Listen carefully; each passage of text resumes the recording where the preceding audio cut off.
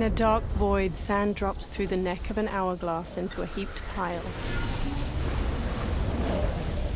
The last grain slows in the air, then bursts into cosmic light. The light pulses and myriad galaxy clusters resolve in an abyss.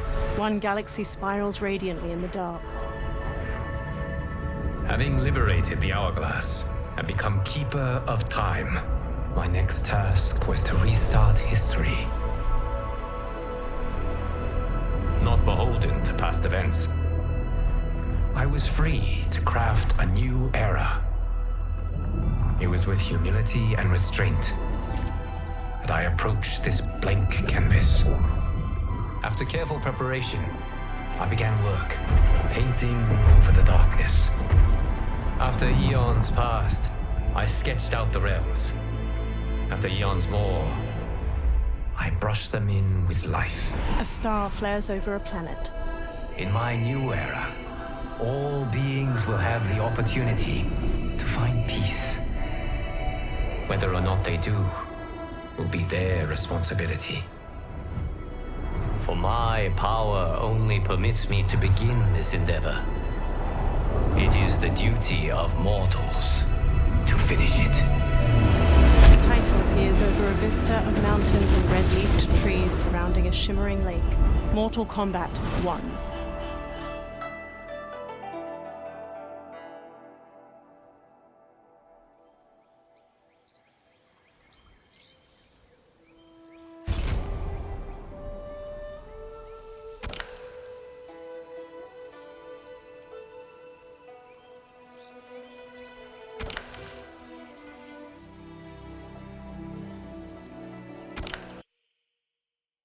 Words appear. WB Games presents a NetherRealm Studios production. An old man stands in front of a caravan near a crowd. My friends, your patience is about to be rewarded. For I have saved the best for last. I have recently discovered a cure-all of unrivaled potency. It will soon be on the shelves in every home of Outworld. This elixir is crafted from an ancient recipe. It has Patreon flowers, Margovian nectar, powdered teeth of an Arctican dragon. All this and more, infused with powerful Lycorian magic. There is a village in the next canton over, where everyone has purchased this miracle cure. Overnight, all diseases, even Tarkat, have disappeared. Now, magic this potent is expensive. And I am sure you're asking yourselves, can I afford it? But the true question you must ask is, can I afford to be without it? You lie, Shang Tsung. Your cures are useless. The crowd parts for a bald man as he strides to Shang Tsung, fists hanging at his sides. I'm sorry. You are? Someone fool enough to have believed you. My daughter was dying when you came to my farm. You promised a miracle, and I gave you all I had. But only days later, she was dead. That is impossible. My magic could not have failed her. There was no magic!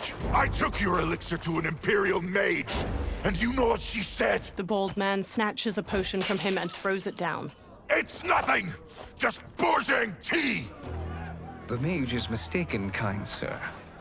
My elixirs are of superior quality. Their efficacy is guaranteed. The bald man flings him to the ground. Shang Tsung raises his hands as the crowd closes in around him. Lightning flashes over Shang Tsung's caravan at night. Lamplight pours out from it. Shang Tsung emerges from a door in his caravan, a small case in one hand. He slowly takes a seat on the small wooden stairway leading from his caravan door. He opens the case, revealing a mirror inside. He squeezes his eyes shut, then reaches for his head. His long gray beard drops to the muddy ground. Shang Tsung regards his reflection, now younger, beardless, and with shorter hair. It is an excellent ruse, your disguise. A woman stands nearby. Backwater folk are far more likely to trust a kindly old man. Here on behalf of a dissatisfied customer. If it's revenge you want, have at it. If it's restitution, there's nothing left. What I want, Shang Tsung, is to elevate you, to make you the great sorcerer that now you can only pretend to be. A generous offer. Why me? You are uniquely resilient. Who else could eke out a living traveling Outworld's hinterlands, selling quack cures and fake magic? A living? It is barely survival. And you were meant for more. To live among kings, not peasants. But since before you were born, you have been conspired against by those who fear how formidable you could become. How do you know this? Who are you? I am your deliverer, Shang Tsung. Join me, and I will put the realms at your feet. Water streams down Shang Tsung's face as he meets the woman's glowing blue eyes. He smiles toothily. A title appears, Mortal Kombat 1. 3 men wearing sun hats plow a farm by various cottages. Power line towers hang crookedly near them. An ornate building sits on a mountain peak looming behind. This is a good harvest, Kung Lao. Yes. It is a blessing, Raiden. You would rather we starve? No, of course not. But we've worked these fields since we were kids. In 40 years, we'll still be here. Stooped and feeble like Old Man Wei. An old man glares at them and spits. Kung Lao waves. As long as I've known you, you've dreamed of leaving Fengjiang. Why can't you be happy here? Our ancestors fought in great wars. They died with honor and glory. Stories of our great adventures will be passed down for generations. It may not be glorious, but what we do helps the village thrive. I know. But is it so wrong to want some excitement? If that's what you want, may I suggest a bet? Dinner at Madame Beau's tonight. Last to fill their cart pays. You work faster than me? Ha! Since when? You're on, Raiden. Kung Lao and Raiden both smirk while they shake hands. The 2 men pass the day harvesting cabbages from their field and throwing them into separate carts. Kung Lao wipes sweat from his brow, then quickly pushes his cart with Raiden down a dirt road to the cottages. A woman uses a kettle to pour tea into a pair of small porcelain cups on a table in a crowded restaurant. She carries a platter with the cups and kettle away as Kung Lao and Raiden walk in. That is amazing. I am starving. I wonder what Madame Beau is making tonight. An old woman approaches. For you two, whatever you want. Thank you, Madame Beau. You spoil us. Like the sons I never had. Madame Beau leads them to an outdoor dining area. They sit at one of the many tables. Have you two been practicing my lessons? As we can. The harvest leaves us little time for martial arts. Since your first words, Kung Lao, you've mouthed nothing but excuses. If you fail to prepare... Your preparations will fail you. Good. You haven't forgotten. But we'll see if I make you anything special tonight. I'm glad you're paying. Madame Beau might just pad the bill with her anger. I am paying? You finished work last. But I delivered my cart first. Delivered? Huh. The bet was filled. That's not what I remember. So that's how it is, eh? What do you say we settle this man-to-man? They walk off. Wait, you mean fight? Yes. Right here, right now. Madame Beau can watch. critique our form. A hooded man with glowing white eyes watches them pass by. Best 2 out of 3? Fair enough. We must be careful. Madame Bo will kick us out if we break something. Oh, this won't last long enough for that to happen. You will be down in no time. Fight.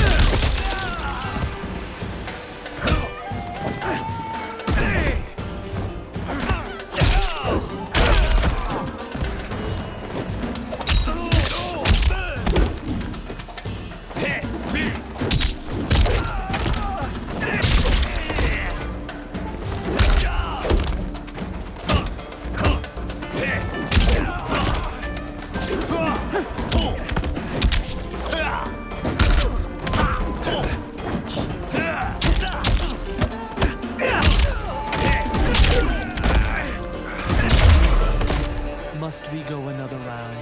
We both know how this ends. Fight.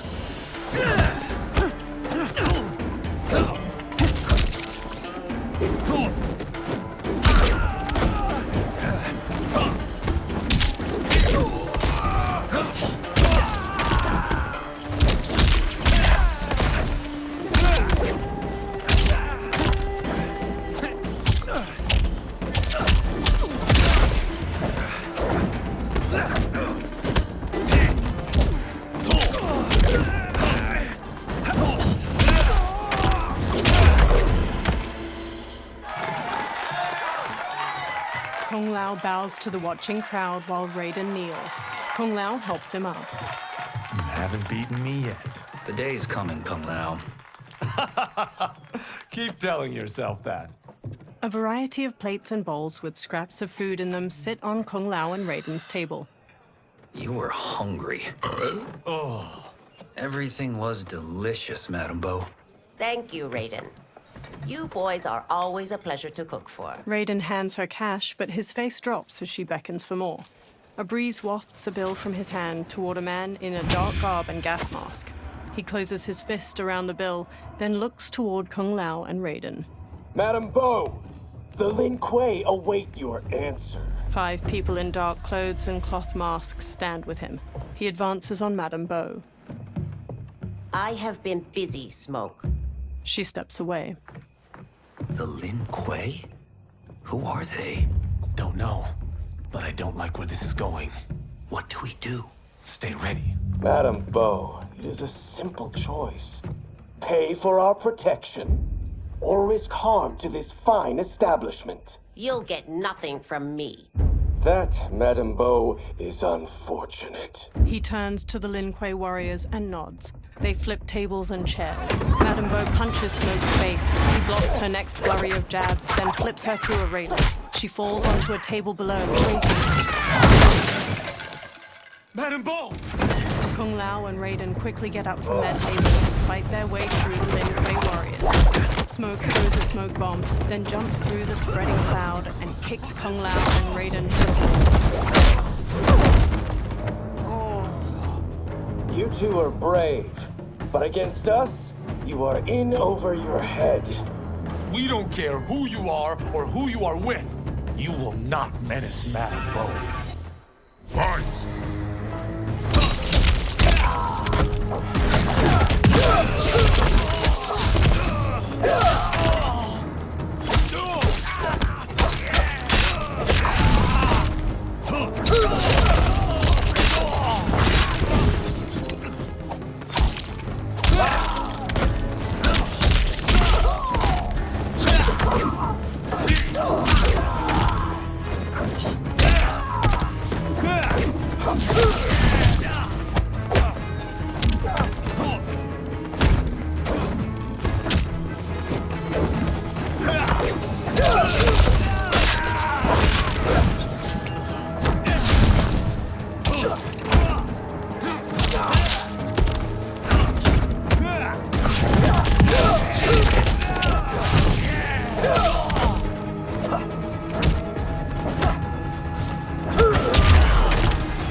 keep you unharmed, Madame Bo will have to pay extra. Fight!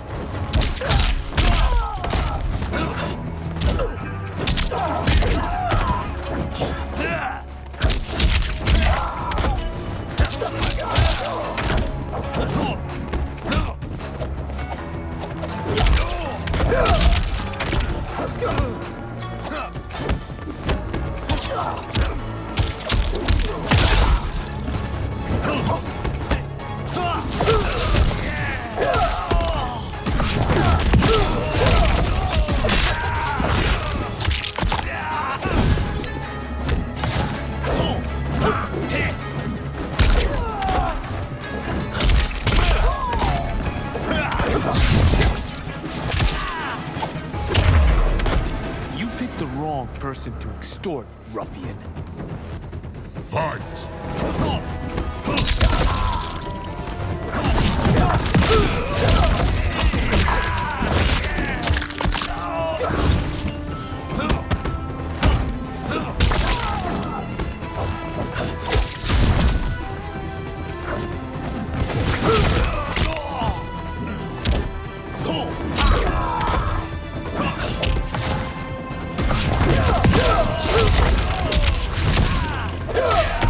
Finished.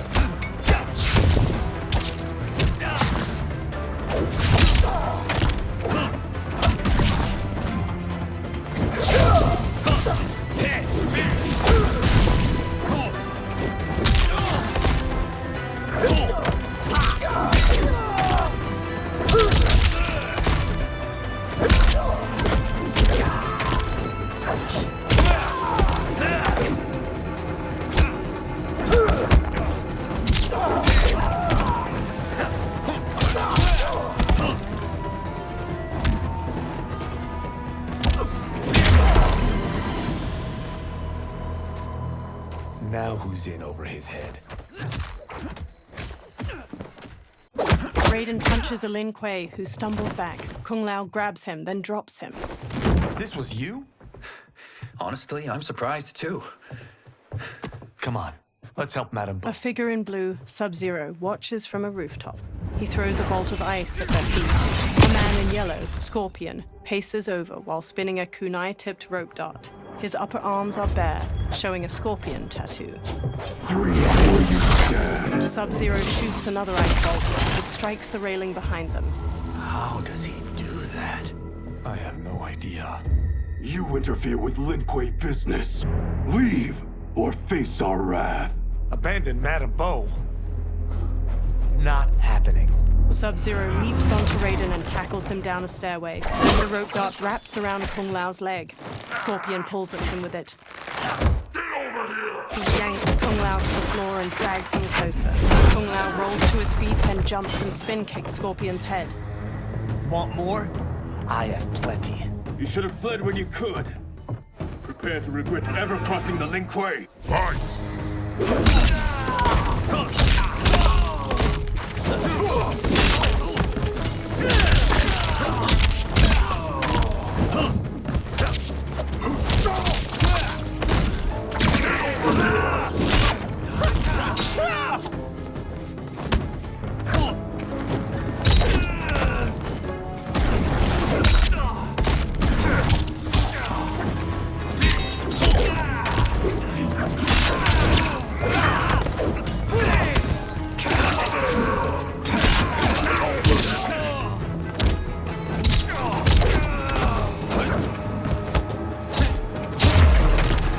It's worth. I'm not regretting this yet. Fight!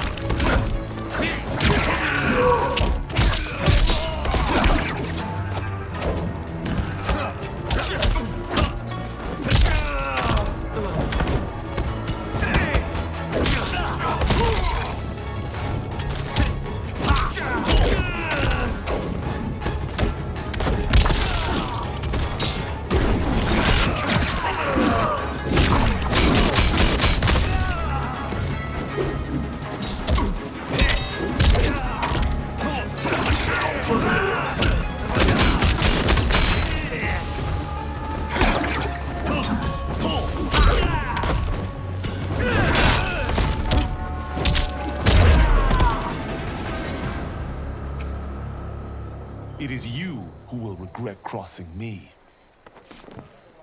Kung Lao watches Sub-Zero kick Raiden into a pillar from the balcony. Raiden looks up, then climbs the pillar to the level above.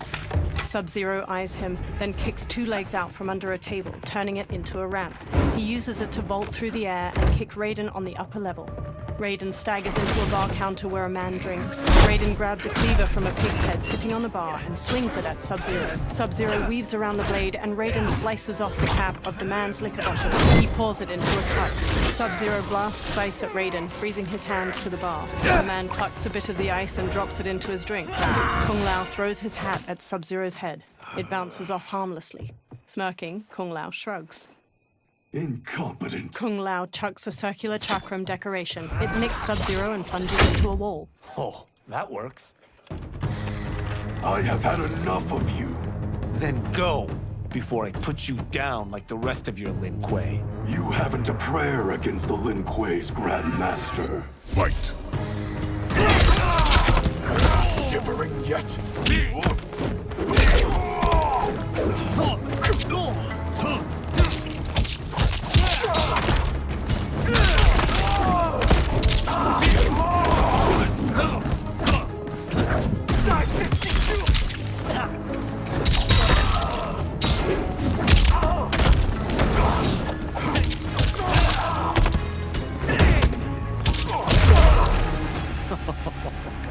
Sorry, but I have to ask.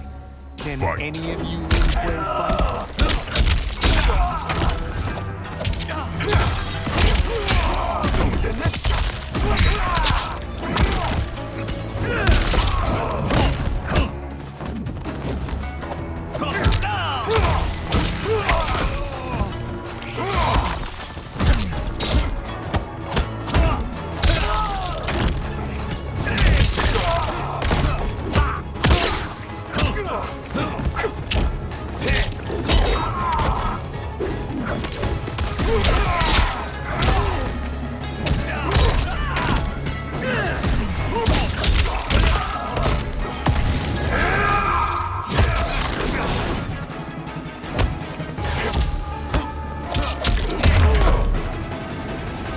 Are you sure you're a Grandmaster? Kung Lao picks up his hat, then eyes the chakram decoration stuck in the wall. He strokes the hat's brim. Interesting. Kung Lao! Over here! Raiden checks Madame Beau's pulse as she lies inert, eyes shut. Kung Lao hurries over to them. Madame Beau. She's out cold. Oh no, is she... Dead? Not yet. She gets to her feet, lips a cigarette, then ignites it with a lighter. Madame Beau, how are you... Kung Lao. The hooded man with the glowing white eyes approaches them. Madame Beau takes a drag from her cigarette while the man meets her eye. So, Madame Beau, are they ready? A bit thick in the head, perhaps. But they are ready. His eyes are glowing. I am Lord Liu Kang, God of Fire and Protector of Earthrealm. God? Earthrealm? Madame Beau has been preparing you for this moment since you were boys. Today, you have proven worthy of joining my champions. This fight was... a test? Of your ability and character, yes. Liu Kang looks to the upper level. Bihan, Kuai Liang. Smoke, Scorpion, Sub-Zero, and the other numerous Lin Kuei warriors get to their feet. Kung Lao crosses his arms and crinkles his nose as Sub-Zero and Scorpion step to him and Raiden. The others stand along the balcony. Sub-Zero and Scorpion stand on either side of Liu Kang. So these two aren't thugs? The Lin Kuei is a centuries-old clan dedicated to Earthrealm's defense. You keep saying Earthrealm. Don't you mean Earth? You boys have so much to learn. Earth is only a part of Earthrealm. Earthrealm itself is one of many realms. Together, they comprise the whole of the universe. The realms can be fierce, bitter rivals. That's why we need champions to defend ours. The time draws near for the grand martial arts tournament between Earthrealm and the realm of Outworld. Held once each century, It allows each realm to demonstrate its strength. While our realms are at peace, there are Outworlders who would prefer us to be at war. Our victory in the tournament will temper their zeal. I've taught you everything I can. You must finish your training with Lord Liu Kang. More training? These two couldn't defeat us. What? They were pulling their punches. Had we not held back, you would not have survived. Come. The monks at the Wuxi Academy await to continue your tutelage. I am ready, Lord Liu Kang. And you, Raiden? Leave Fengjian? I'm needed here. Earth Realm needs you, Raiden. You'll best serve the village by being one of its champions. I understand. Excellent. I will join you soon. First, there are other champions I must gather. Sunlight soaks through a jungle canopy. A man in a leather jacket and wide-brim hat hacks through the foliage with a machete. Another younger man with a backpack and rifle trails behind him. The men pause. We're off the map. We should go back, recheck the route. It's this way. The man with the hat slices through the jungle as he strides forward. The pair slow to a stop and look out at a massive human skull carved into the front of a stone edifice, a large doorway at its mouth. The temple. The pair move along a ruined stone pathway leading to the temple entrance. They stop near a seated woman. Flies buzz around her. The man with the hat shines a flashlight in the woman's face, revealing her to be a corpse with various darts sticking from her. Rot partially covers her face and her glassy eyes gaze blankly out. A swarm of beetles scurry out of her mouth. God damn it, Alessia. He cringes as the younger man's face draws tight. They examine numerous holes on the temple doorway. The darts came from here. The man leaves through a journal filled with notes and drawings of venomous animals. Can you open it? Without killing us?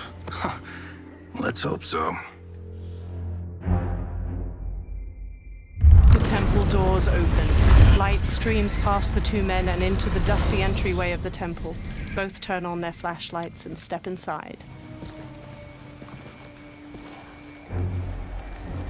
They walk through a broad hall. Thick pillars with human figures carved into them line its walls. They turn a corner. Sunlight floods through ruined parts of the wall to their left, and small weeds rise from cracks in the stone floor.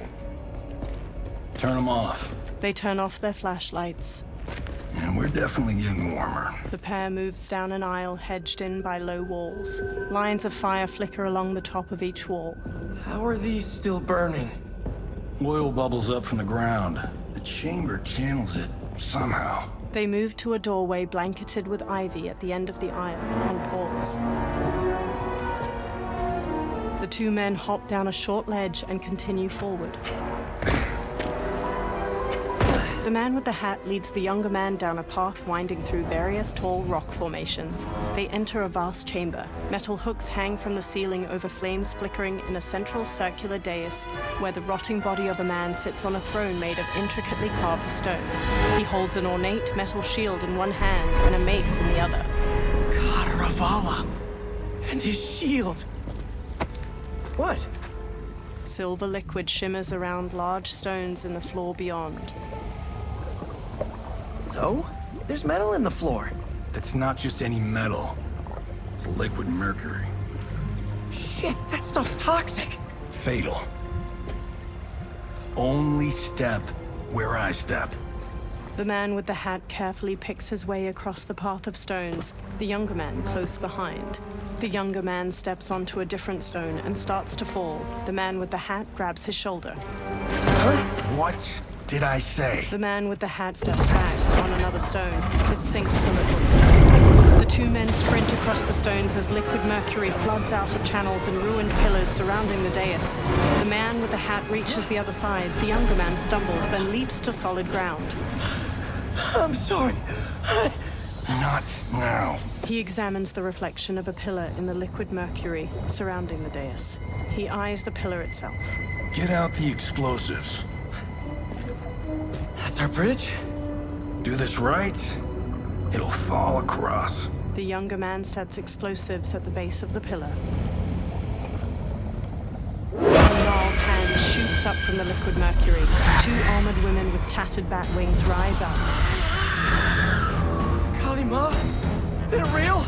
The Kalimar fly toward them. Keep working. I'll take care of the she-beasts. You disturb Kataravalla's slumber. For your sin, you die! Fight!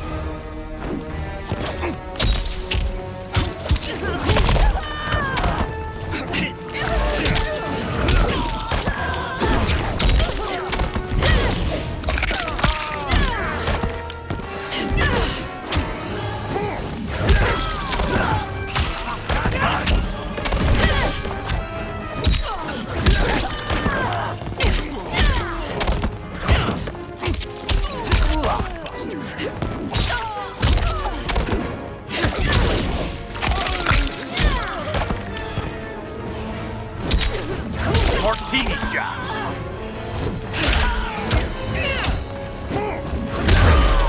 I have so had enough of you. Fight!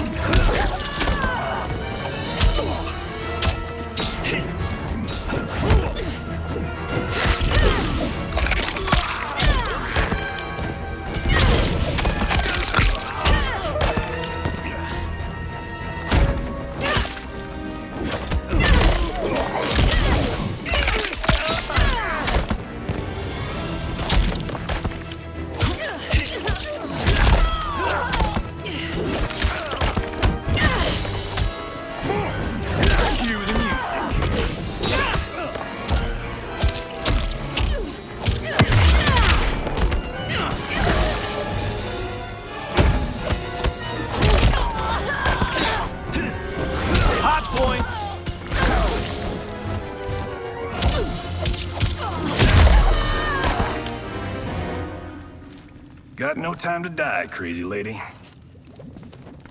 The man with the hat rushes over. You okay? Yes, we ready? The younger man nods and detonates a bomb that blows up a pillar. The pillar falls and they fist bump. Physics for the win.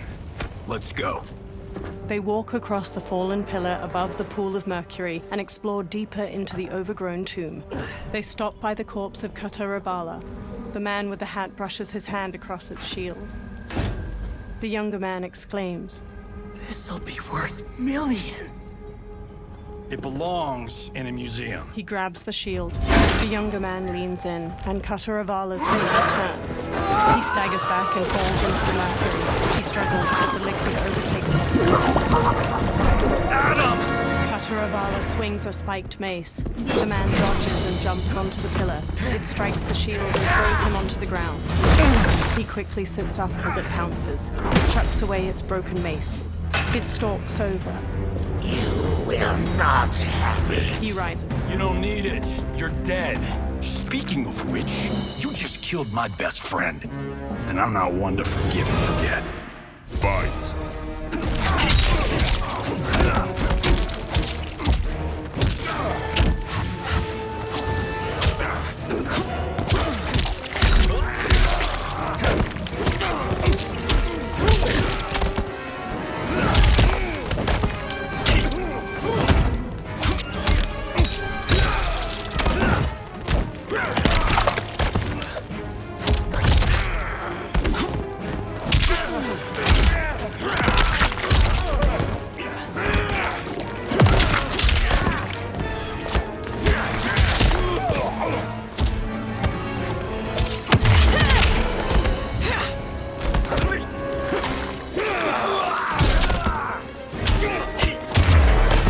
This one's for you, Adam. Fight!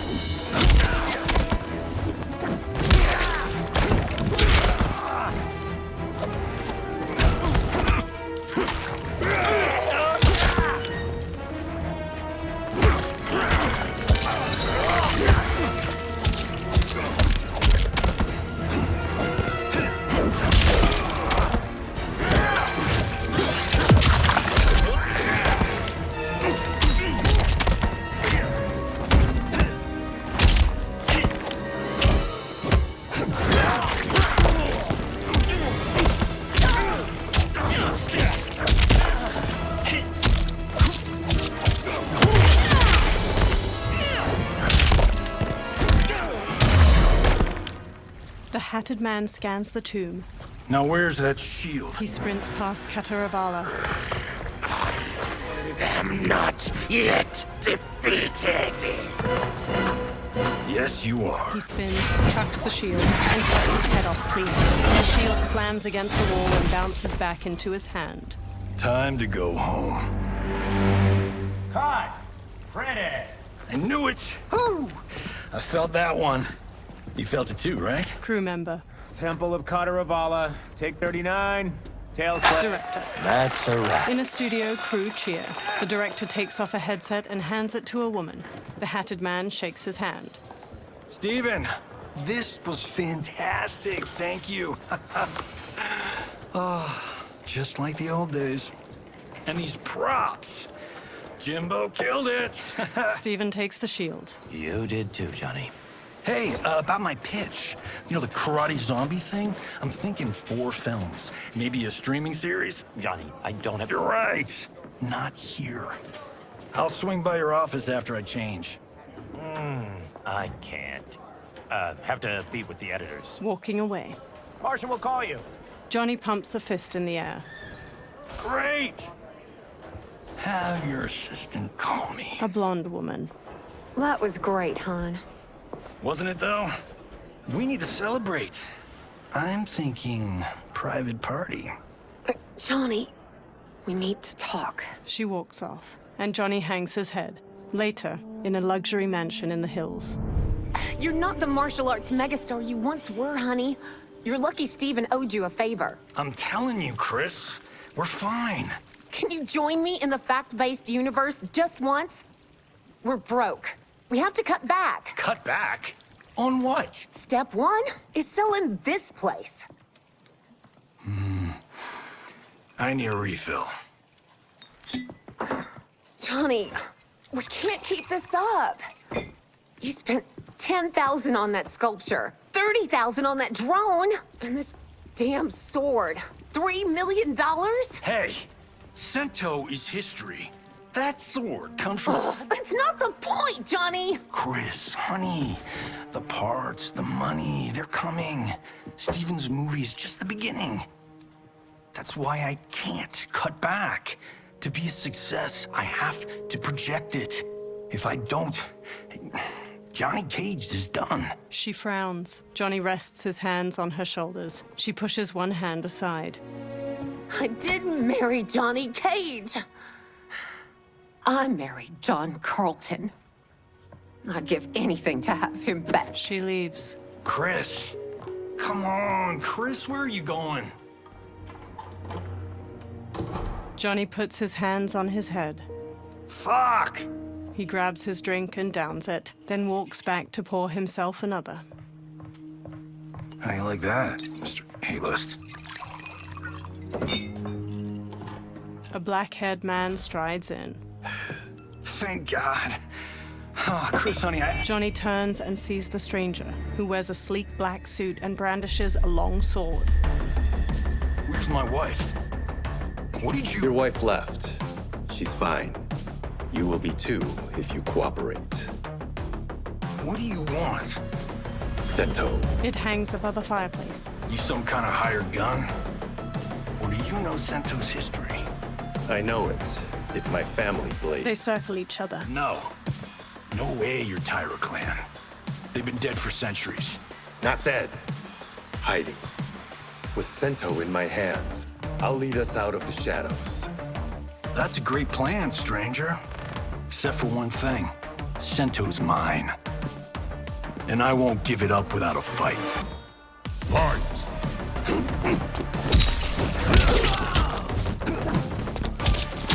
Cancel!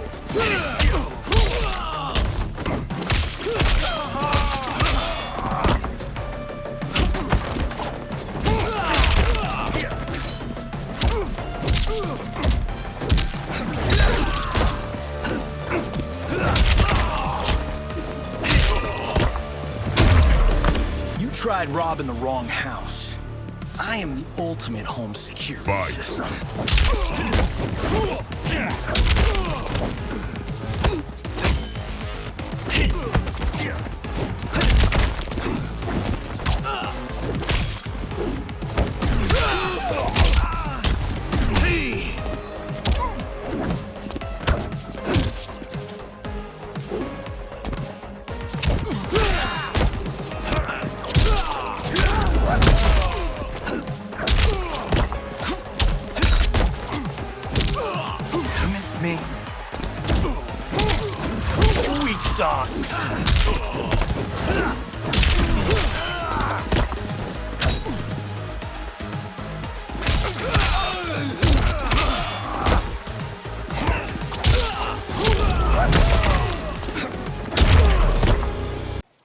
My house, my rules. Later at night, the defeated swordsman is tied to a chair. He rouses from unconsciousness, and Johnny sits across from him. So, you have a name or what? Kenshi Takahashi. I knew you weren't Taira clan. You know nothing, Cage. 400 years ago, the Taira clan were one of Japan's first families. They lost Sento after getting slaughtered at the siege of Aomori. There were survivors. They hid themselves by shedding the name Taira for Takahashi. They joined the Bakuto for its protection. The Yakuza's predecessors. From first family to crime family. I will break us free of the Yakuza's corruption. Reclaim our name and our position. But my clan won't follow me unless I prove that I can lead. That's why I need Sento. And that's Malibu's finest. He walks toward the door. It's a great story. Bullshit. But great. You should seriously consider becoming a screenwriter. Liu Kang, Scorpion, and Sub-Zero wait outside. What in the actual fuck? Good evening, Johnny Cage. I am Liu Kang, protector of Earthrealm. May we enter? Nothing's being shot here tonight. You sure you're in the right place? Yes. We come on a matter of grave importance. We must speak to you and your guest. What? Johnny narrows his eyes. How do you know about him? Because I am the god of fire. Chris, you vixen. Nicely done. Sure. Come right in. Glowing eyes are a nice touch. They approach Kenshi, who remains tied up beside an indoor pool. Kenshi Takahashi, a tragic figure with a noble cause.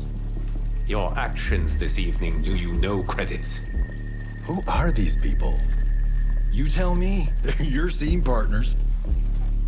I also know of your struggles, Johnny Cage. I am here to offer you both a path forward. Dun, dun, dun. Oh, come on, guys, let's call this. Chris was a doll to set this up, but as pranks go, this one's a bit obvious. This is no prank. Bihan, Kuai Liang, if you please. The blue-robed Sub-Zero starts to untie Kenshi. All right. I'll play my part in this martial arts LARP. The missus ought to get what you paid for. Okay. Hey, you. Hey, you. Get your damn hands off him. I said, get your hands off. Johnny grabs him, but Sub-Zero kicks him across the room. Johnny slides into a table with a $10,000 sculpture on top, teeters and falls. Scorpion. Was that necessary, brother? To put him in his place. That was a Hichuli. One of a kind. He stands. All right, I don't care if this is a damn prank. You crossed the line. Fight.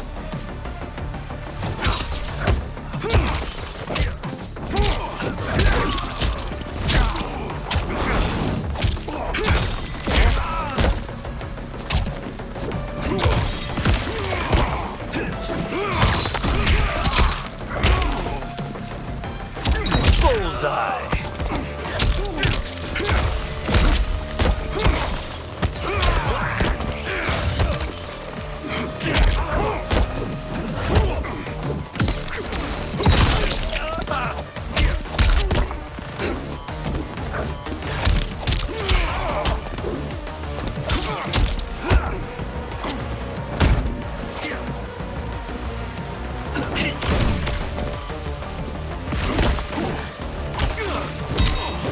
Now pay up!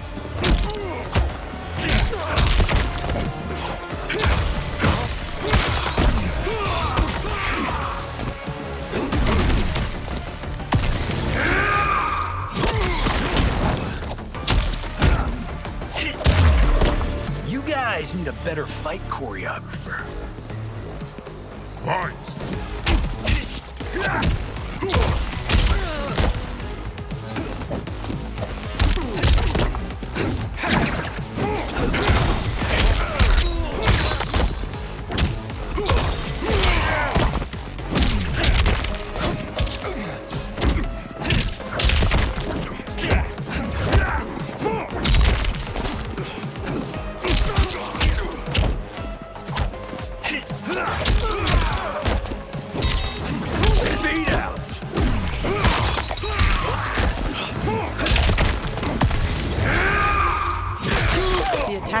the victim's face with a hook, then twists their arm to break their shoulder. Sub-Zero slides on ice shards which stab up through his victim's abdomen and skull. He then chops down with an ice war hammer.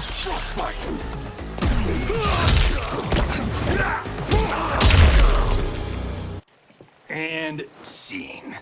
I hope you're insured, because you're paying for my Hachuli. Imbecile! You have no idea with whom you're dealing! Liu Kang bursts into flames. The flames dissipate. That's no special effect.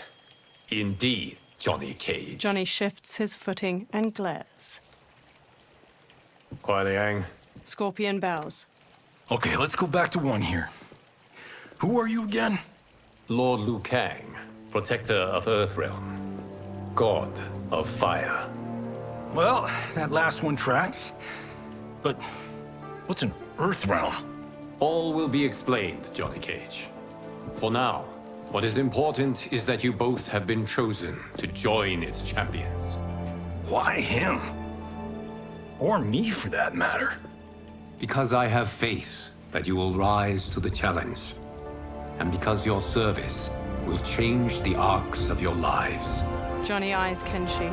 Later, men spar in a sunlit courtyard. Mountains surround them, and lion statues border the entrance to the courtyard. Red pagodas are situated nearby, and cherry blossoms are in full bloom. Several monks wear brown and orange uniforms. Later, they strike wooden dummies that have small poles sticking out. Others spear their hands into steaming hot sand in rock bowls. Later, a monk with a braid swings at Raiden. Raiden blocks and punches his chest.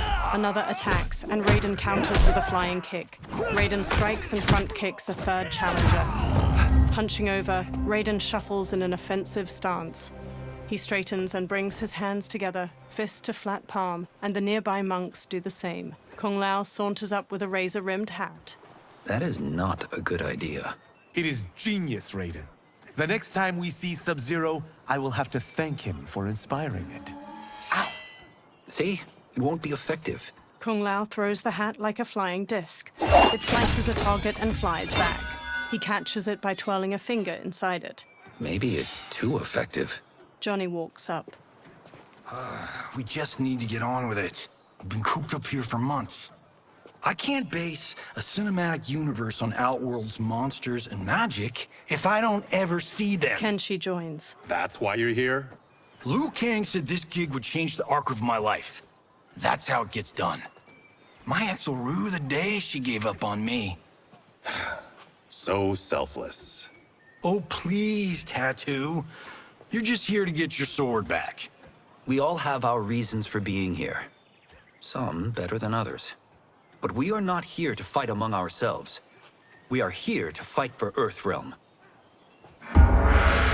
It's about damn time. Liu Kang steps out. And today, one of you will be chosen to fight for it at the tournament. Only one of us, Lord Liu Kang? Isn't Outworld fielding several champions? The tournament's rules give the host realm that advantage. And it is Outworld's turn as host. You know, I don't know why I've never asked this, but, what's our record at this tournament? Earthrealm and Outworld have long been evenly matched. But Outworld is gaining strength. Should it win, its more militant factions will be emboldened. I thought you admired Outworld. It is a place of great knowledge, wealth, and beauty. But our realms do not share goals and beliefs. We coexist peacefully, because Outworld respects our strength. Should we show weakness, our rival will become our enemy. I will not lose, Lord Liu Kang. First, you must win the right to represent us. Whichever one of you outlasts the others will be chosen. He sits on a chair in the middle of the courtyard, and every man except the four kneel. Raiden, step forward. Raiden bows. Good call. Call the weak first. You shall face him, Johnny Cage. Ready for your close-up? All right, let's do this. But remember, farm boy, I'm a global martial arts icon. I don't think you can handle this much boom. Liu Kang rolls his eyes. I am ready, Johnny Cage. My mind and spirit fight as one. Fight! Here we go.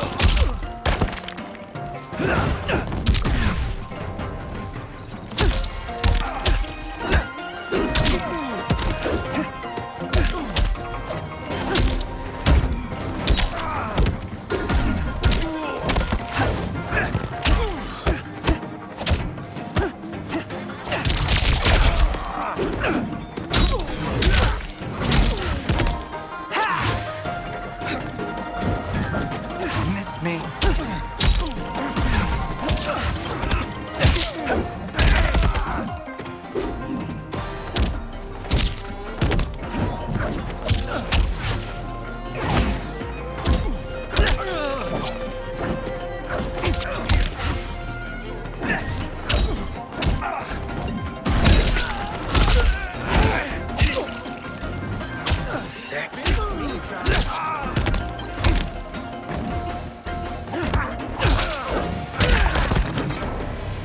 And that's why I don't need stunt doubles.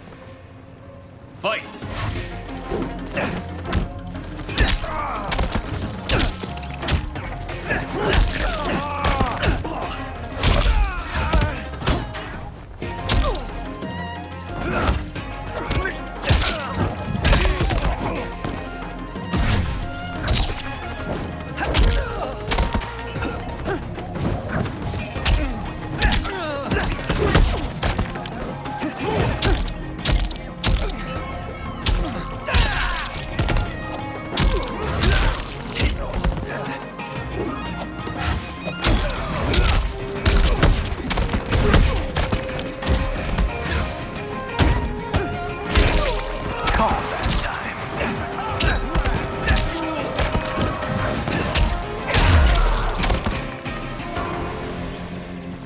This fight was an honor. Raiden helps Johnny up by the hand. You're welcome. Kenshi Takahashi, you are next. Kenshi steps toward Raiden, his sword in hand. He shoots a hard look at Johnny as they walk past each other. You have skills, Raiden, but you're inexperienced. Whatever experience I lack, I make up for in heart. It's nerve, not heart, that wins fights. I should know. I've been in hundreds of them. Fight!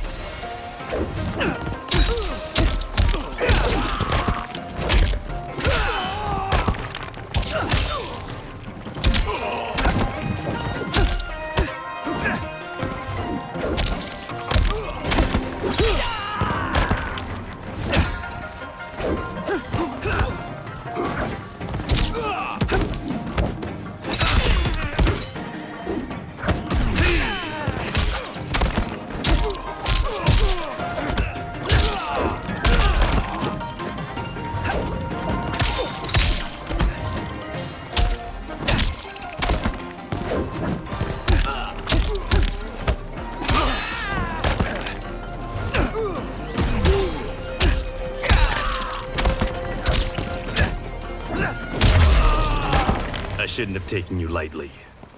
I won't do it again. Fight!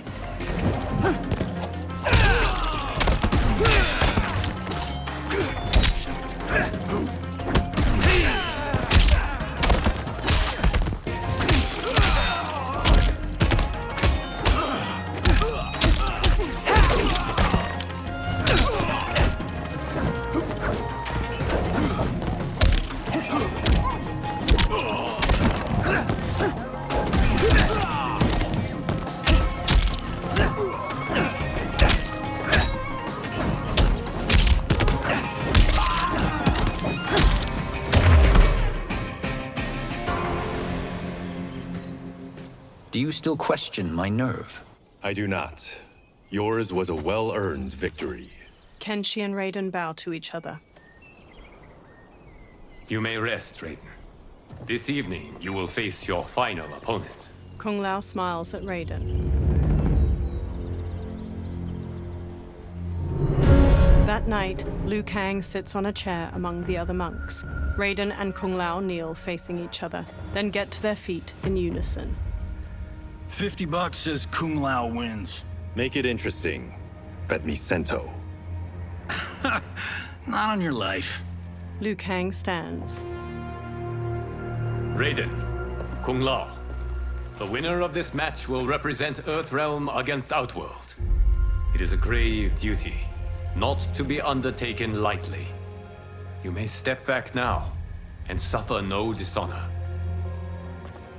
I choose to fight, Lord Liu Kang. As do I. Then may the best person win. Liu Kang bows to each of them in turn, then returns to his chair. Kung Lao grins at Raiden. Concede, Raiden. You have never beaten me. That won't change today. No. If the monks have taught us one thing, it's that the only constant in the universe is change. Fight!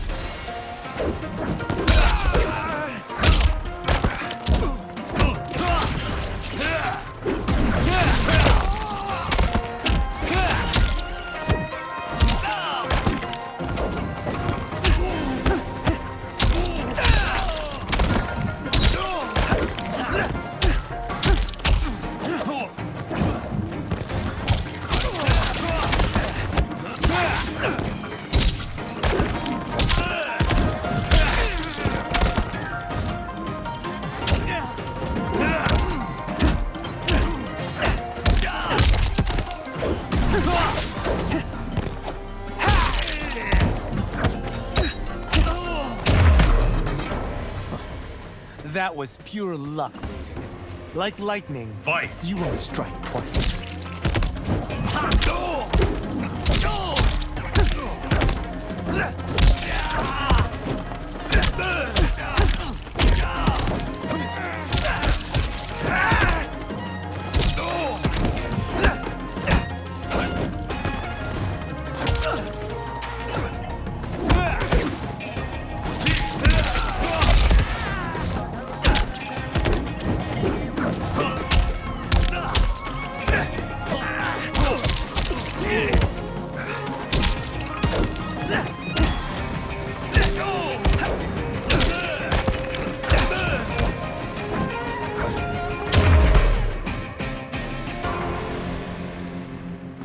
There is a first time for everything, Kung Lao. Raiden helps Kung Lao up. Although you have all trained well, Raiden has excelled. This outcome does not surprise me. Kung Lao hangs his head. How could I have... He gathers himself. Congratulations, Raiden. For the tournament, you will need this. Raiden takes a small metallic amulet with a dragon symbol glowing on its surface from Liu Kang. Electricity crackles from it onto his palm. Forged by the Elder Gods, it gives the wearer power over lightning and thunder. Go ahead, try it. Kung Lao and Liu Kang watch as Raiden slowly turns around, staring at the amulet. Electricity surges from it into his fingertips. Johnny records video with his phone as Raiden channels a bolt of lightning at a large statue.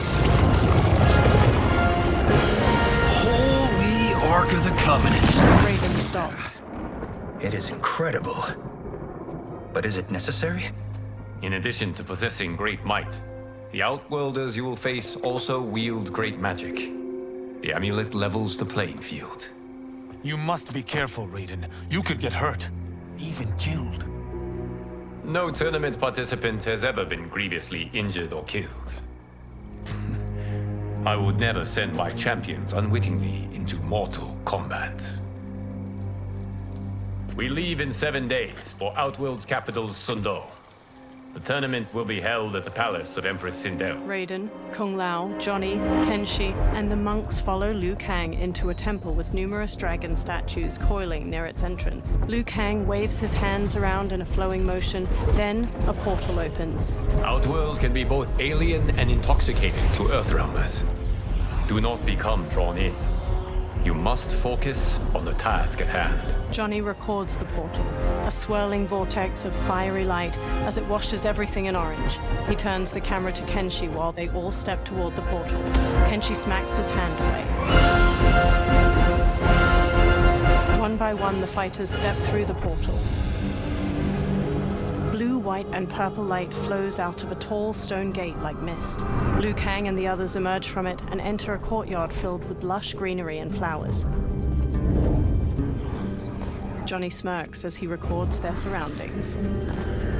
Toto, I have a feeling we're not in Kansas anymore. Two women approach them from a row of others wielding spears. Oh my. Are those? Empress Sindel's daughters. Yes. He casts Johnny a look. They do not disappoint. We are Earthrealm's ambassadors, Johnny. We'll show them respect, not unwanted attention. Johnny gives Raiden an exaggerated wink as they walk past a guard. The Earthrealmers bow to the two elegant princesses. One, dressed in a deep magenta, inclines her head. Lord Liu Kang, welcome. Thank you, Princess Melina.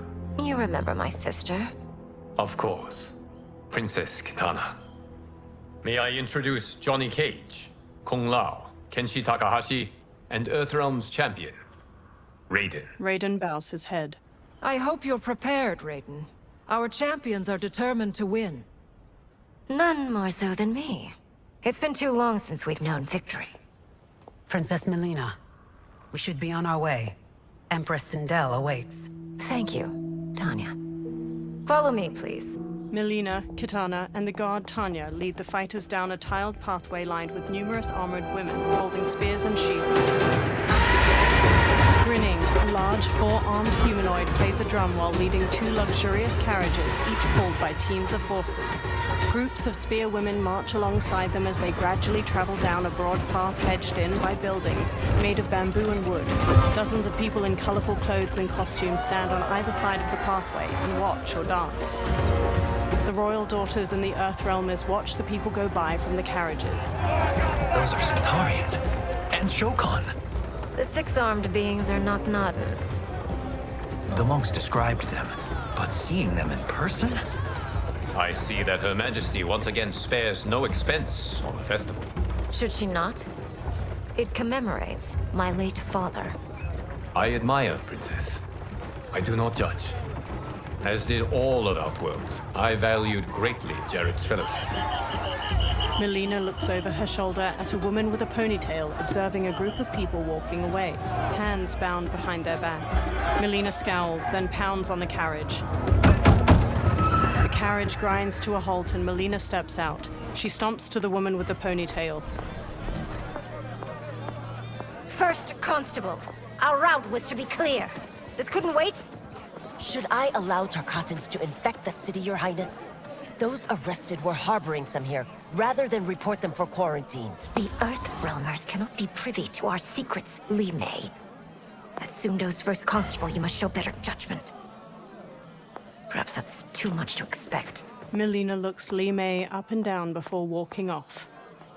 Princess Melina doesn't seem to like her very much. Li Mei used to lead the Umgadi, the palace guard. It was on her watch that the princess's father was murdered. Decorative waterfalls pour around the front of a vast, ornate palace. The Earthrealmers stand inside a throne room crowded with Outworlders. Worry expends energy for no purpose, Raiden. But the tournament, if I lose... Focus on your actions, not the outcome. It is all you can control. A large, armored humanoid with two twisting horns approaches. He shoulders his way past onlookers. Red alert. Incoming stock villain. General Shao. Do not let him goad you. General Shao stops before the warriors.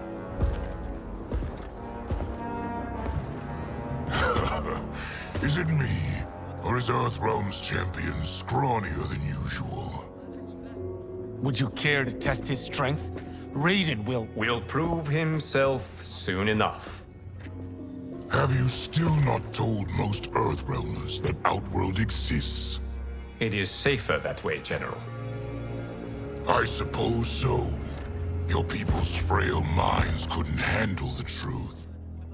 You presume them frail, General. Should you, given how frequently they win this tournament? We will destroy your champion, Liu Kang. He will taste no victory. He stomps off. A silver silver-haired woman in rich purple and silver armor approaches the warriors with Melina and Kitana on her right and left. Sunlight falls onto the three women in patches, glimmering on the silver bands and accents of their armor. Melina's a deep pink and Kitana's a vivid blue. The silver-haired woman sits on a purple and silver throne resting on a dais. Kitana and Melina take lavish chairs on her right and left. Welcome, members of the Royal House. Welcome, our esteemed Earthrealm guests. We gather once again to honor my late husband's legacy, to continue the tournament that he founded with Lord Liu Kang, in hopes that it would foster peace among realms.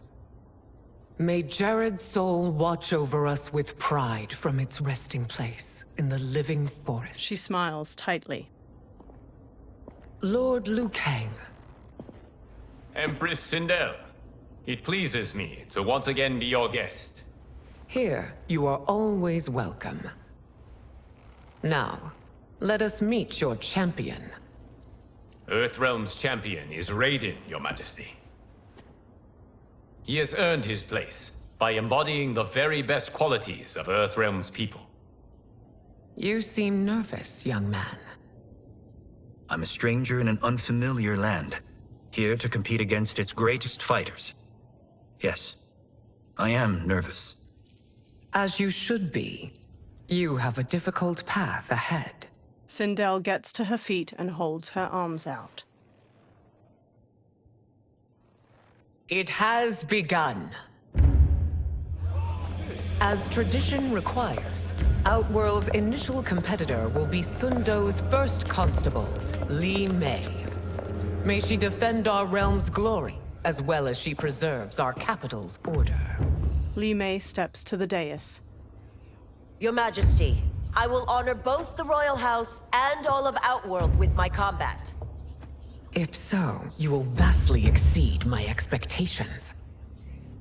Remember, were it not for Jared's tradition, you would not be here. Li Mei's face falls as the Empress shoots her a sharp look. Liu Kang places a hand on Raiden's shoulder. All you need do is your best. The rest will take care of itself. Yes, Lord Liu Kang. Shall we see what you can do? Hopefully, this will be the first of many victories. I will prevail, Earthrealmer. This fight is more important to me than you can ever know. Fight!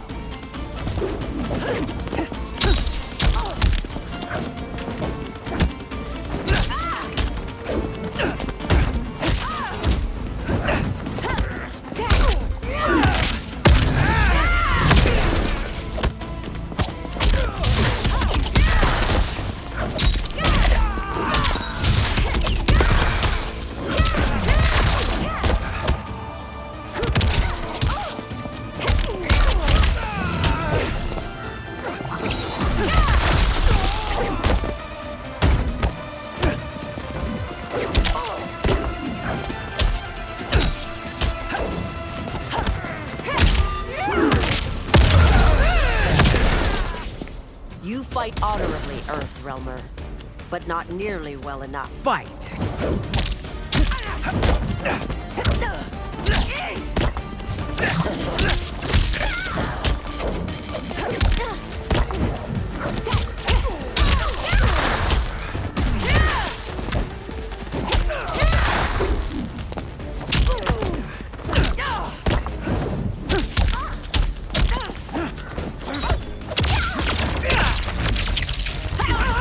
Thunder rolls.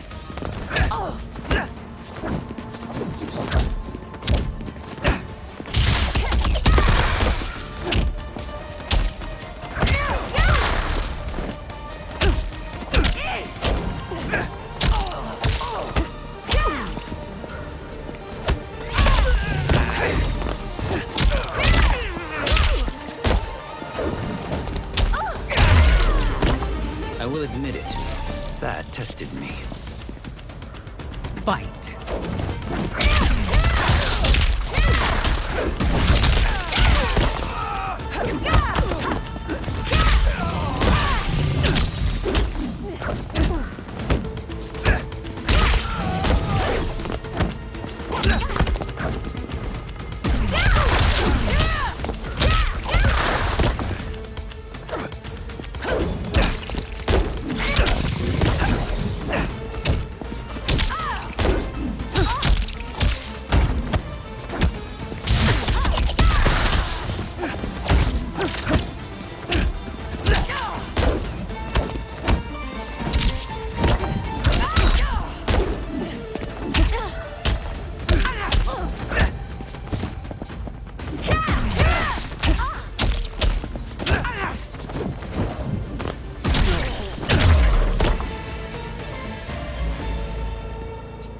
Thank you for the match, First Constable. Li Mei rigidly bows to Raiden. He bows back. Li Mei turns and leaves the throne room. The spectators huddle together as they watch her go. Raiden stands before Sindel's dais.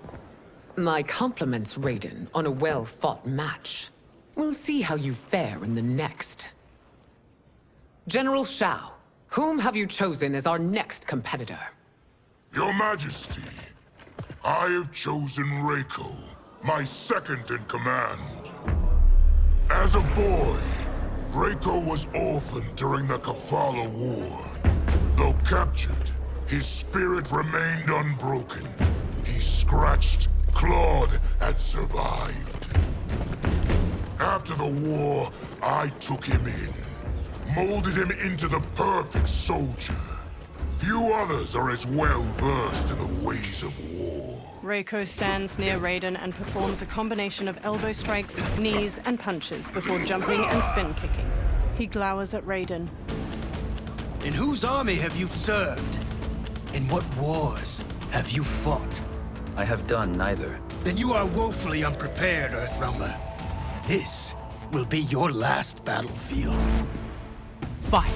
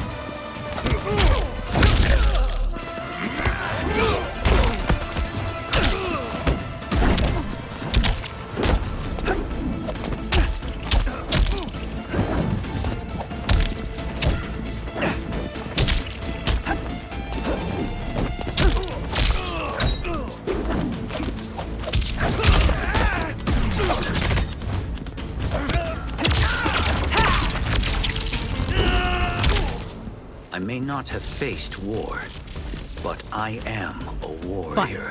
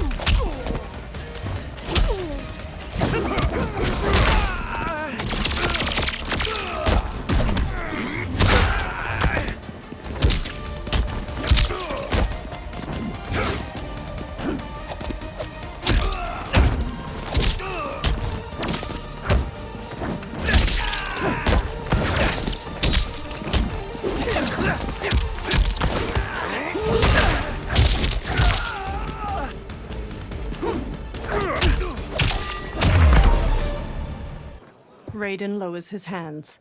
Felled by a simple farmer. General Shao curls his lip and walks off as Raiden turns to Sindel. I am ready for my next opponent, Your Majesty.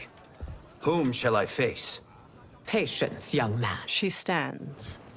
We are adjourned until first light. I hope to see you all at this evening's banquet. The Empress smiles softly. That evening, Kung Lao wolfs down food beside Kenshi.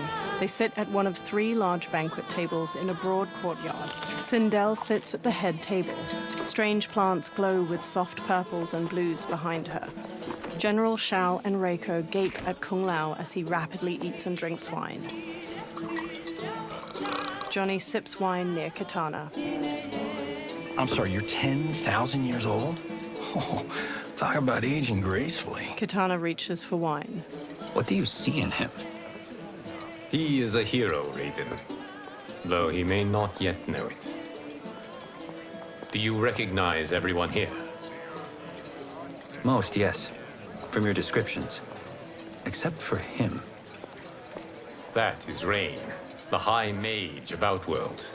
Not his given name, but one earned due to his mastery of water magic. Rain smiles at them from his seat at a table. Tanya steps to Melina as she clutches her stomach. Are you unwell, Princess?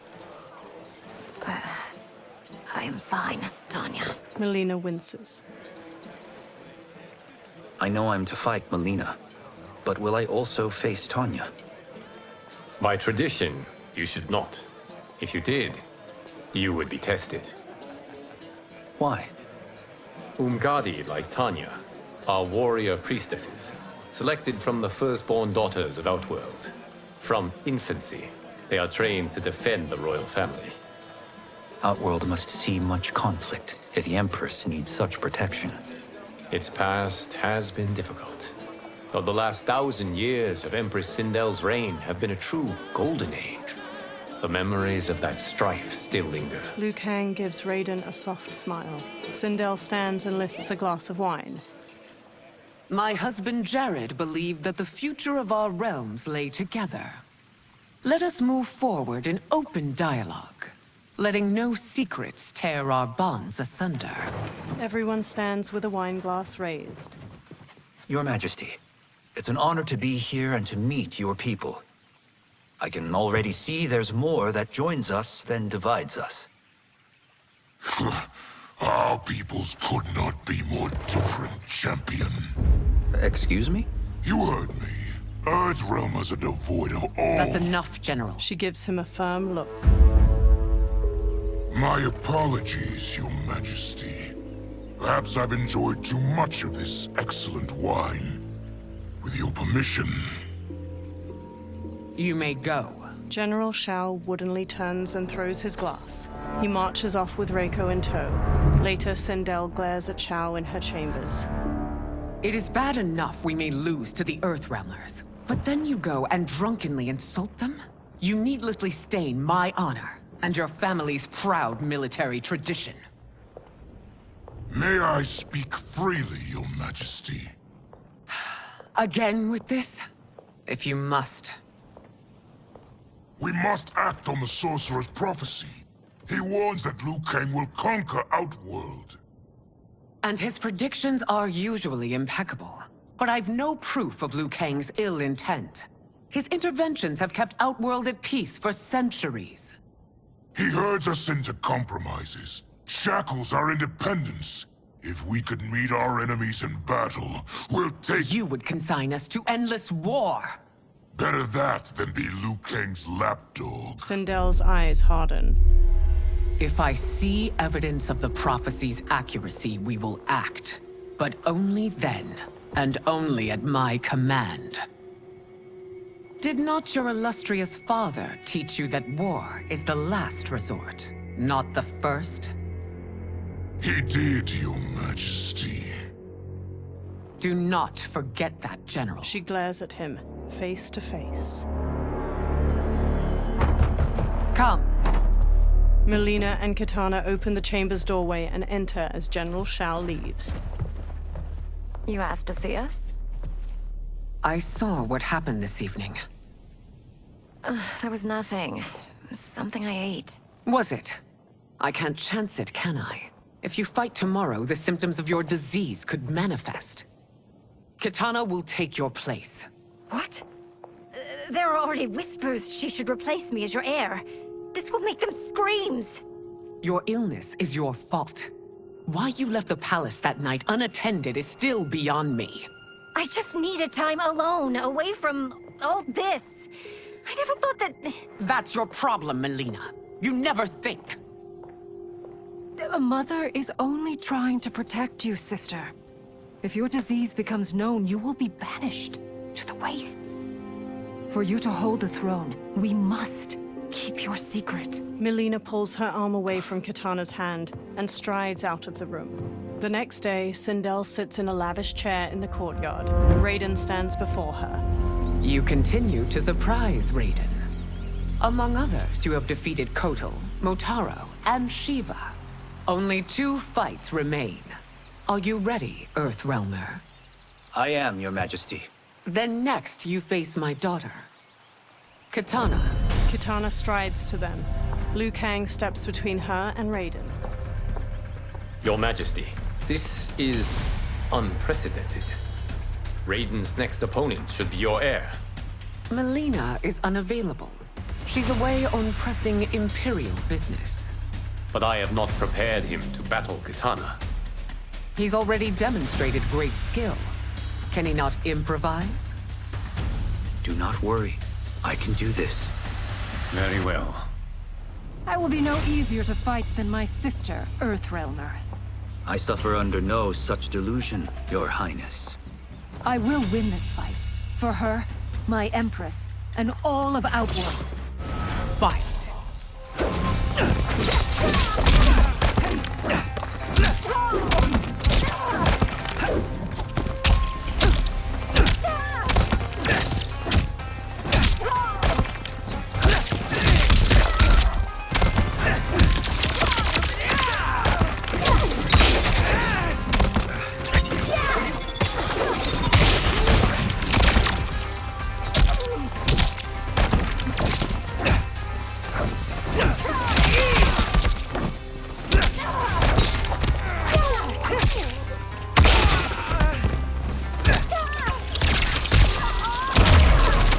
This isn't done yet.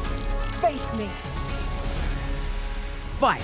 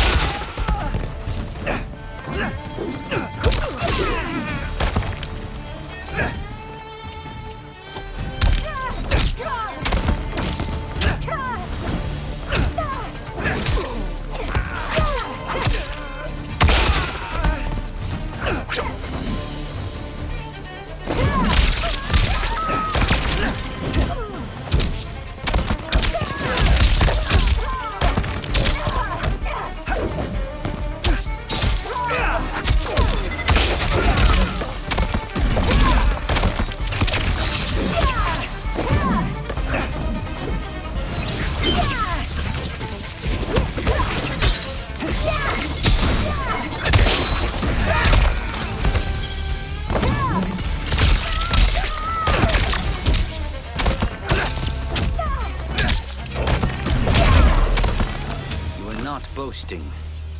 You are truly formidable. Fight!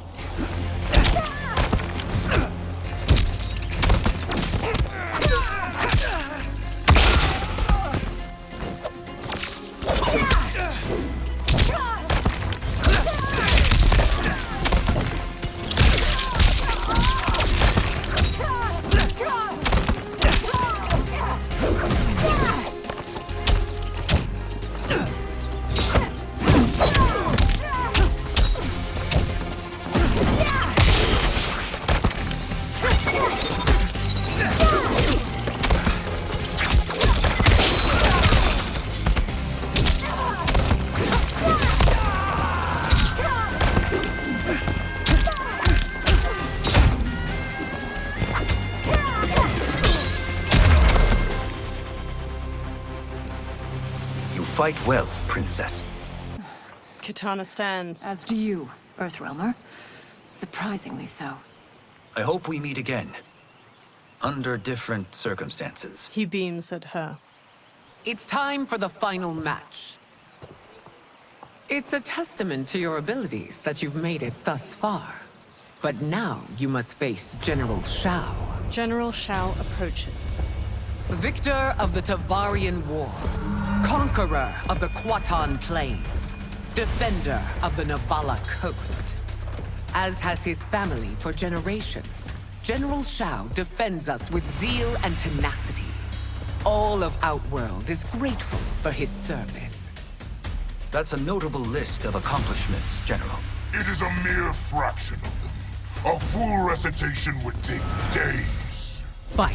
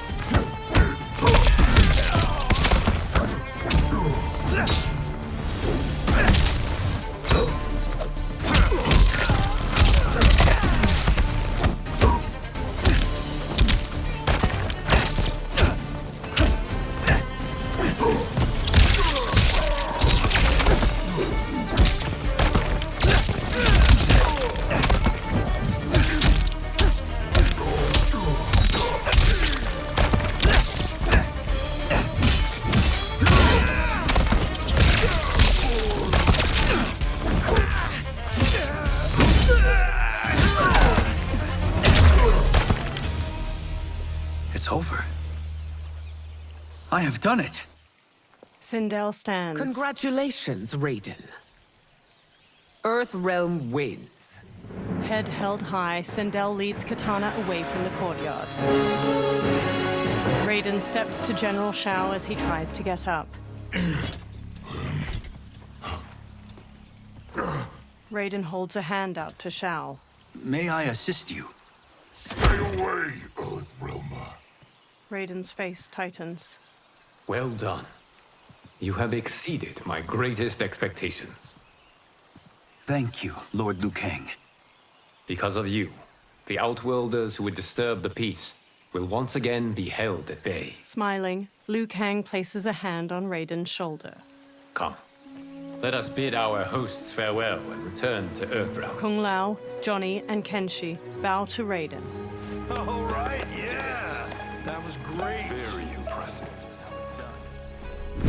That night, Liu Kang sits in an ornate room before a fire in a brazier, his eyes shut. He opens his eyes. Sand whirls on the other side of the room. It resolves into a dark-skinned man with glowing eyes and a bald head. Geras, my old friend. It's been eons. It's good to see you. Likewise, Lord Liu Kang. I have watched you with the Hourglass. You are relishing your role as Earthrealm's protector. It suits me far better than being Keeper of Time ever did. I never wanted to replace Chronica. Being history's architect drove her mad. I had no wish to share her fate. Which is why I am forever grateful that you volunteered to safeguard the Hourglass. Despite my having relinquished its power, the new era has unfolded as it should. Geras takes a Jaguar figurine from a shelf. You created me in your own image. Duty is my highest calling. While I am glad you are here, you are not one for social cause. Is there trouble with the Hourglass? With something it has shown me. What, Geras? When you restarted history, you altered the destinies of certain malefactors to neutralize them. At least one of them is defying that destiny. Shang Tsung. Go on. He has escaped his meaningless life and is on his way to becoming a powerful sorcerer. He has already infiltrated Sindel's court. I saw no sign of him during the tournament. But if that snake is in Sindel's ear... Your vision of peace may already be compromised. I appreciate this warning, Geras. I will investigate. Please return to the Hourglass and see what else you can learn. The next day, Kenshi looks at a drawing of Shang Tsung with Johnny and Kung Lao. So we find him in Outworld and bring him here for questioning? Yes. If what I fear has happened, he is a grave threat to the realms. Anything else? Shang Tsung is a master of deceit. Do not trust a word he utters. Sounds a lot like my first agents. It's a tricky mission. I'd rather Raiden go along than this one. Hey, this one is up for the job. This mission must be done quietly. I am breaking my word with Empress Sindel by sending you into Outworld without her knowledge.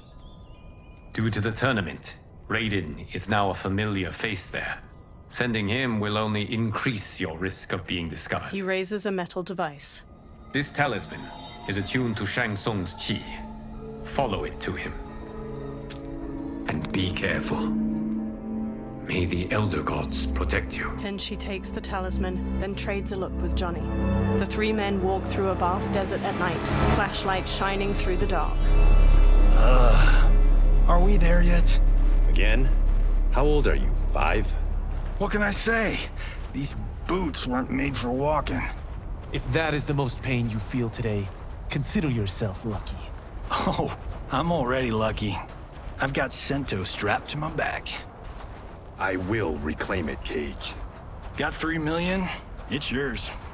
You know I don't have it. I bet your Yakuza pals could come up with it. Oh, that's right. You blew them off.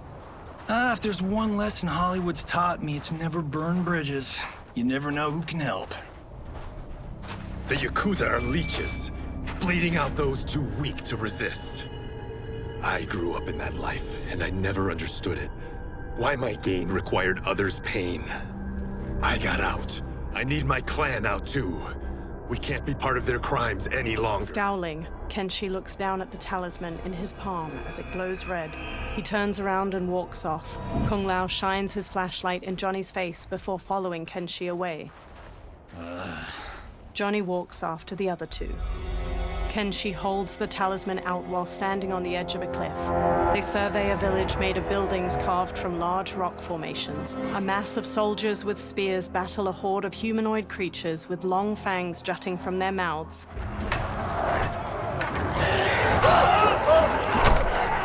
What's your precious say? That Shang Tsung is among those... things. Oh, my fans are gonna go nuts cosplaying them a Cage Gone. Johnny records the battle with his phone. Two soldiers shove one of the creatures through an alleyway in the stone city, his arms tied behind his back with rope. The creature thrashes in their grasp. Firelight shines on his multitude of large fangs and mauled head. Shang Tsung approaches. Hold him still. If he squirms, I cannot extract marrow. He raises a large syringe. That's Shang Tsung. Let's jump him after he's done. Oh, in Fists of Iron, we did this thing where, like, We're not basing strategy on your movies, Cage. Let me go! You can't do this! A soldier forces the bald creature to his knees. The wound will heal in time. It is a small price to pay for progress. He plunges the syringe into the back of the creature's neck. The creature breaks his restraints, then stabs each of the guards with a bone spike extending from his arms before turning to Shang Tsung. The horde of creatures overwhelm the soldiers outside the village. Shang Tsung blocks a combination of punches and kicks the bald creature throws. The creature spin kicks Shang Tsung's head. On second thought, this scene's playing fine without us. Yeah, I say we let him finish it. We have to save Shang Tsung. Liu Kang needs him alive. The Earthrealm is bound down large stones leading from the cliff. The bald creature punches Shang Tsung to the ground. Kenshi jumps onto his back just as the bone spikes erupt from his arms. The creature kicks Johnny and Kung Lao away. Shang Tsung scrambles back, then smirks and transforms into a toothy creature. He slips past the horde. How did he do that? The bald creature shoves Kenshi away. Kung Lao and Johnny stand before the horde. I would have killed him but for you. I get why you'd want to, but you can't. You're one of his minions. You'll die in his place. Fight!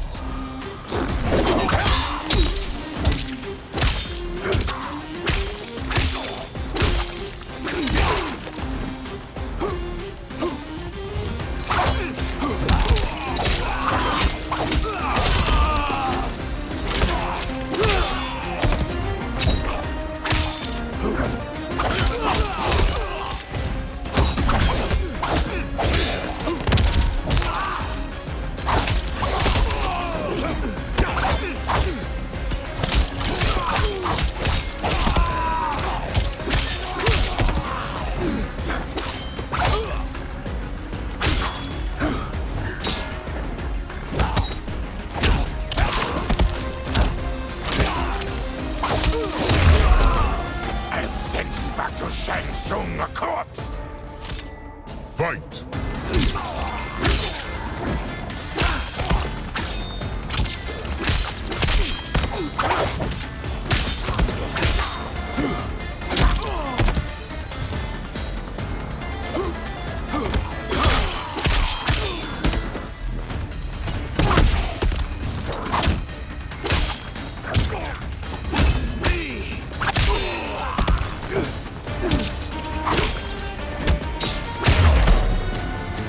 Stopped him. You've just made him angry. Fight!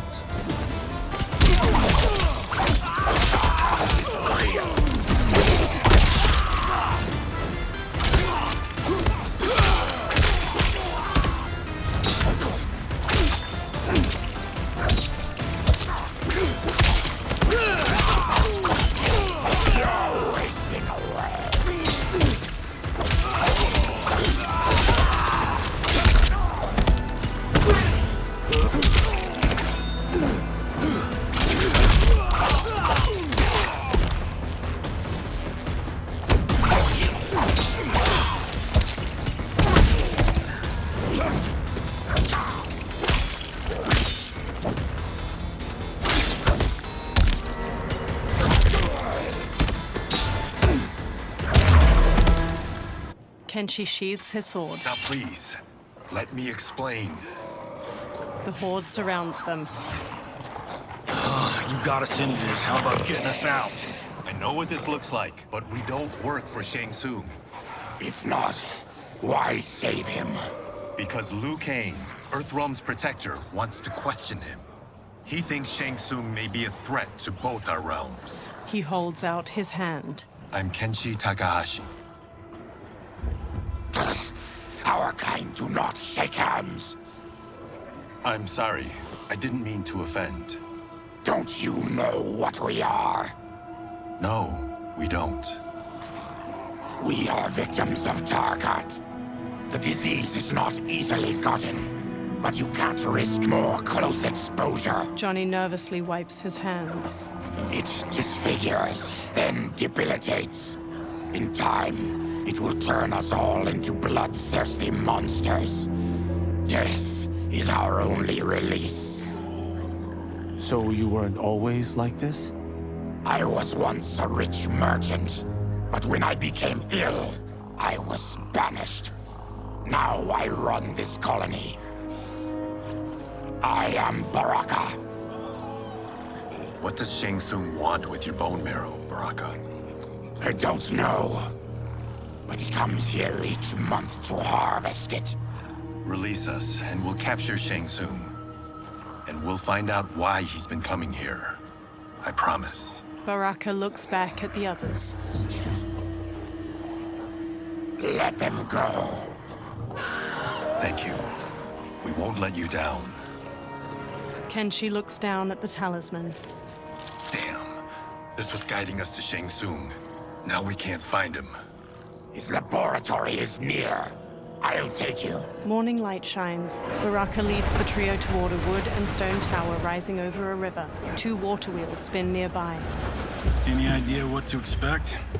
No. I've never been inside. Stay here. We'll check it out. Kenshi, Kung Lao, and Johnny step to a long bridge stretching from the bank to the tower. The 3 men sneak through the tower to a laboratory. The addition of crushed chitin larva proved an inspired choice. In testing, outcomes improved significantly. I have modified the formula since the last time it was administered. Kenshi motions for silence as the others trail him up a staircase. This new serum is exactly what we need. Its effects will be immediate and long-lasting. How can you be sure? Because it is brewed from freshly extracted Tarkatan marrow. It couldn't be more potent. He raises the syringe, full of liquid. Melina lies on a medical table by him, eyes shut. Rain and Tanya stand nearby. He is infecting Melina with Tarkat. Shang Tsung taps the syringe. And he's got 2 of Sindel's top dogs in on it. No wonder Liu Kang is worried about this guy. We need to stop him. Save a distressed damsel? Sure thing. Johnny smirks, then runs into the laboratory with Kung Lao and Kenshi. They square off against Tanya, Rain, and Shang Tsung. Get away from her, you bitch. Excuse me? You know, the movie. Tiny girl, ginormous alien. Bradley! No? Seriously? Earthrealmers. How did they find it? They've already seen too much. Tanya charges with a 3-section staff. Johnny blocks her attack, then Kung Lao kicks her back. Kenshi spin kicks the syringe from Shang Tsung's hand. I need time. Buy it for me. Liu Kang sent you, didn't he? Sent you to learn our secrets. He sent us here for Shang Tsung, but it looks like he's just part of the problem. Fight!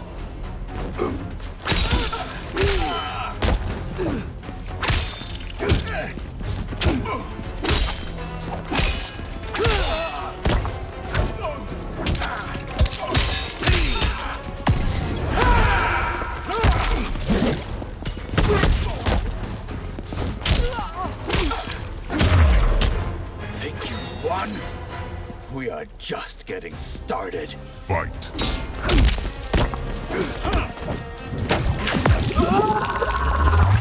Dead in the water.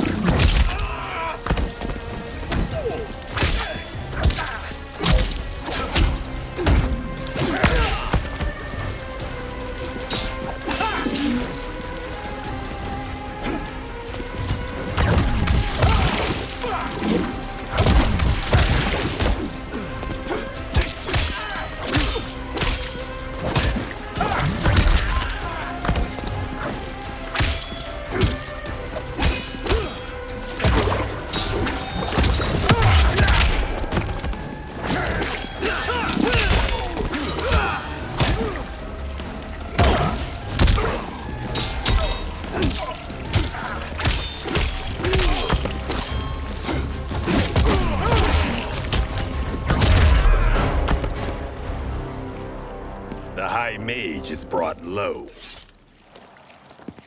Tanya whirls her three-section staff around and strikes Kung Lao's face, then jumps and bashes Johnny's head. Kenshi grabs her from behind. He starts to throw her back, but she rides the momentum and flips away. I thought Ungadi were loyal to the royal house. Yet here you are, scheming against the princess. You trespass in Outworld, interfere in Imperial matters. It is you, not I, who is the schemer here. Fight!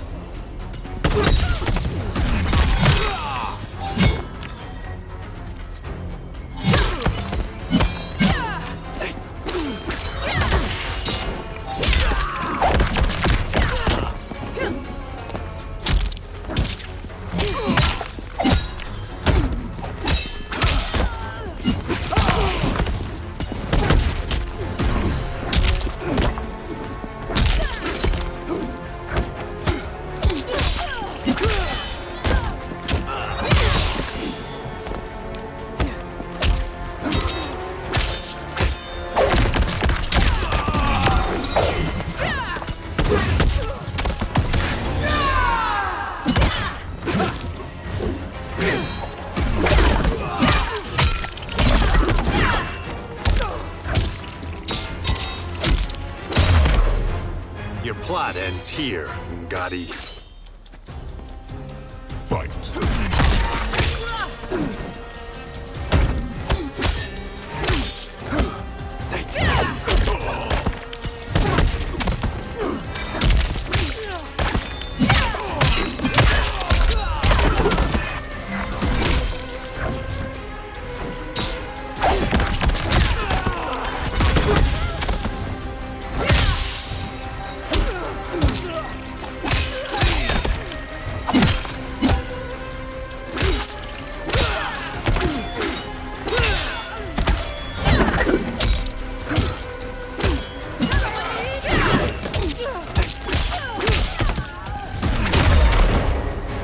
Plot is over.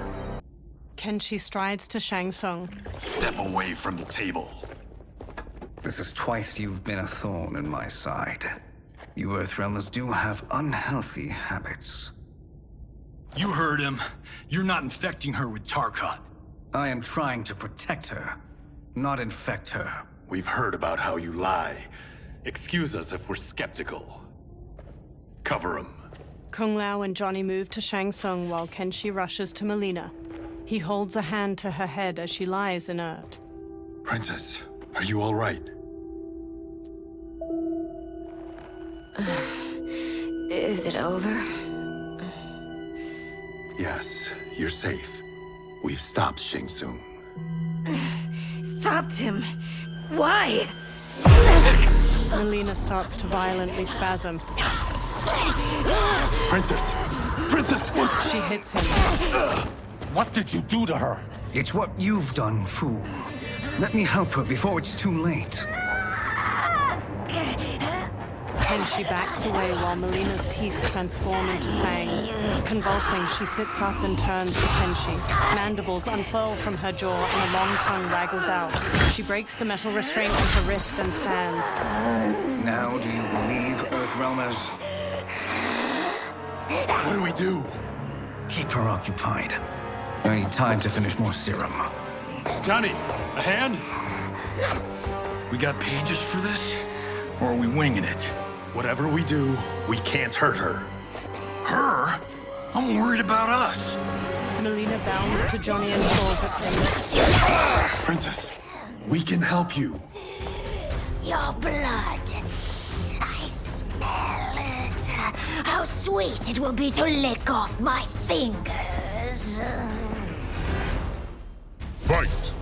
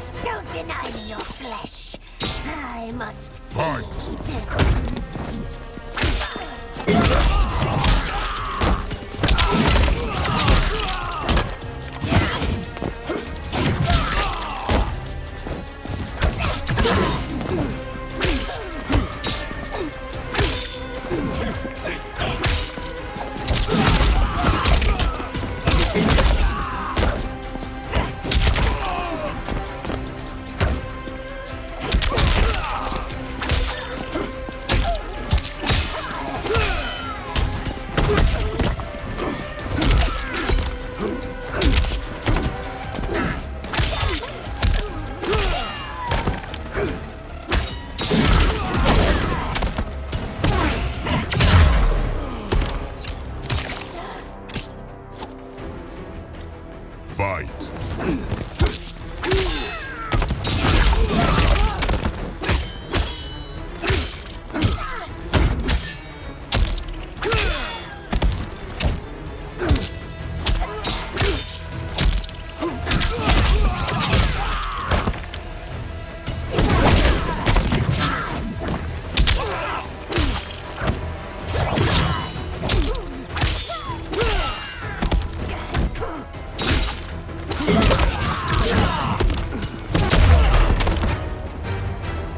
Johnny! Kung Lao! Help hold her down! Kung Lao and Johnny scramble to Melina and grab her. It's now or never, Shang Tsung! Shang Tsung fills a syringe with liquid as Melina throws Johnny and Kung Lao off. Melina dashes to a table and grabs her side blades from it, then leaps at Kenshi and impales his eyes with them. Kenshi! She rips the blades free. Shang Tsung injects the syringe into her neck. He holds her as she goes still. She sags to the floor as her Takatan features transform back to normal. By the gods! Melina! Katana, General Shao, and an armored Shokan burst into the lab. What's happened here, sorcerer? These men were sent to disrupt your sister's treatment and scandalize Outworld by revealing her illness. What?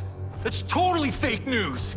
Princess, we were... The Shokan punches him hard, then pummels Kung Lao to the floor. Thank you, Goro. I've no stomach for Earthrealm lies. We should detain the Earthrealmers and the Tarkatan we found outside. At least until the Empress is ready to respond to this incursion. Agreed. General Shao gestures to 4 soldiers. They haul Kenshi, Johnny, and Kung Lao away. But she must realize that this incident proves Earthrealm's bad faith. We must strike them now to protect ourselves. No. They would not do this. There must be a misunderstanding. They all turn to a portal made of spiraling green light opening nearby. A bald outworlder with tawny skin emerges from the portal and regards them all. He has black markings around his eyes and a red symbol tattooed on his head. It is no misunderstanding, Princess.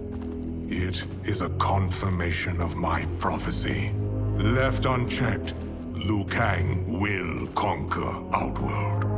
He kneels by Katana. I apologize for not arriving sooner to defend your sister. I am glad she received her treatment. The princess is safe, but the threat from Earthrealm remains. Yes. Quan Chi, when do you anticipate they will strike? Soon. Today's events were foretold in the final quatrains of the prophecy.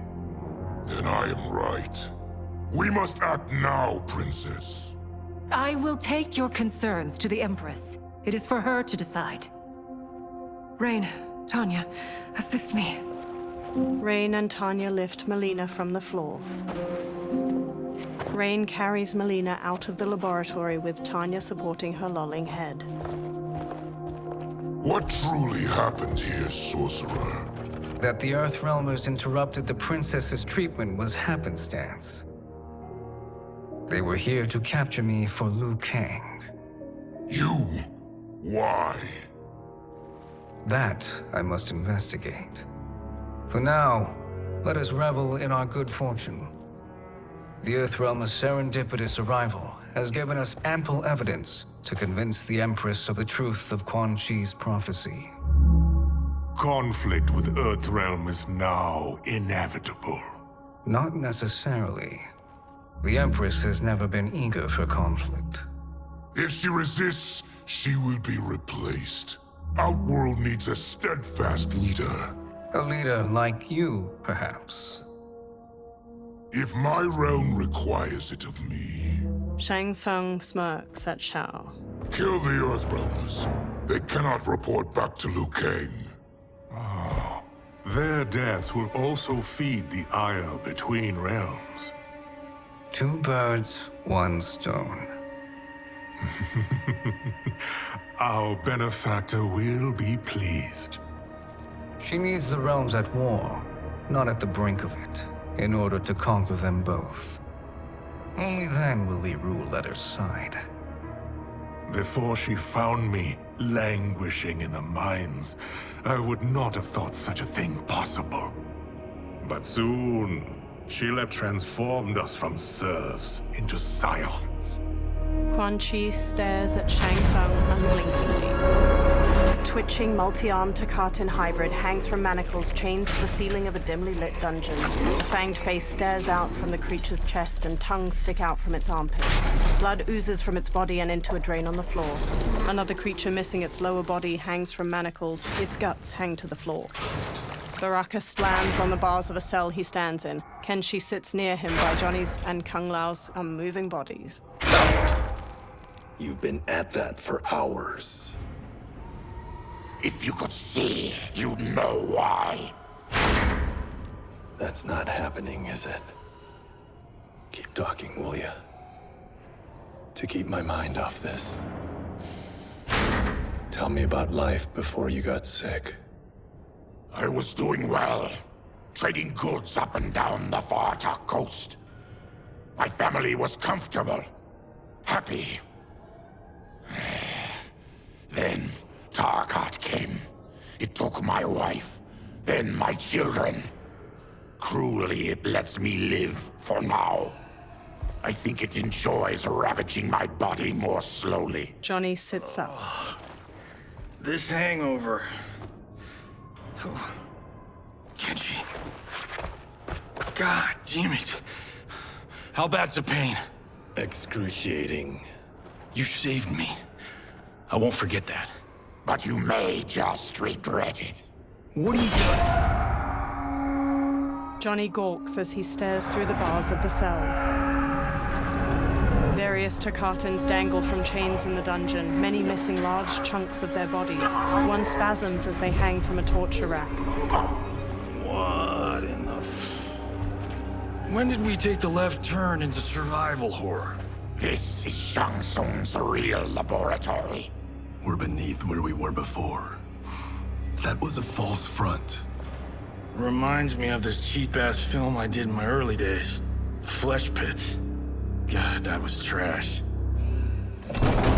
Reptile, a masked man in a green cloak, opens the dungeon's doorway and enters. Who's that? Our jailer. Reptile strides through the broad cobblestone space. By a cell, he stops by a bucket filled with chunks of bone and meat. He throws one of the chunks to a Takatan hybrid inside. The creature grabs it and rips into it with their fangs. Reptile steps to Baraka's cell and looks at Kenshi. How is he? His eyes are gouged out. Guess. Reptile hands Johnny a small jar. That will dull the pain. You're vile to be part of this. You are Shang Tsung's prisoner. I am his slave. He has my family. He'll kill them if I don't obey. Johnny opens the jar, then pulls a long red cloth from his belt. He smears some of the jar's ointment onto the cloth. He covers Kenshi's gaping eyes with the cloth, then ties it around his head.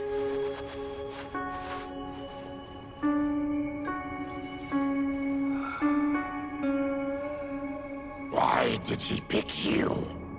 So he could learn how I shapeshift. He learned that from you? We saw him do that. It was unreal. So how does it work? You just shapeshift into anything you want? I can shift only between this and my natural form. He shapeshifts into a humanoid lizard. You're Zateran. Your race can shapeshift. None can except me. He shapeshifts back as light coalesces near him. It resolves into Shang Tsung. He smirks and steps closer to the cell. Are they ready? It's time. Time for what, sorcerer? Replication experiments. They begin with your vivisection. I'll use your harvested parts to build new creations. The process is fatal, of course. Liu Kang won't let you get away with this. That presumes he will ever learn what happened. But when I am done, there will be no trace left of you. I shall return soon to check progress. I have other matters to which I must attend. He teleports away. You don't have to do this! It's either you or my family. Reptile moves to another cage filled with Tarkatan hybrids. He opens their cell by pulling a chain through a pulley. Put them in the chambers. The warrior's cell door opens as the creatures charge. Johnny jumps, swings from the bars above, and kicks a hybrid down before punching his head. He kicks one hybrid's face before kicking another to the floor. A third rams Johnny into a wall. Kenshi sits in the cell while Kung Lao fights off two of the creatures, and Baraka viciously stabs another's belly before throwing him away. Baraka strides forward, then impales a hybrid with both bone spikes and flings him over his head. He slashes at another as two of the creatures drag Kenshi past him. The hybrids fling Kenshi into a small cage dangling from a chain fixed to the ceiling. Another pair chuck Johnny into a cage next to Kenshi's. Two of the creatures haul Kung Lao to a third cage.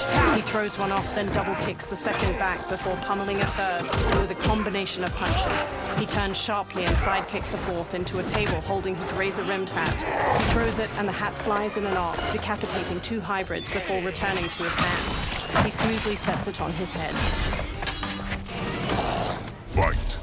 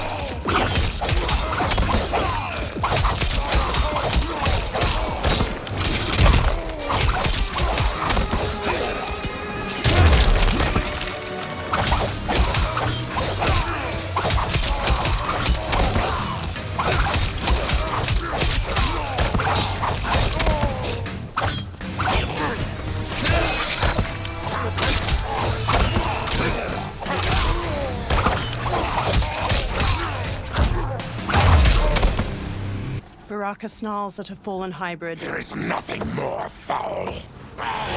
Electricity arcs along the bars of Johnny's and Kenshi's cages. You spoke too soon, Baraka.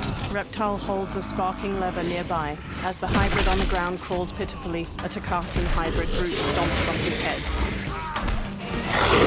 Fight!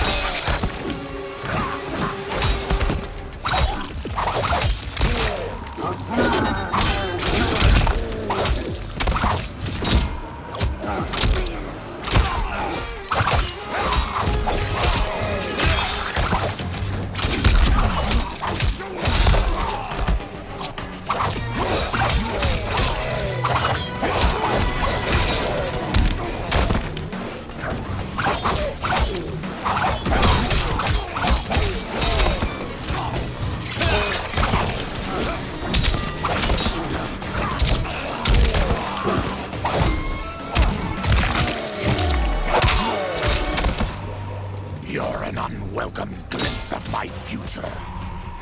Fight!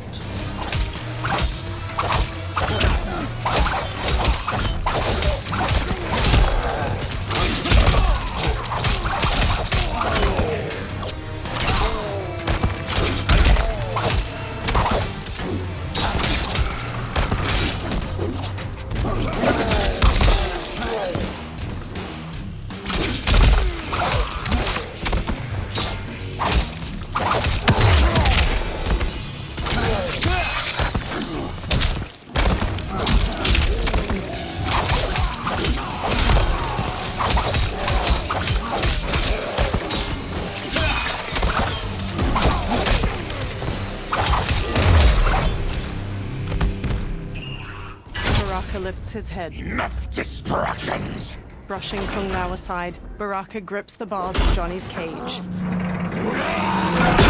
He rips it open, then does the same to Kenshi's. Kenshi stumbles weakly. Johnny and Kung Lao help him along, each supporting his weight with an arm over their shoulders. As they shuffle toward the exit, Reptile walks after them. I'm ruined! Shang Tsung will punish me for this by torturing my family. Baraka narrows his crimson eyes. You'll pay for their suffering, Tarkatan. Fight!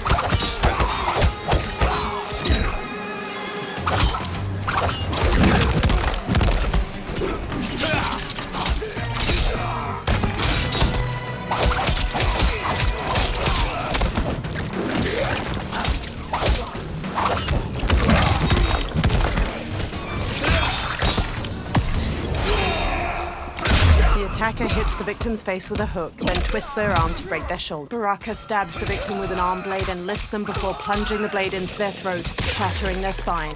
You won't escape. I won't let you. Fight!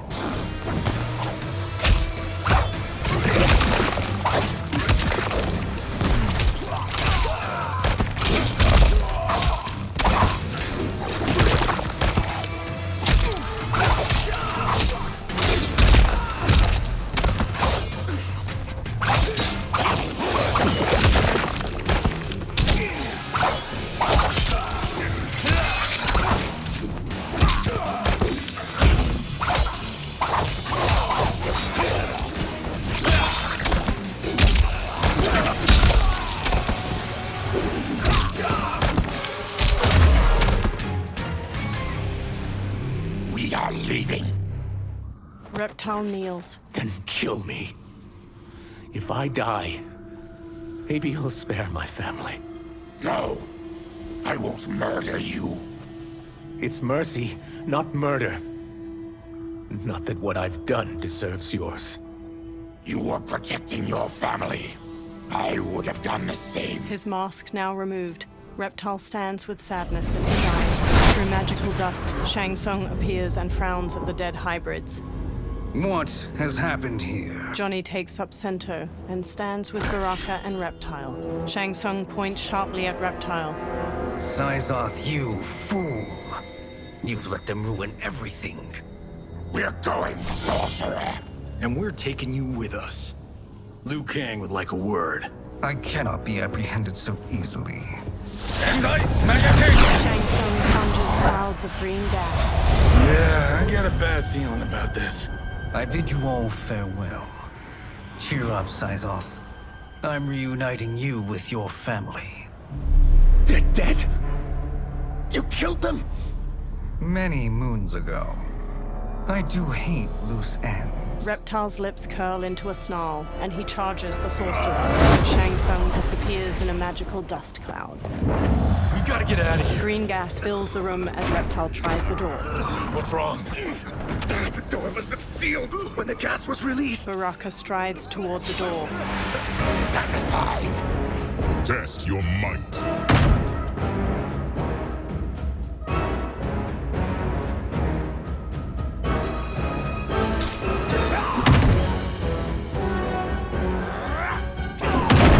Thick green gas fills the air as Baraka punches the door. Reptile and the Earthrealmers collapse. One by one, they succumb to the gas. Baraka, his fists clenched against the door, is the last to fall.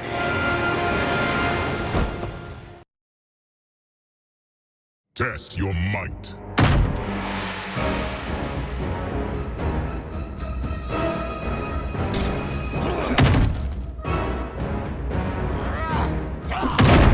Thick green gas fills the air as Baraka punches the door. Reptile and the Earthrealmers collapse. One by one, they succumb to the gas. Baraka, his fists clenched against the door, is the last to fall. Test your might.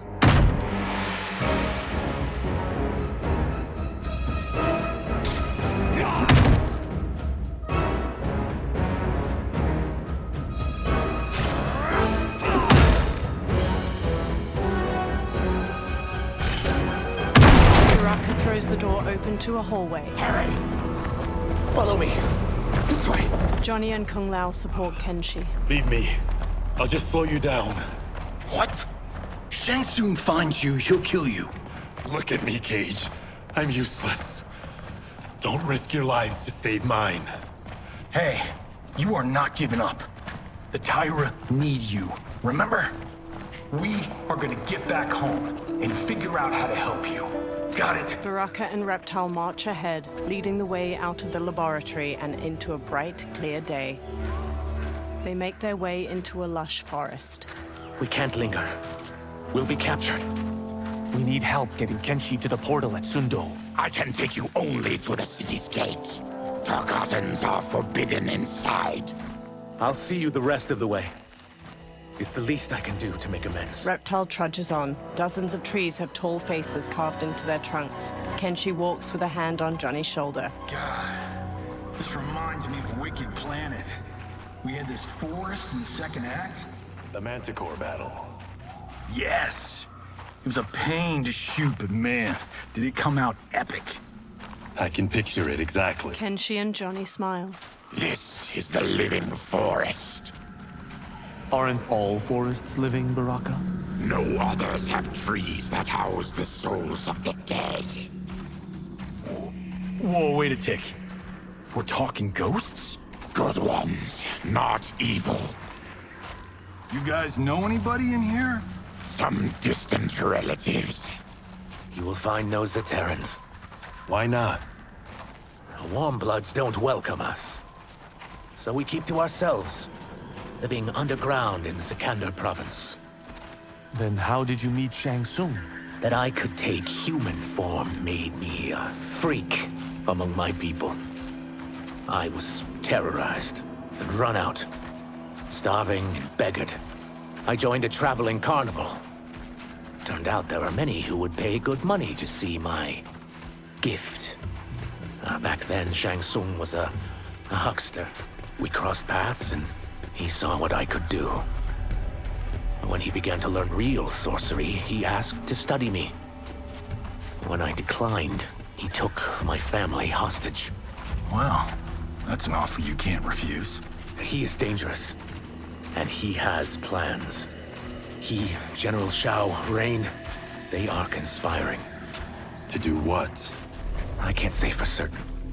I've only overheard fragments. The group freezes. Reptile transforms into a green lizard with a thick tail and elongated arms. He and Baraka charge into a clearing where a woman dressed in white fights off demons. Her pale skin contrasts her dark lips and all-black eyes, while red scarification zigzags up her forehead. She twirls with a jagged Chris sword, slicing skillfully at the demons.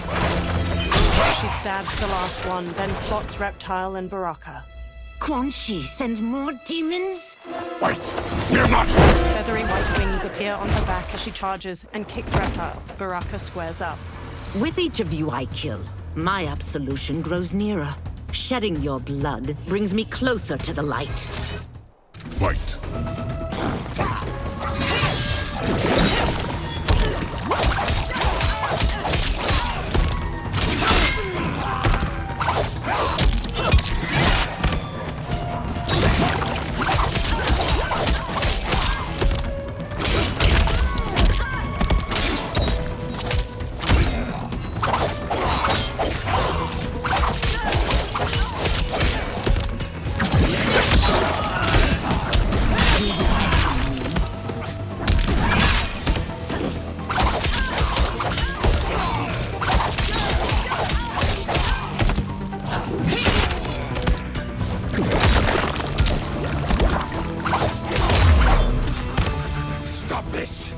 Killing me won't absolve your sins. Fight!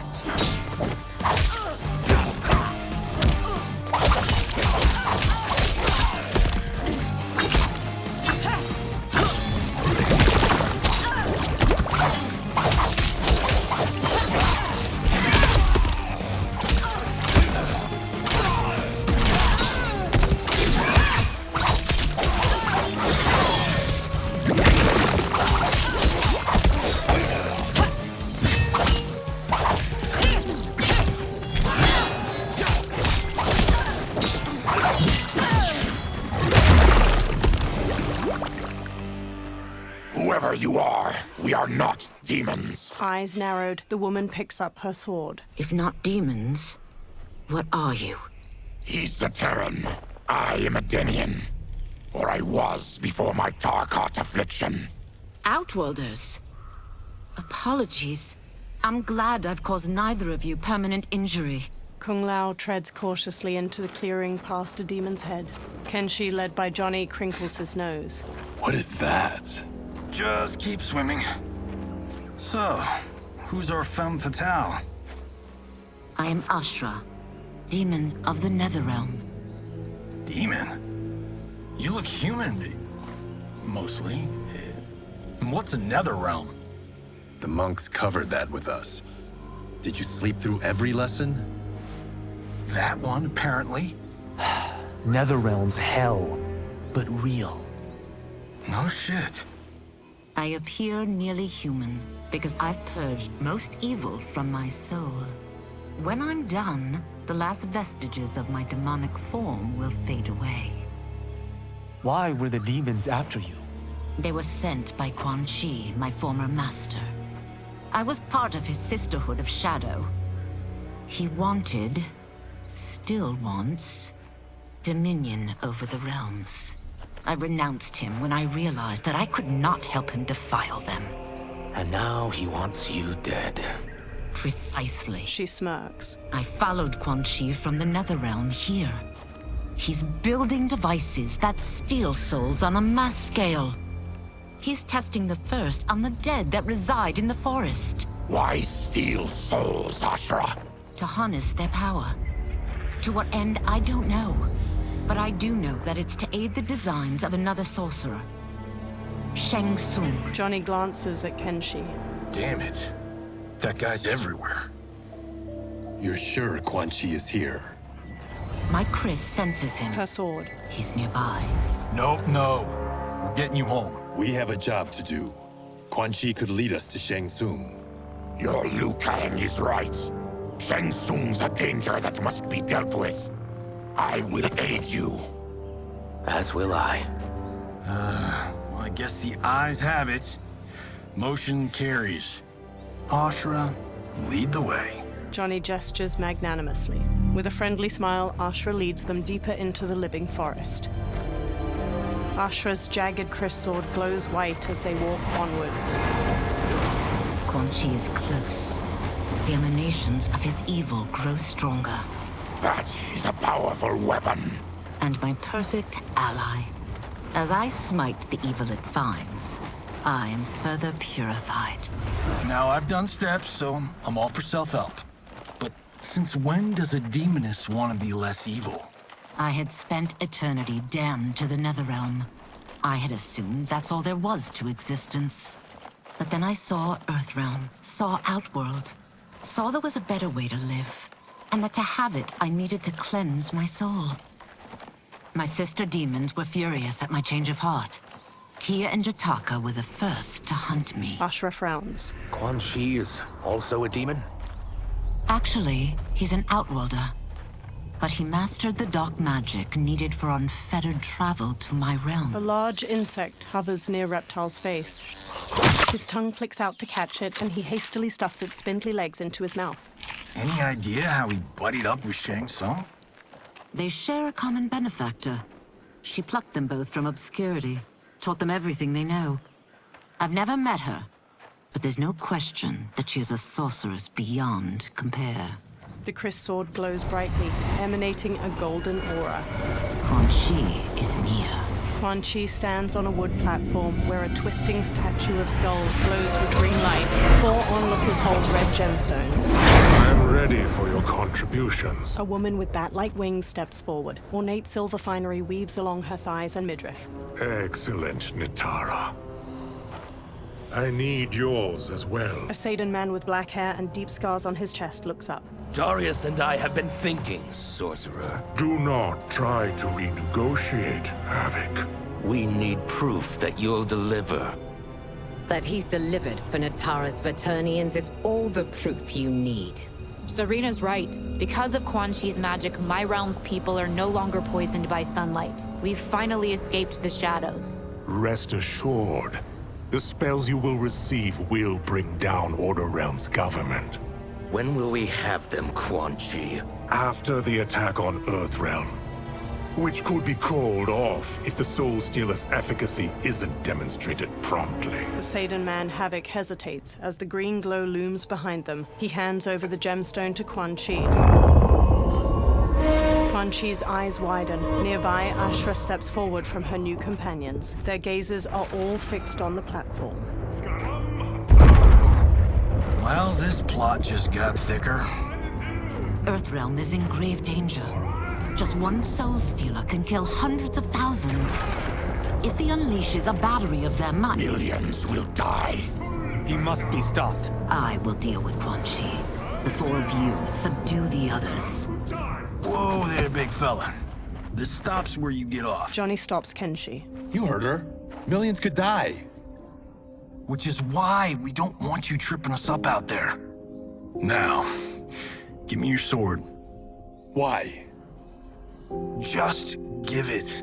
A small smile tugs at Johnny's lips. Kenshi hesitantly removes the sword from his back and offers it to Johnny. Johnny takes it, then replaces it with the sword cento. Kenshi grips its black scabbard tightly. What? I can't. Not when You've saved my life. It's yours. Johnny fixes him with a serious look and touches his shoulder. Kenshi squeezes cento, thumbing its golden detailing. At the Soul Stealer, Quan Chi casts green magic from his hands. Nitara spots Ashra's group charging in. Quan Chi! They stop before the platform as Quan Chi turns. Yet again, you evade capture, Ashra. And now it appears you've found allies. We are joined against you, sorcerer. You won't be stealing any souls. Ashra flourishes her sword and charges in. Natara flies forward to meet her, slashing with red claws.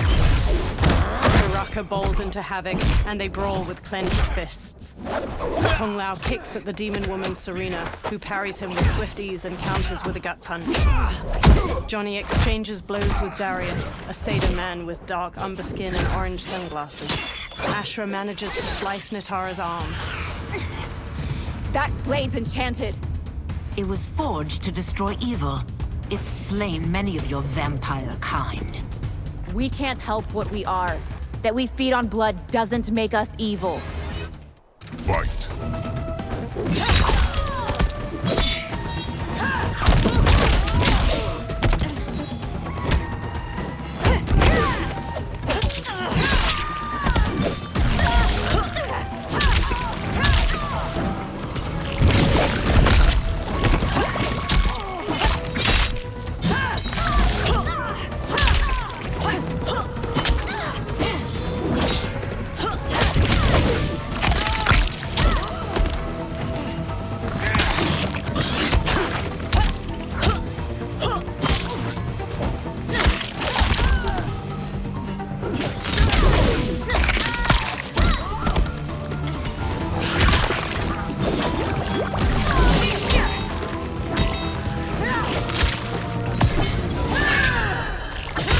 The attacker punches the victim airborne, then grabs their ankles to slam them down. Ashra impales the victim with a bladed wing, then her wings break into dozens of feather knives.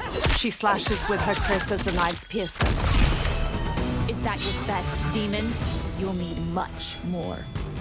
Fight.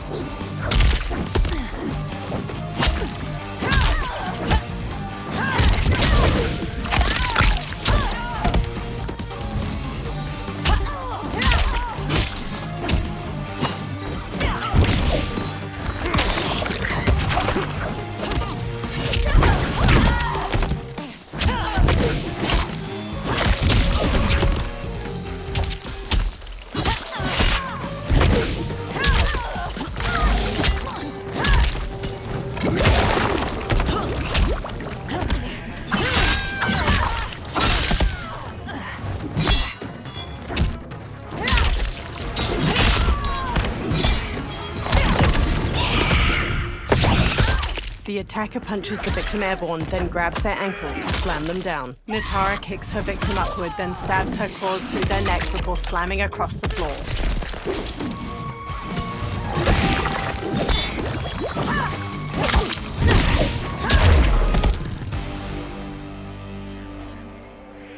I am one step closer to redemption.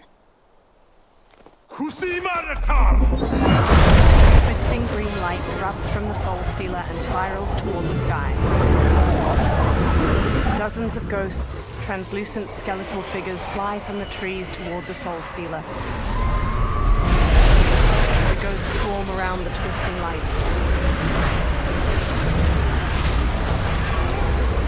Johnny gazes up at the ghosts with the others, all awash with pallid green light. My God, it's a tornado. The forest withers and rots as the faces carved into the trees turn skeletal. Quan Chi conjures green light in his palms, then lifts them overhead.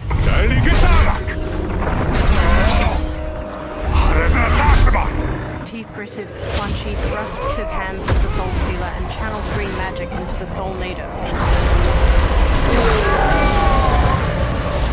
Strands of light from the Soul Nado coalesce into a humanoid form wearing a red and black cloak over corpse gray skin. The humanoid stretches his jaw open, then collects himself and stares out at everyone with glowing green eyes.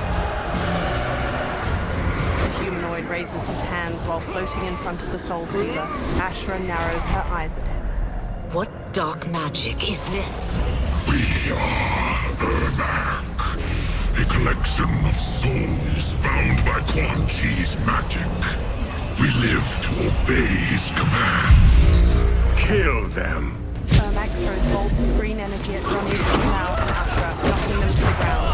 Ermac telekinetically raises Baraka into the air and recovers. Spartan charges, then throws him away. Reptile tackles Ermac to the ground, but Ermac frees himself and blasts Reptile back with an energy bolt. He yanks Ashra toward him, then jabs her face before launching her through the air to the ground. Quan Chi must succeed if I'm to liberate Order Realm.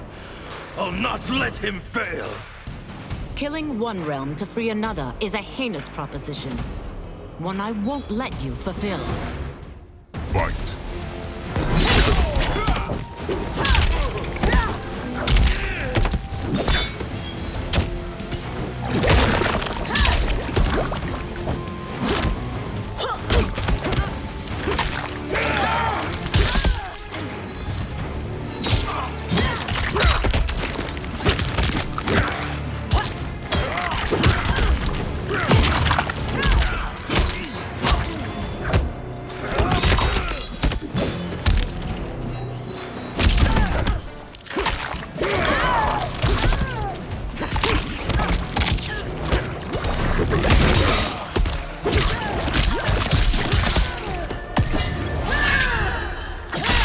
The attacker punches the victim airborne, then grabs their ankles to slam them down. Ashra impales the victim with a bladed wing, then her wings break into dozens of feather knives. She slashes with her kris as the knives pierce them. That you aid Quan Chi speaks volumes about you. Fight!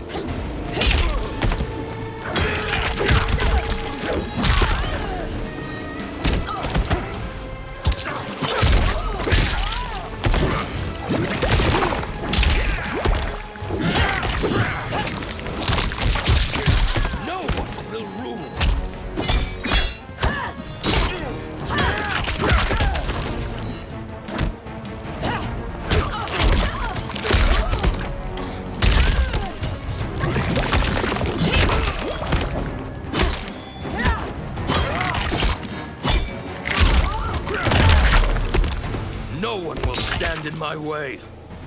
Not even you. Fight!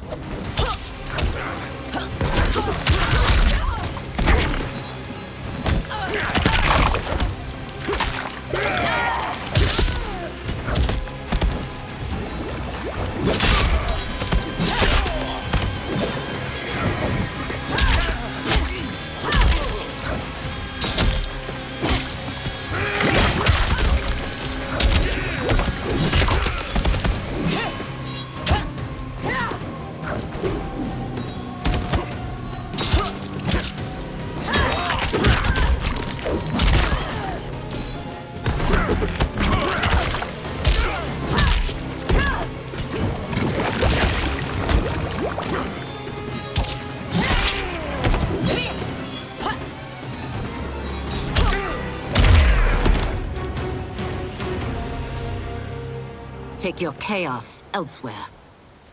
Ashra hacked through Quan Chi's flaming skull with her kris. I always feared you would be trouble, Ashra. You are not compliant like your sisters. And now they're dead by my hand because you sent them against me. I'll never forgive you for that, Quan Chi. Fight!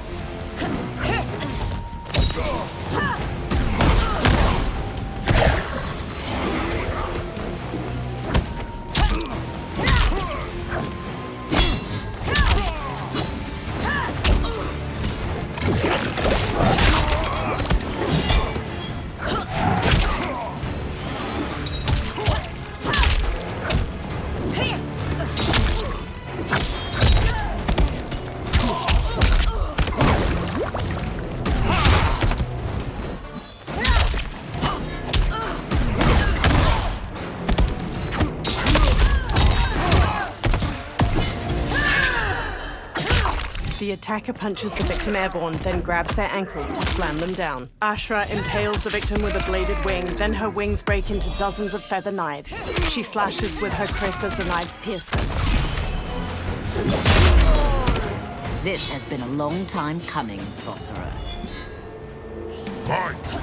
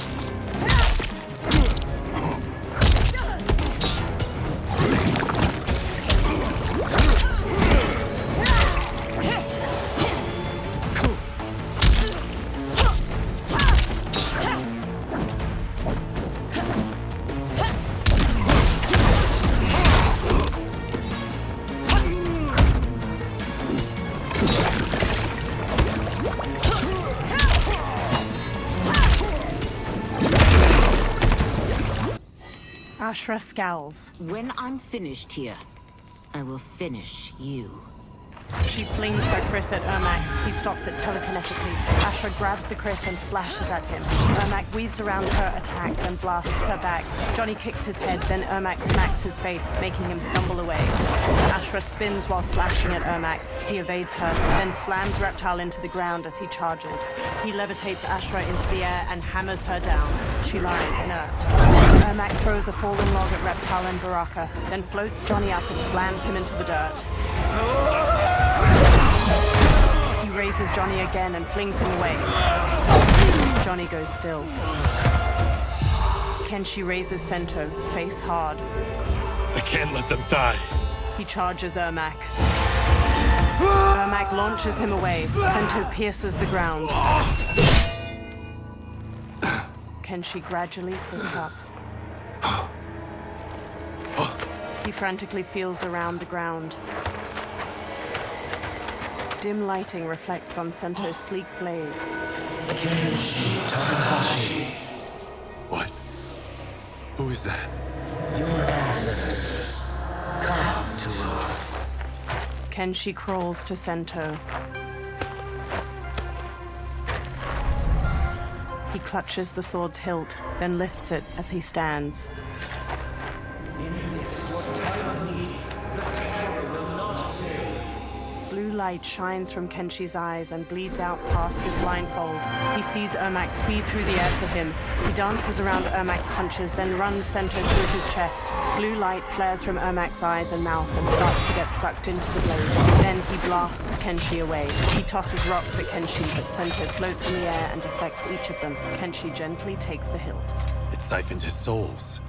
It now has his power. Ashra runs over. That was unexpected. You're telling me. Shall we finish this? Let's. Ashra and Kenshi face Ermac with the Chris and Sento at the ready. This fight's not over. I'll defeat all of Quan Chi's minions. We are many. You are one. We will destroy you. Fight.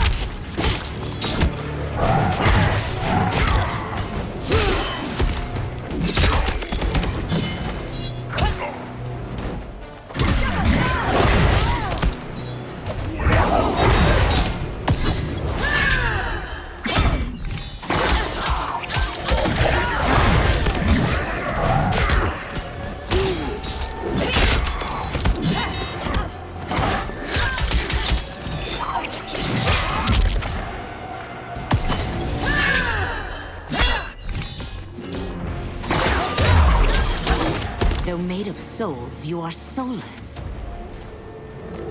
Fight.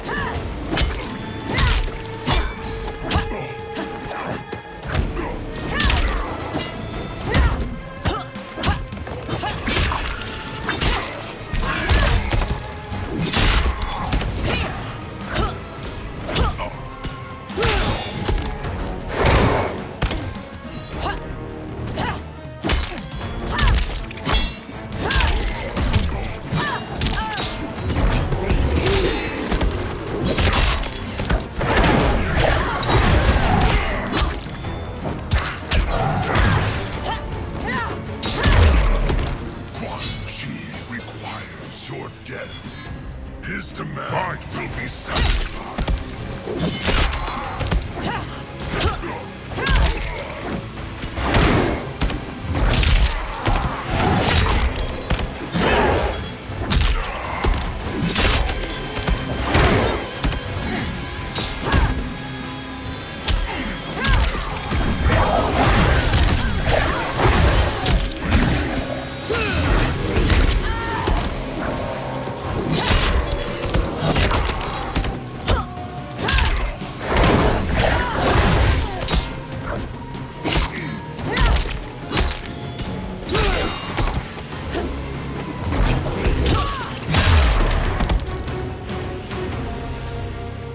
Resistance is never pointless.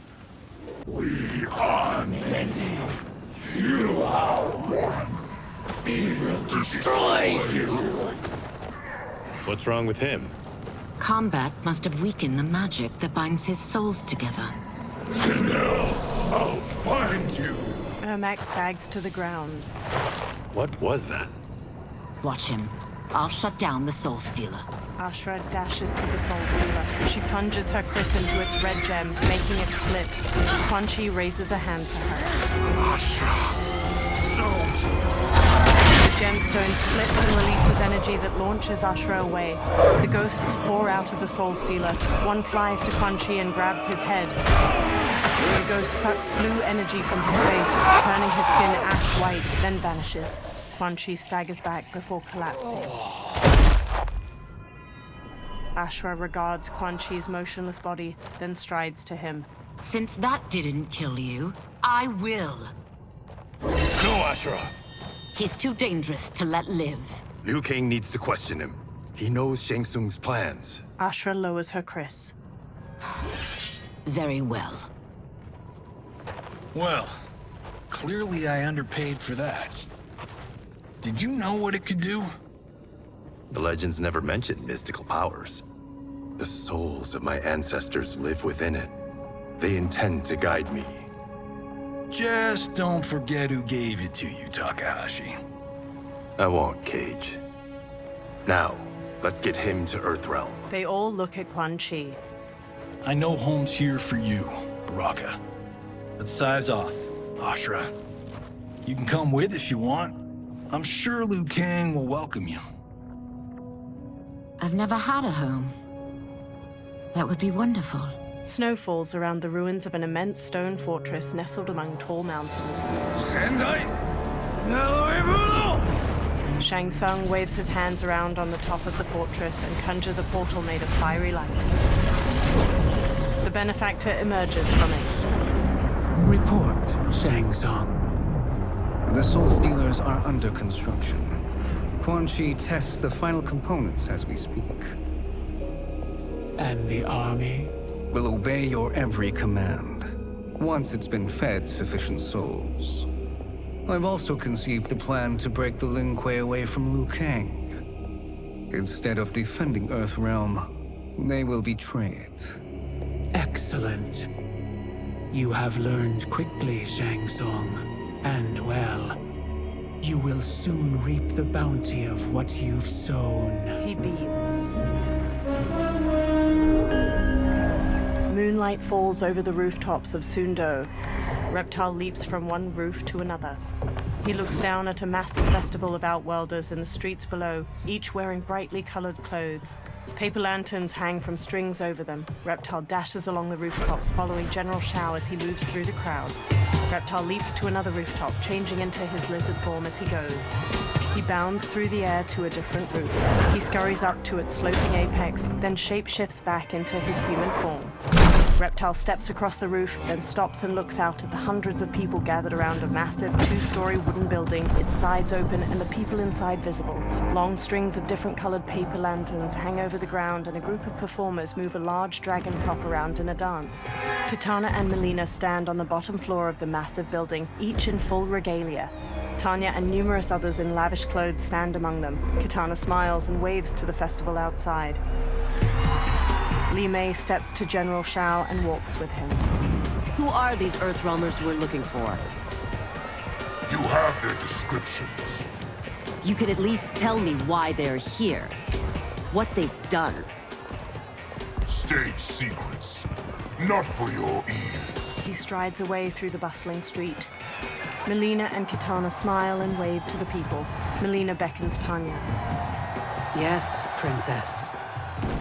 Fetch us water, please. Tanya smirks. As you wish. Melina smiles warmly as Tanya leaves. Careful, sister. Entanglements with Ungadi are forbidden. You know their vows. Who told you? No one. I have eyes. As do the snakes at court who would cheer your downfall. The Ungadi's rules are ridiculous. And you can change them when you are Empress. For now, you cannot jeopardize your ascension. Melina stomps off. Quan Chi sits in an alley behind one of the crowded streets. Johnny puts a big hat on him near Ashura, Kenshi, and Kung Lao. Night-night, sweet Prince of Darkness. They all wear festival costumes. Oh, perfect. You'll fit right in. You couldn't steal a more functional hat. What? It hides your face. And honestly, it suits you. Ashura gives him a questioning look. I still don't know about this. Carrying him around will attract unwanted attention. Look at it out there. It's like Mardi Gras. People will think you just party too hard. Reptile jumps down to them from a rooftop. What's the word? Go toward the stage, then right to the portal gate. But there are soldiers and constables everywhere. Are you sure these are enough? One person spots us, and we are dead. And that's why I'll create a diversion. They're out for you too, Syzoth. To catch me, they must see me. Reptile turns invisible. Damn. You didn't tell me you could go full Predator. Kenshi and Ashura lead Kung Lao and Johnny as they carry a listless Quan Chi through the immense crowd of festival goers. People glance at them. Ashura catches her hat as it slips off, then readjusts it. 4 guards eye them from across the street. We can use that diversion. A string of paper lanterns overhead bursts into flames. Good work, Syzoth. They carry on. The surrounding festival goers flee. Katana looks out at the chaos in the streets. Tanya grabs at her arm. Come, princess. Unhand me. I'm going nowhere. More paper lanterns explode near General Shao and a row of soldiers. Douse the fires! Find who set them! Stand down, General. This is my problem, not the military's. Li Mei spots Reptile on a rooftop. Look. Syzoth. You know him? Who is he? Unimportant, but it means the Earthrealmers are here. Reiko. Reiko rushes over, then looks at Reptile. He and Li Mei hurry through the crowd toward him as he sprints away. Li Mei and Reiko pursue Reptile while he jumps to another building's roof. They pause. Reiko fixes him with his gaze, then throws a shuriken, striking his hand and making him fall to the ground. Reptile clutches his hand and flees, partially invisible. Li Mei and Reiko examine green blood trailing away. I'll get him. She runs off. Reiko pauses, then hurries after her. Kenshi looks around while leading the others with Ashura.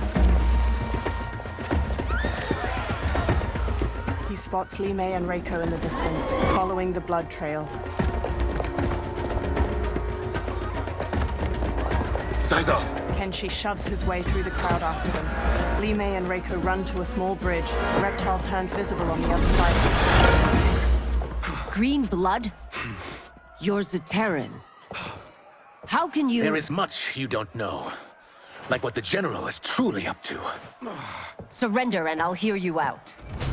I can't if you resist arrest. You arrest me, he'll execute me. That's not how I intend to die. Fight!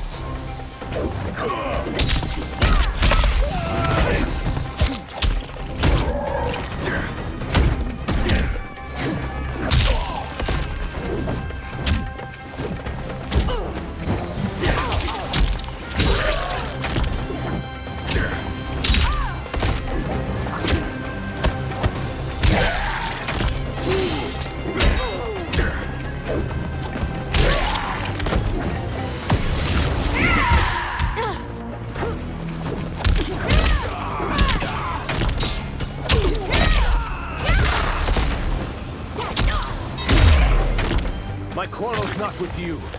Let me pass. Fight!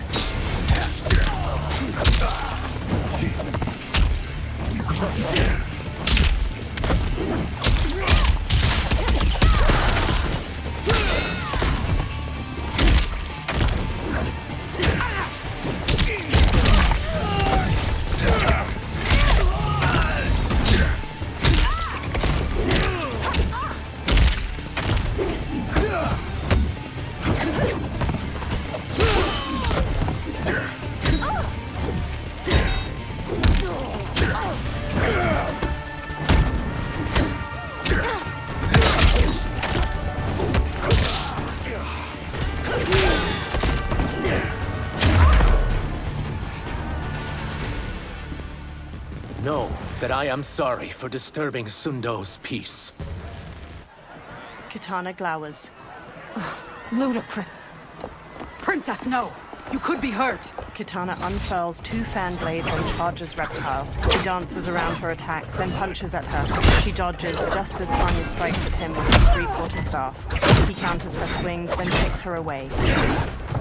Insurrection from a Zaterran? This is a day I never thought I'd see. You misread my intentions, Princess. Sadly, I've no time to explain them. Fight.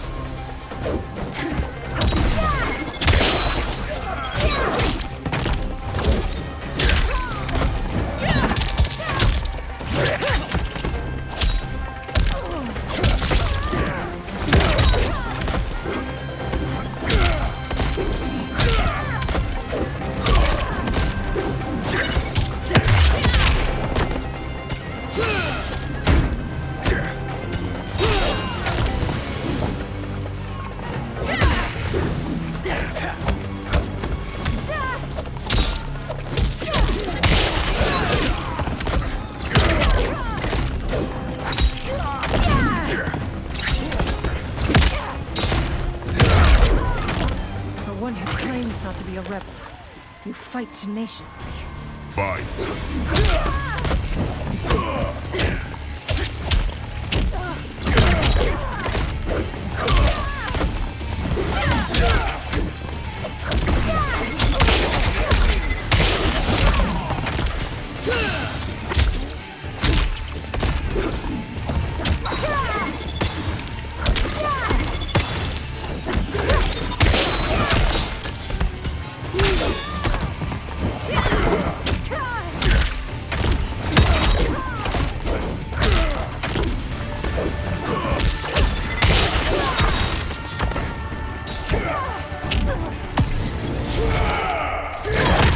The attacker jabs the victim with 3 strikes, then knocks them away with an elbow to the head. Reptile's tail ensnares his victim to ragdoll them around. He then crushes their chest in his maw. Soon, you will know the truth. Tanya gets to her feet. She throws off an Umgadi priestess trying to help her up. Take the princess and go. My fight's not with her, or you. It is now that you've laid your hands on her. I will take your life as punishment. Fight.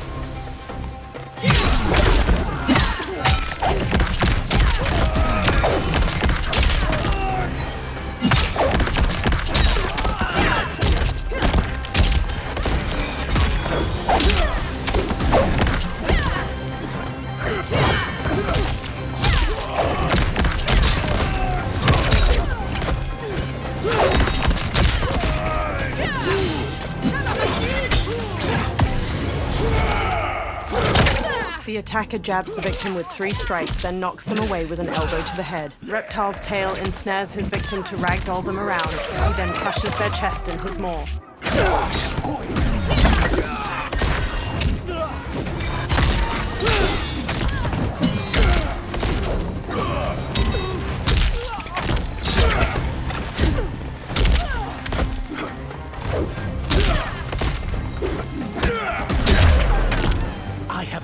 Princess.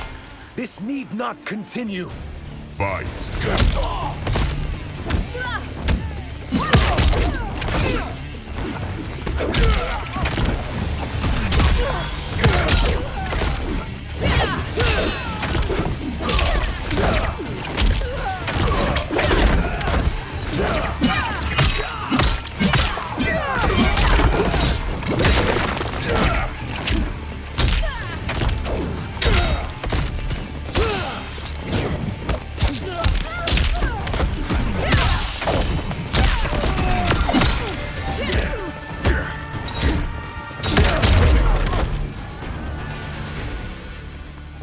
My sentence is suspended, Umgadi.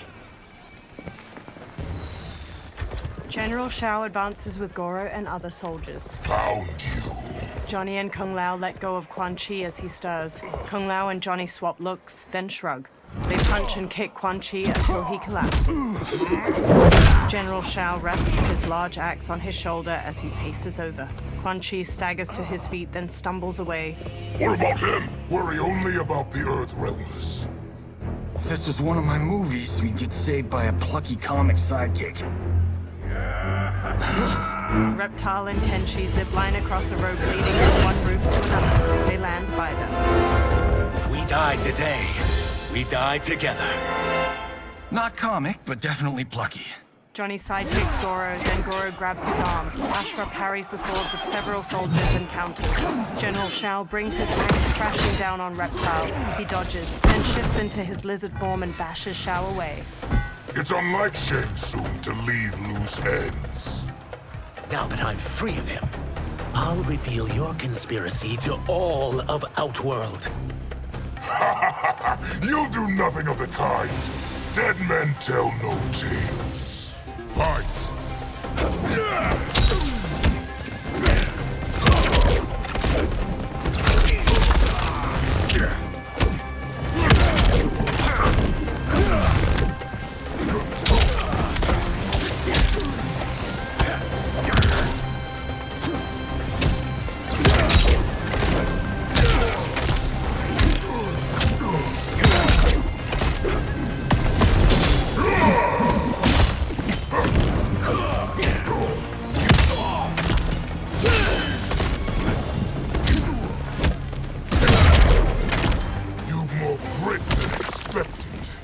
It will make your defeat that much more satisfying.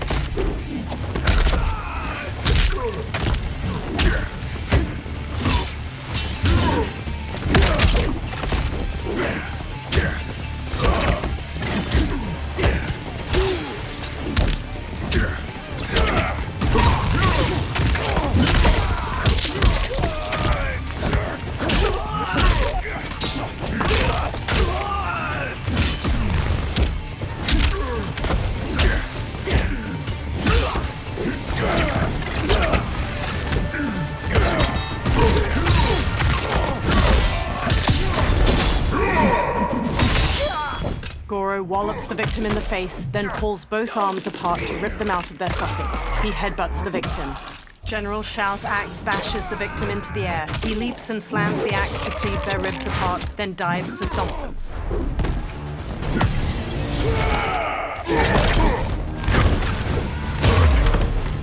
Any last words? Now's the time. Fight!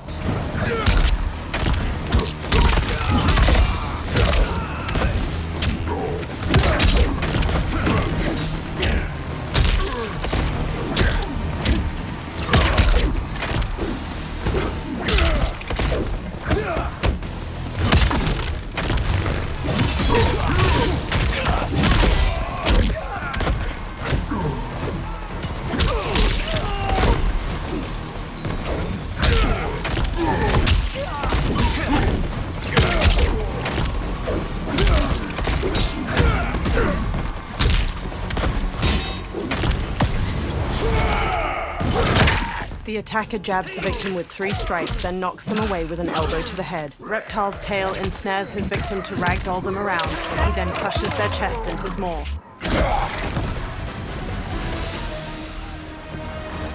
You won't silence me, General. Kenshi, Johnny, Kung Lao, and Ashra knock down the remaining soldiers. More soldiers rush over. We must go. Now!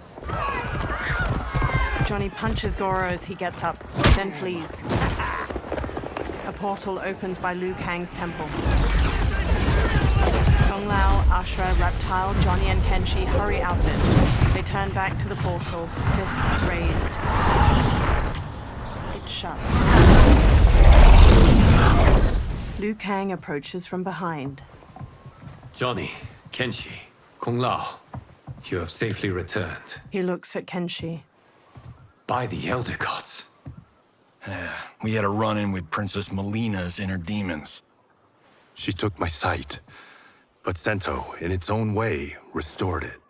I am glad that Sento bonded with you. Though my hope was that the means would be different this time. This time. Forgive me, Kenshi. I misspoke. Go. The monks will tend to your wounds. We found Shang Tsung, but he got away. I can see why you're twitchy about him. He's neck deep in some serious shit. Rest. Eat. Then we will discuss. Can I also get a martini? Shaken, not stirred? Liu Kang smiles. I'm sorry. Meet the newest members of the Earthrealm players. We wouldn't have made it back without them. Astra and Sizos. You know us? As Earthrealm's protector, there is much I know. Do you also know of my former master, Quan Chi? He colludes with Shang Tsung. A new deadly alliance? Come, all of you. You must tell me all you know. Liu Kang leads Reptile and Ashura away. Johnny stands alone. He bows his head. Well, so much for that martini. He walks after them. Liu Kang and Geras pace around Liu Kang's brazier in the ornate wooden room. Shang Tsung and Quan Chi again conspire against Earthrealm? What Johnny and Kenshi report should not be possible. You witnessed how I rewrote history. I gave the sorcerers meaningless lives. They should have never gained power, let alone joined forces. And your work was flawless. Such would their lives have been, had someone not interfered. Interfered? What do you mean? Geras conjures images of the benefactor with both Quan Chi and Shang Tsung. Liu Kang examines the images. Both sorcerers were visited by this person. It is her intervention that bent the arcs of their lives. Who is she? Unknown.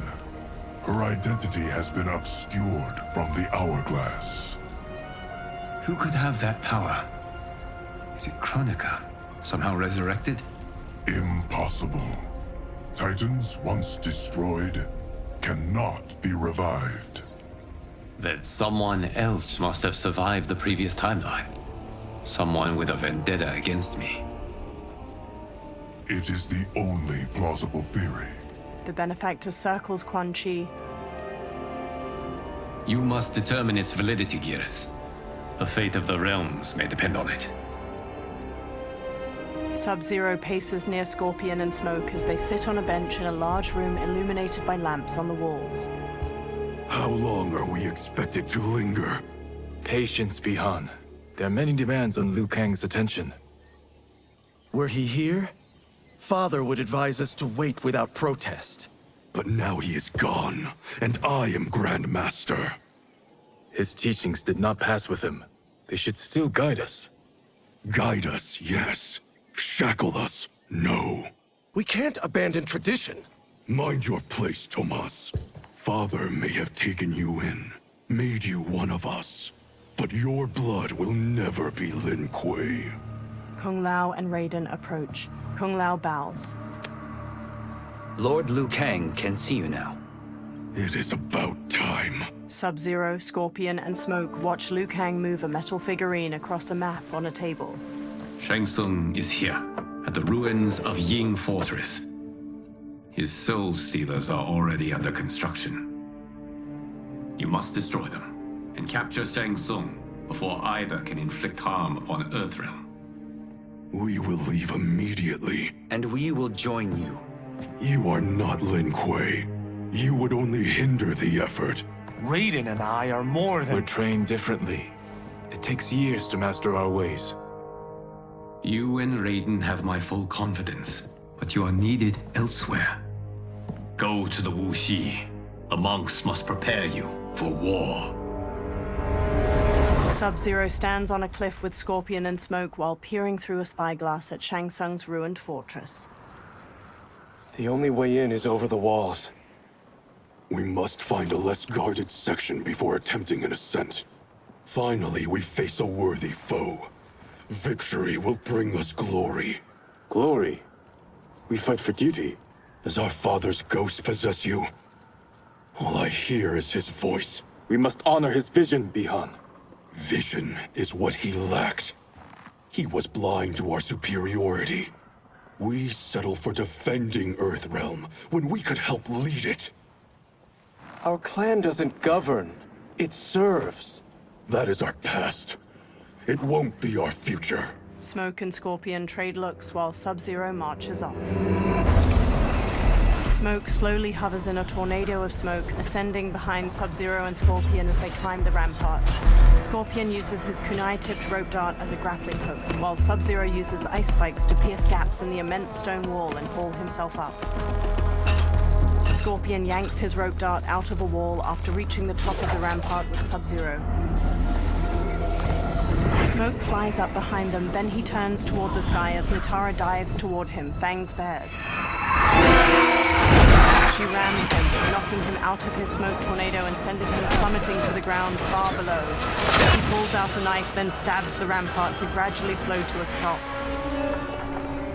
Sub-Zero and Scorpion step to the rampart's edge and bump a stone over towards Smoke. He pulls away, narrowly dodging it. Nitara darts through the air and tackles Sub-Zero to the ground. He kicks her off as Serena and Scorpion approach. They both stand. As a boy, I heard tales of battles against your kind. I had fought them tall ones. All Earthrealmers will soon know of Eternus. My realm starves, and it's coming here to feed. Fight!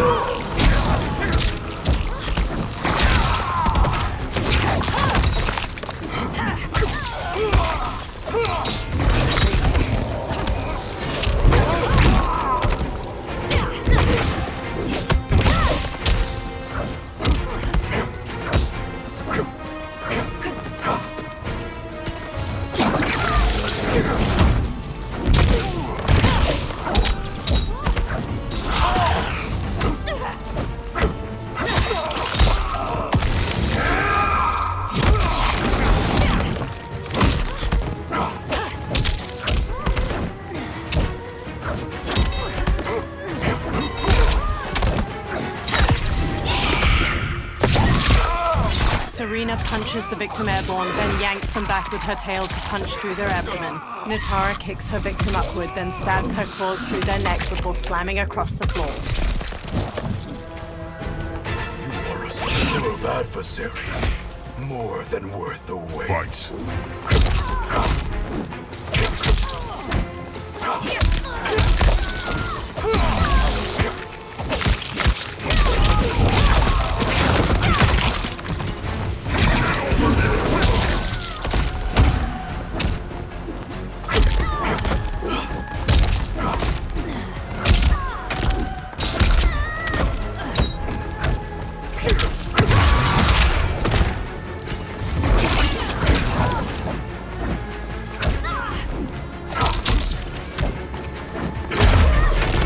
Think you've overcome me? Think again. Fight!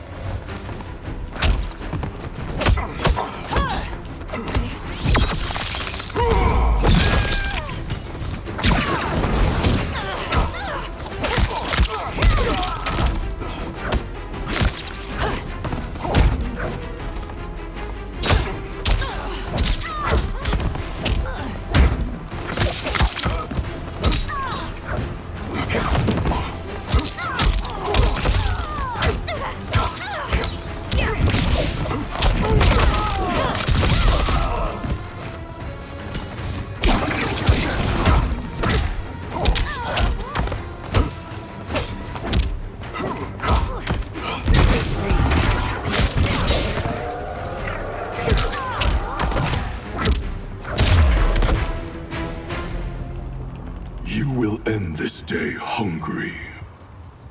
Telekinetic energy grabs Sub-Zero's legs. Is this? Ermac flies to him.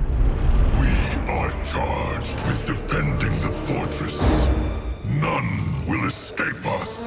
Telekinetic energy grabs Sub-Zero's arms and forces them out to his side. Test your might.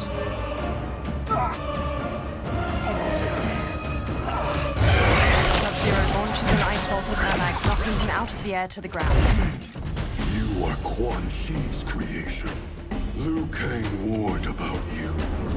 I had hoped for the chance to battle your dark magic. Fight!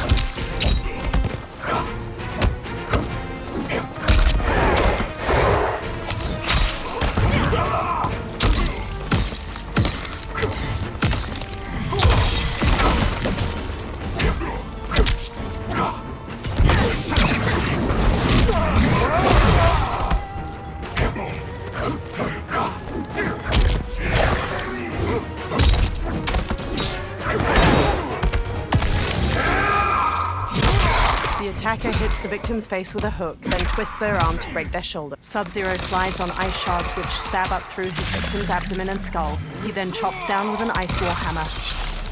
Liu Kang was overly concerned. Your magic does not impress.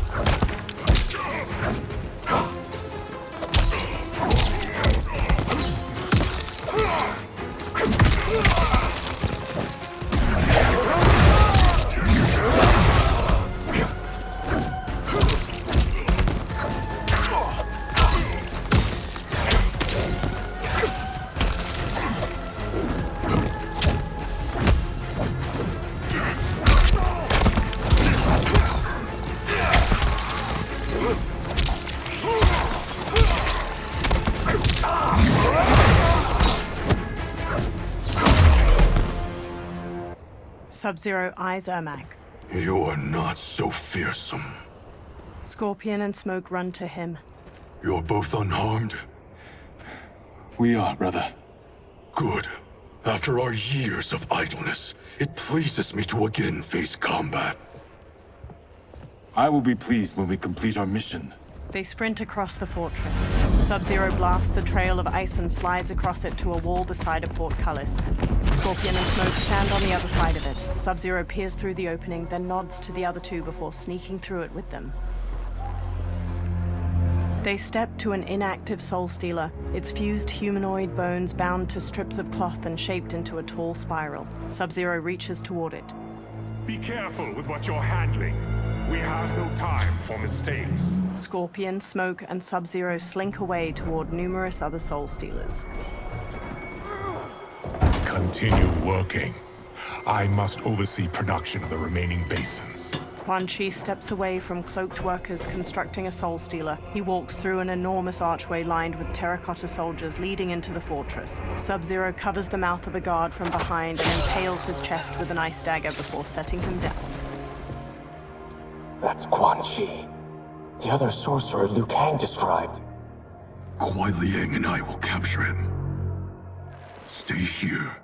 Do not let them activate the Soul Stealers. Quan Chi steps down a corridor hedged in with more terracotta soldiers. Flames flicker in numerous braziers lining the walls and gold coins litter the stone floor. Sub-Zero and Scorpion slowly follow him as he steps through a doorway into another room. Sub-Zero pauses by a heap of gold coins. He picks one up and inspects it in the firelight. He looks past it at mounds of gold coins sitting in the room beyond the corridor. Sub-Zero and Scorpion look past the treasure at Quan Chi on the other side of the room with multiple women in leather armor and skeletal masks. There will be spoils in this war. Let us win it first, brother. They glance at the doorway behind them, then hurry off as Shang Tsung emerges from it. Smirking, Shang Tsung strides across the treasure room toward Quan Chi and the women. Quan Chi steps to him. Will the Soul Stealers be completed on time, Quan Chi? Yes. Our benefactor's guidance has proven most helpful. If we break it, we'll halt their construction.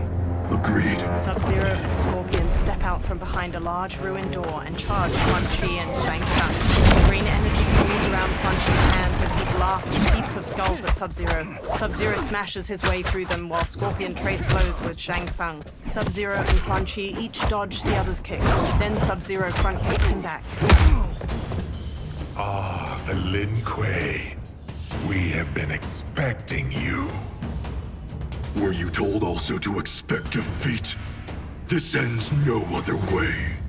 Fight.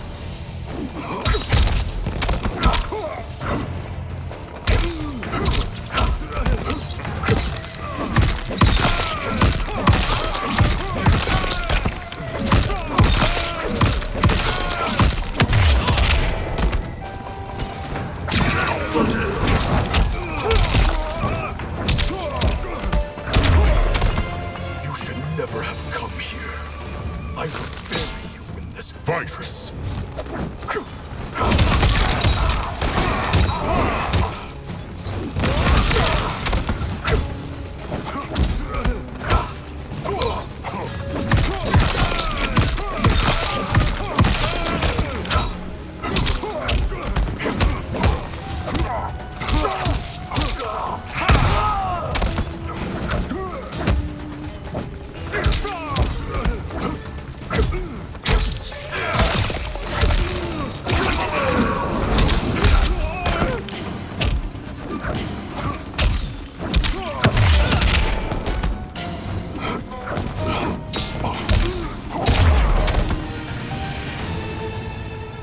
Your failure was inevitable. Scorpion evades Shang Tsung's knife hand strike, then jabs his gut and sidekicks him back. Shang Tsung shoots the fire skull at a giant pile of coins and jewels behind Scorpion, sending it sliding down and burying the warrior. Sub-Zero shoots an ice beam, but Shang Tsung blocks it with a shield of fire. This is so unnecessary. What I can offer you, you won't decline. Unless it's your surrender, I am not interested. Fight!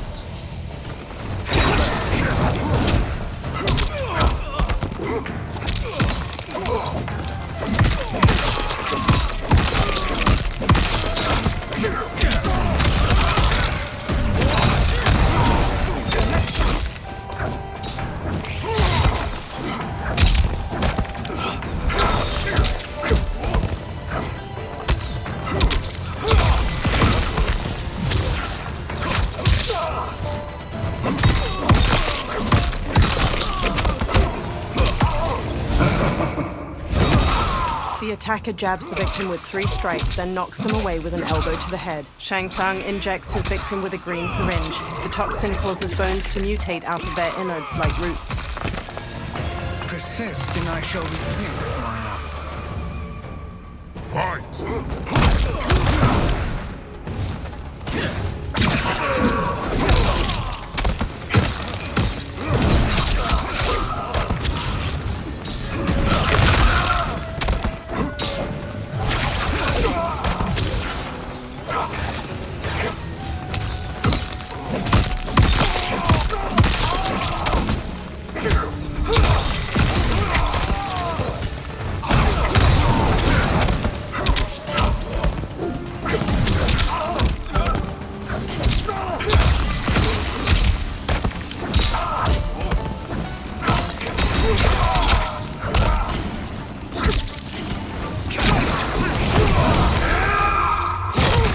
The attacker hits the victim's face with a hook, then twists their arm to break their shoulder. Sub-Zero slides on ice shards which stab up through his victim's abdomen and skull. He then chops down with an ice war hammer.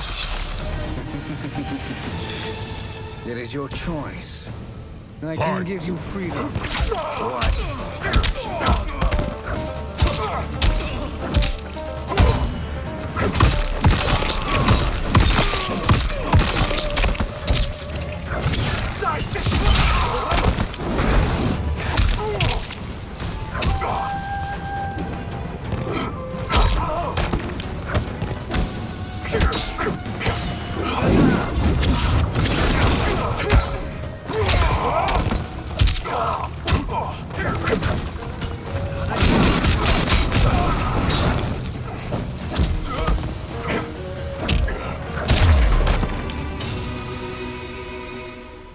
I had hoped for a worthier enemy.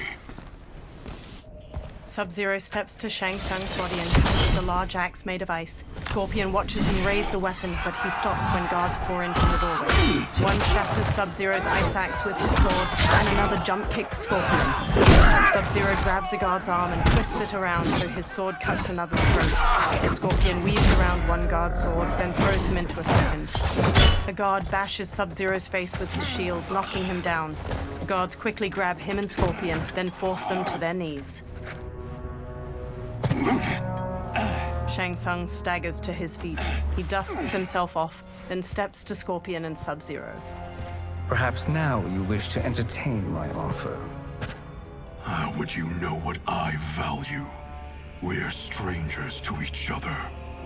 I know that you wish to break free of Liu Kang's control, to gain your clan unrivaled power.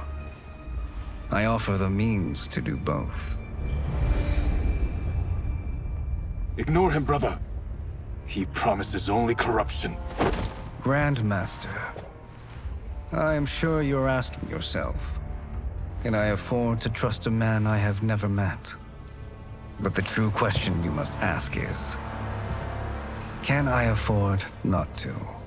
Sub-Zero stares at Shang Tsung. Geras stands before a giant hourglass and shifts his arms around. Sand weaves through the air, then images of the benefactor and Shang Tsung appear in the bottom of the hourglass. And you were meant for a war, to live among kings, not peasants. But since before you were born, you have been conspired against by those who fear how formidable you could become.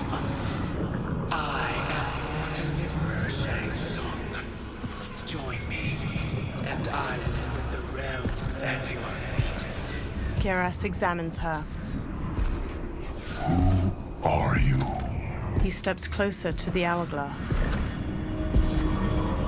Impossible. Shao, Shang Tsung, and multiple soldiers usher Scorpion and Sub-Zero forward, their wrists bound by manacles. My realm and your clan have much in common. We both feel the pull of Liu Kang's leash. Once Outworld rules Earthrealm, you will be free to remake the Lin Kuei in any manner you see fit. Bihan, don't listen! We must stop them, not— Silence, Kuai Liang. But brother— Obey your Grandmaster. Can you win this war? Soul Stealers are deadly, but they're not enough. You only think so because you don't understand their true purpose. Explain. Emperor Ying built this fortress during one of Earthrealm's most turbulent periods. Enemies beset him on all sides.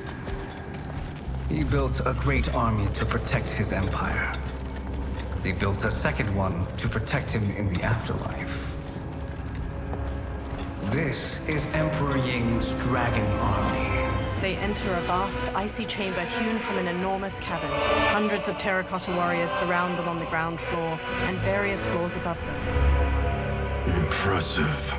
But does this history lesson have a point? These statues were constructed and enchanted by the great mages in the Emperor's court. Sub-Zero and Scorpion follow Shang Tsung around a central cobblestone platform to a large wooden chest. Shang Tsung kneels, then opens it, revealing a velvet-lined interior housing a silver crown made in the likeness of two dragons facing each other. Shang Tsung takes the crown, then pours green liquid from a vial onto it. They are animated by fragments of souls. Once alive, they fight tirelessly, unburdened by remorse or pity. Green mist coils off of the crown as Shang Tsung sets it on his own head. Green energy fills the gaps in a row of terracotta soldiers' armor, and their faces turn skeletal. They turn towards Sub-Zero and Scorpion, then punch and kick the air in unison. The warriors stop. As our ally, you will be given command of several battalions. Few in Earthrealm could then resist the Lin Kuei. Sub-Zero walks to the row of dragon warriors and examines them. He approaches Shang Tsung and holds his manacles up to him. Two soldiers grab Scorpion as he steps forward. Beyond! Shang Tsung removes Sub-Zero's manacles. How could you? Father would turn in his grave if he saw this! He was a doddering old fool. He did us a favor having that accident. And I was right to let him die. Let him die? You said you tried to save him! A lie. Because you couldn't, and still can't face the truth. Father had doomed the Lin Kuei to mediocrity.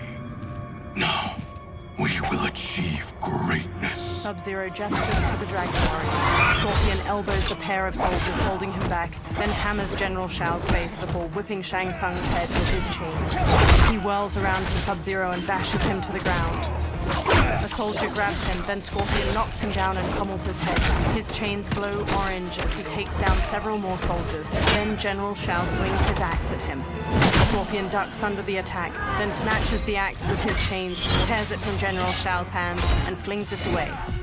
He whips Shao's face with his chains, then Shao backhands him. Scorpion maneuvers behind Shao to wrap his chains around his throat, jump onto his back, and strangle him. General Shao throws him off, breaking the chains. Scorpion gets to his feet as Shao grabs his axe. He is a feisty one. Are you going to blather or make yourself useful?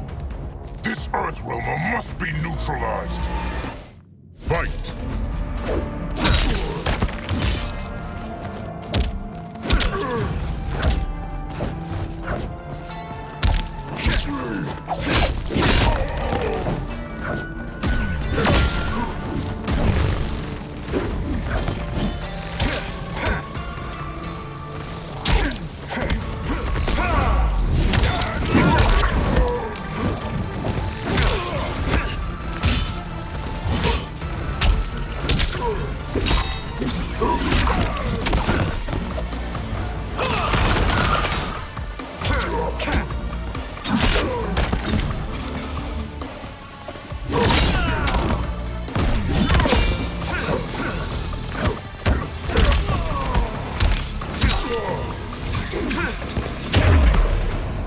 You may corrupt Bihan, but you won't corrupt me. Fight.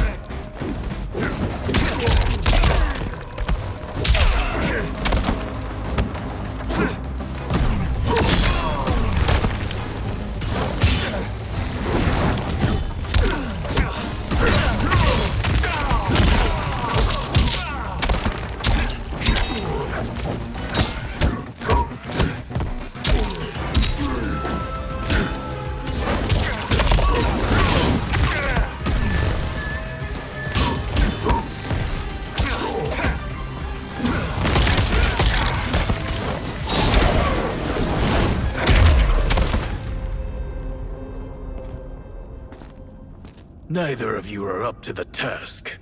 Do not let Kuai Liang escape. Shang Tsung directs the dragon army with the crown. They charge at the Scorpion. The Scorpion shoots flames to burn the undead warriors. They disintegrate the bull. One with its sword a mere hair away. He sprints out of the tomb of the dragon army, past hordes of unanimated warriors. He dashes toward the dilapidated castle.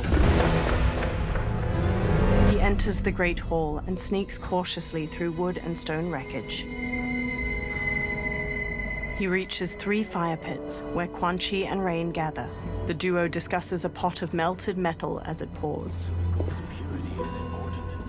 Pollutants impact efficiency. Like barnacles on a ship's hull, they create drag and reduce speed. I see. As Scorpion slinks past, his reflection glints off of a shield that hangs from a wall, which catches Rain's eye. Rain squints. Unaware, Scorpion tiptoes away. Rain wields his staff and hurls a burst of water at him.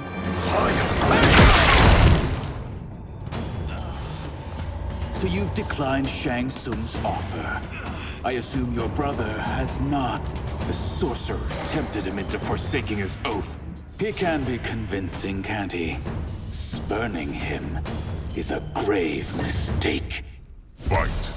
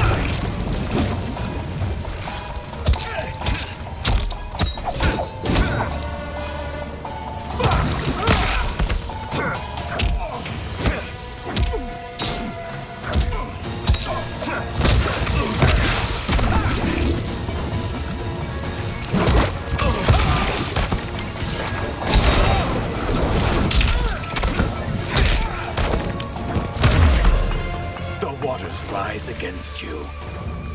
Join us. Fight. Or be drowned in them.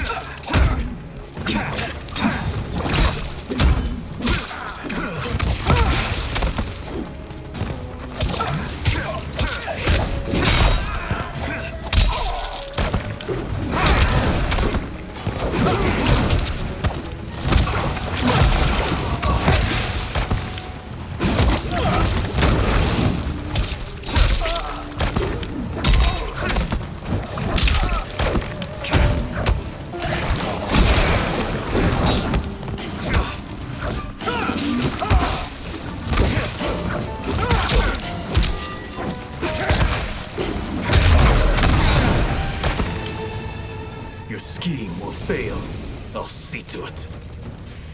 Fight!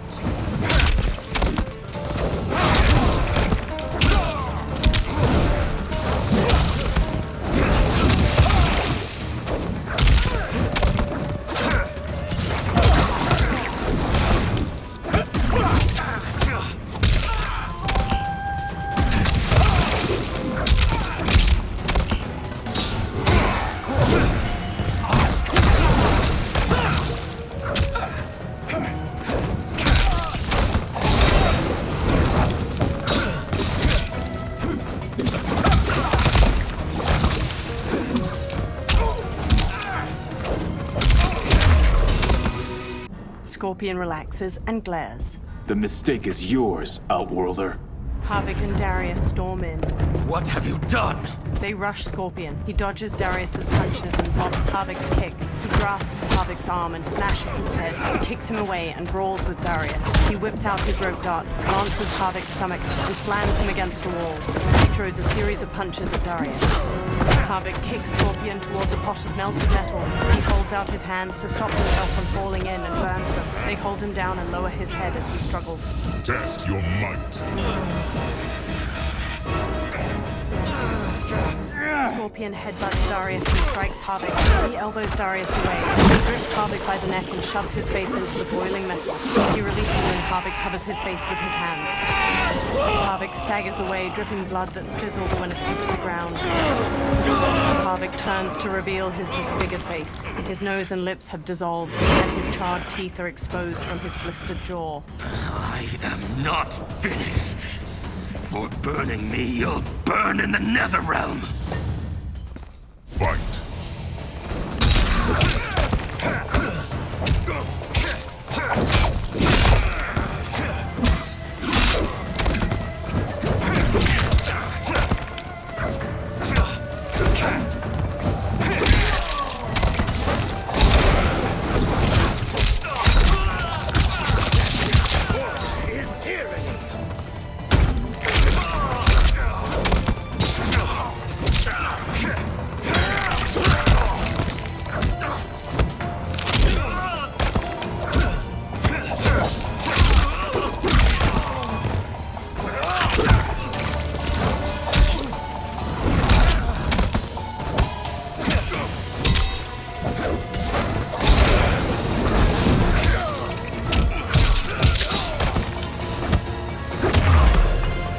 Desist, or I'll scorch the rest of you. Fight!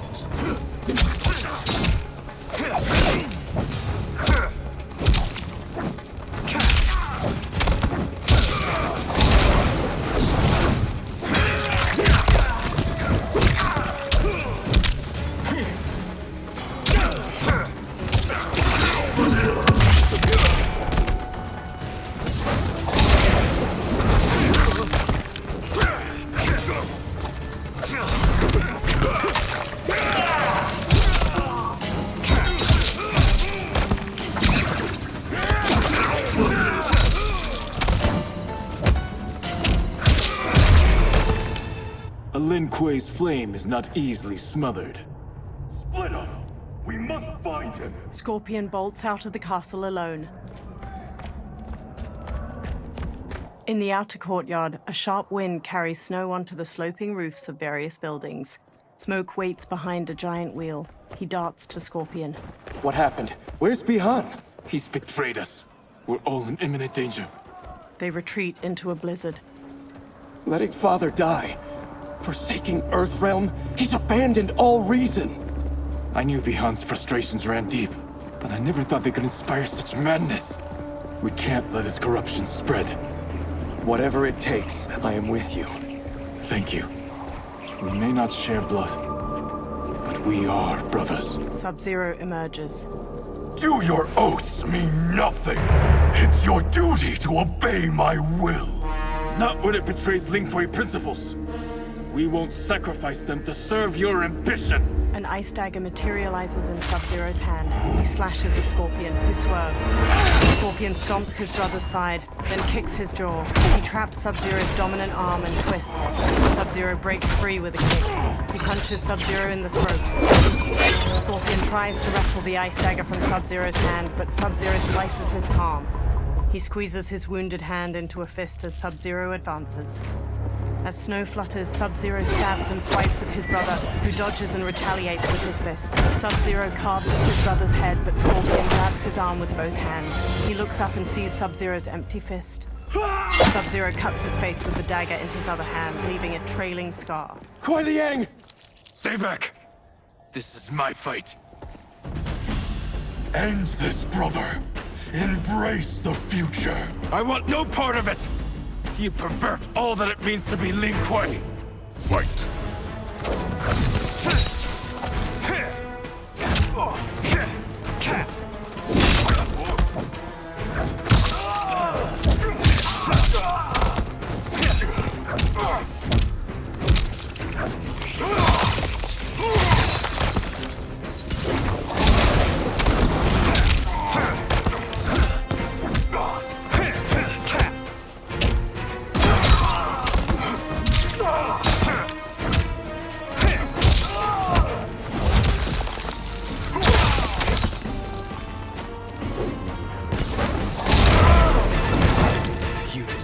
Our family and clan. Fight.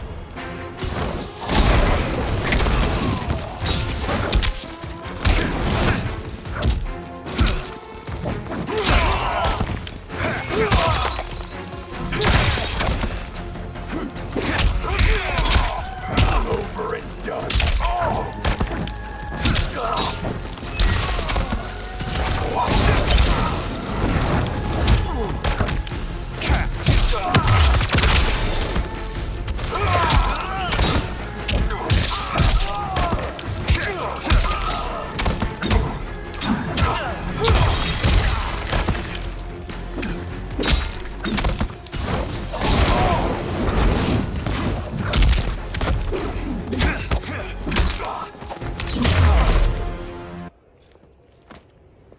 You are my Grandmaster no longer.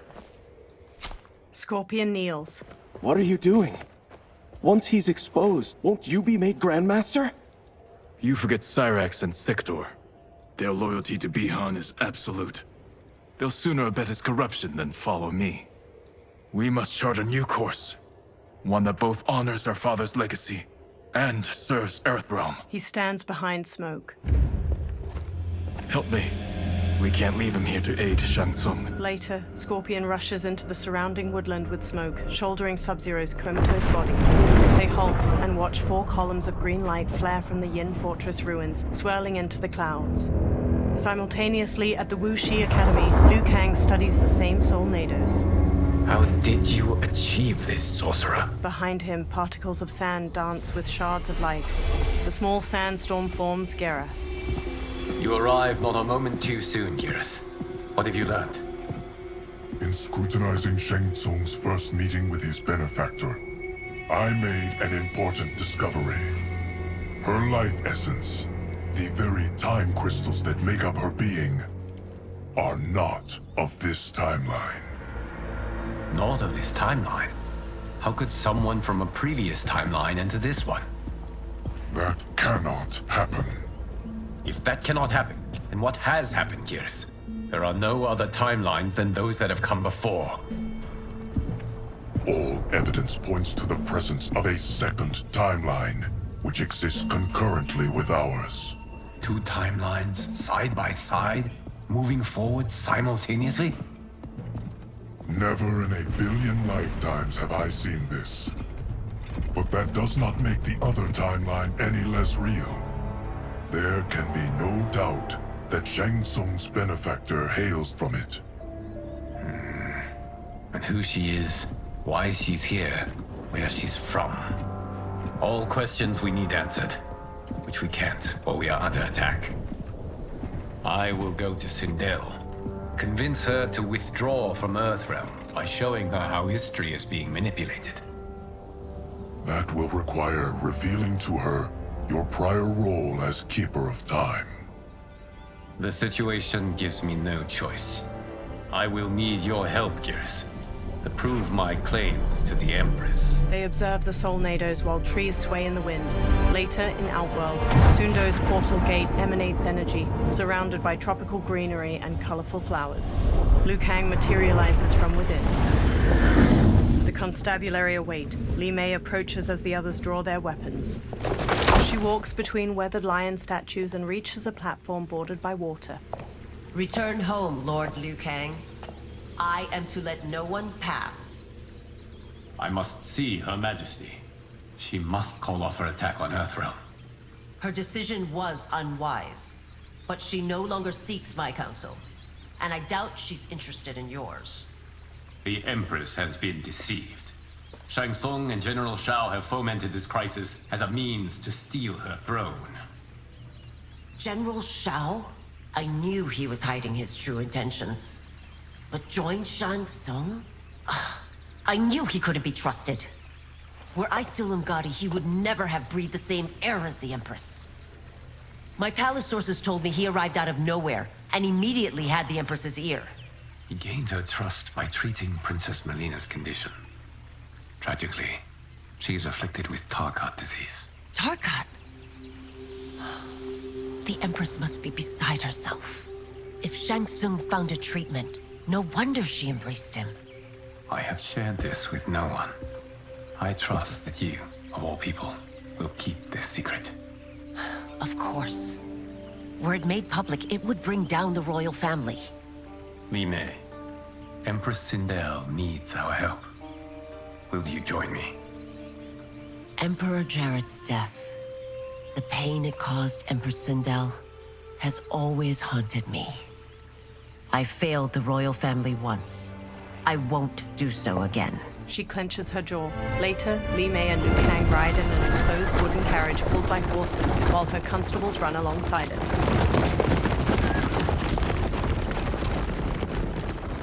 Everything now makes sense. My Umgadi contacts had said the general's soldiers had been encroaching. But still, I can't fathom it. General Shao committing treason? It is the fruit of a poisonous seed planted by Shang Tsung. He played to the general's vanity, inflamed his prejudices to convince him that he alone could save our world. He may be unstoppable. The Umgadi don't have numbers, and my constables aren't trained for war. Know that I, too, will aid in the Empress's defense. The carriage stops. Driver, what is it? She pushes the doors open. Her constables have drawn their weapons. I may need that aid right now. He nods. Reiko and a Centaurian swagger up, backed by General Shao's soldiers. The Centaurian has a horse's body, ram's horns, a metal tail, and a humanoid muscular upper body. Return Liu Kang to the portal gate, Li Mei. He isn't welcome in Outworld. I won't support the General, Reiko, nor his plot to usurp the throne. Then you won't live to see the new regime. The Centaurian rips off a constable's arms. He bucks and stomps his victim to the ground with heavy heaves. Reiko slashes constables with a knife. He rolls and stabs a constable in the throat. Blood spurts as he yanks it out. He flings the blood off his knife. Li Mei shuts the doors. They have us surrounded. I am Earthrealm's protector, Li Mei. I am no stranger to combat. Then let's get out there. She throws open the doors and sprints. She kicks two soldiers in their chests and sweeps her leg to trip another. Li Mei springs back up and faces Reiko, who tosses a constable over his shoulder. You should have joined us, not the constabulary. We could have used your Umgadi skills. Enough! I've no use for a traitor's compliments. Fight!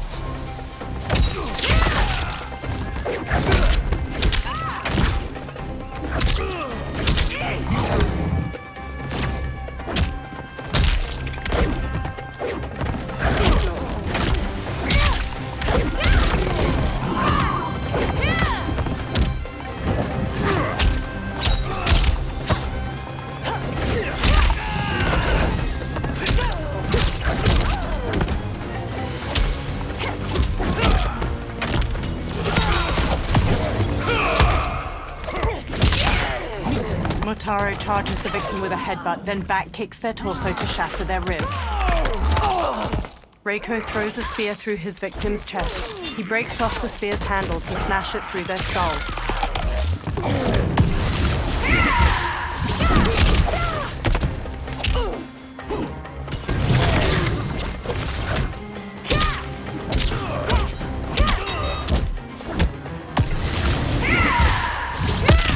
The attacker hits the victim's face with a hook, then twists their arm to break their shoulder. Li Mei conjures a giant lion head made of energy. She leaps, twists the victim's neck, and throws them into the lion's maw. I thought Shao soldiers were better trained. Fight!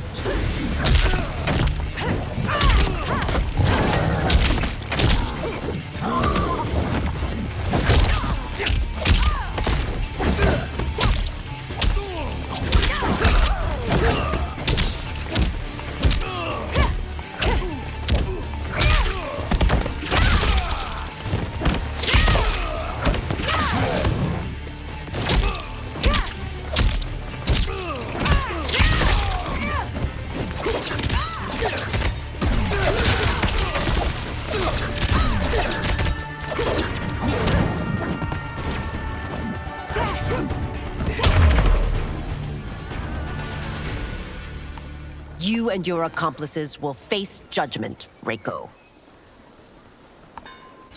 Li Mei hurries Liu Kang as her constables arrest the soldiers. We must leave. Reinforcements will be on the way.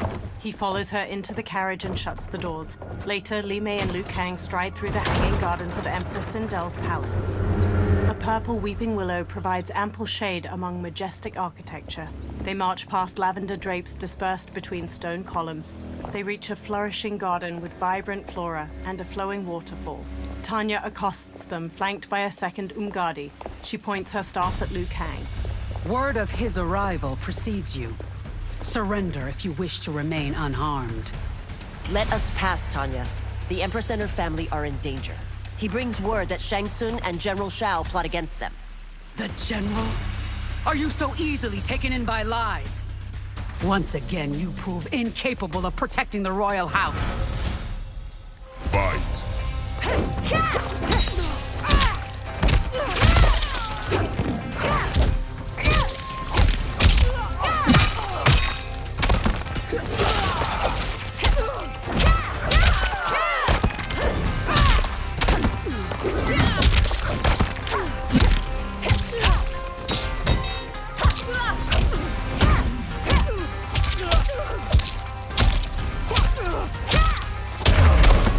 We waste precious time, Tanya. Let's finish this. Fight!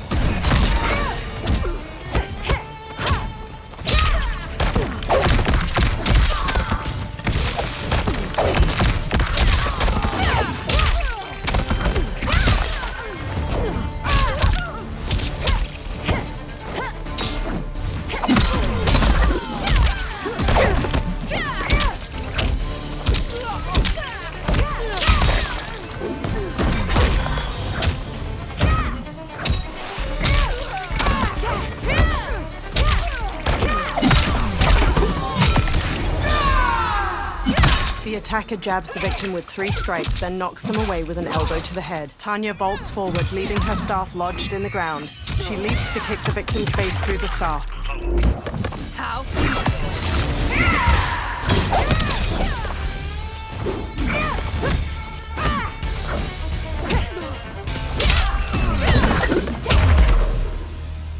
To Tanya. I'm sorry you made that necessary. Umgadi priestesses rush in. They circle Li Mei and Liu Kang, pointing their spears. Priestesses. Li Mei holds out her arms as she and Liu Kang stand back to back. You know who I am. Of my deeds when I was one of you. I may no longer be welcome. But in my heart, I am still Umgadi. I will always honor my vows. He's here to end a threat to the Empress. Stand against us, and she will lose the throne. Stand with us, and we will save the Empire. Later, Li Mei and Liu Kang escort a bound Tanya down a hallway. Why didn't you kill me? Because we mean you no harm. And that you live will help prove that fact to the Empress. Umgadi follow as the trio enters the colossal throne room.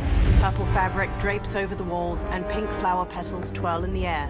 They reach Empress Sindel, who sits between Kitana and Melina. Umgadi thump their spears.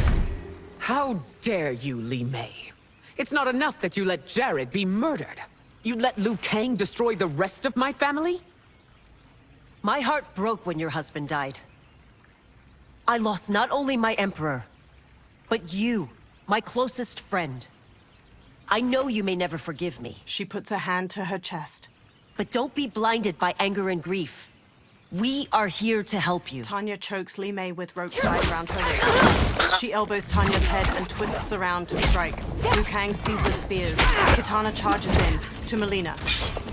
No, daughter. Your condition.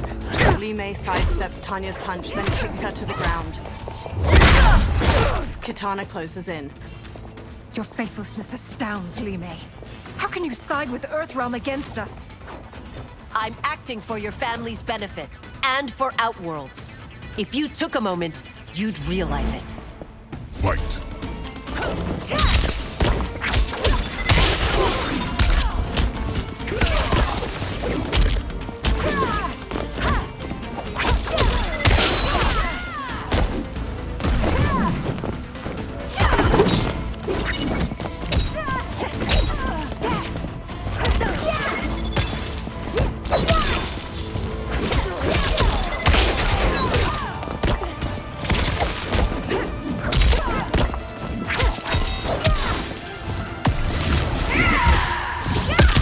The attacker hits the victim's face with a hook, then twists their arm to break their shoulder. Li Mei conjures a giant lion head made of energy. She leaps, twists the victim's neck, and throws them into the lion's maw.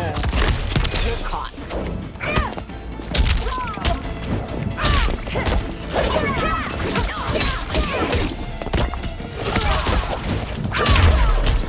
Your Highness, please. You fight the wrong battle. Fight!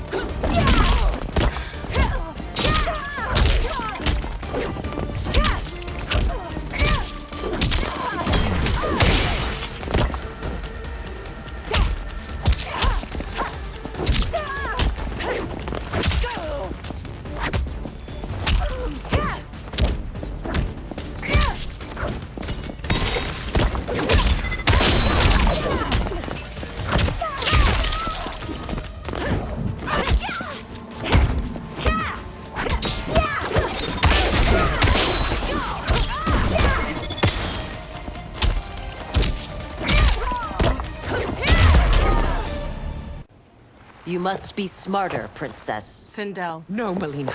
I forbid it. I must. If I won't risk my life for the throne, I'm not worthy of it. Brushing away Sindel's hand, she strikes Li Mei. Li Mei blocks. She cleaves Li Mei's throat and kicks her to the ground. I remember teaching you that, Princess. You were but a girl. That was long ago. Much has changed. My loyalty to your family hasn't. Trust me now as you did then. Melina lunges and throws punches. Li Mei ducks and kicks her down. Please, Princess, just listen. We shouldn't fight. Melina rises and reveals her Tarkat symptoms. Jagged teeth protrude. Her sharp tongue jerks as she knocks Sindel over. Li Mei dashes over to pull Melina off her mother. Forgive me, Princess, but I won't allow you to hurt yourself or anyone else. Fight!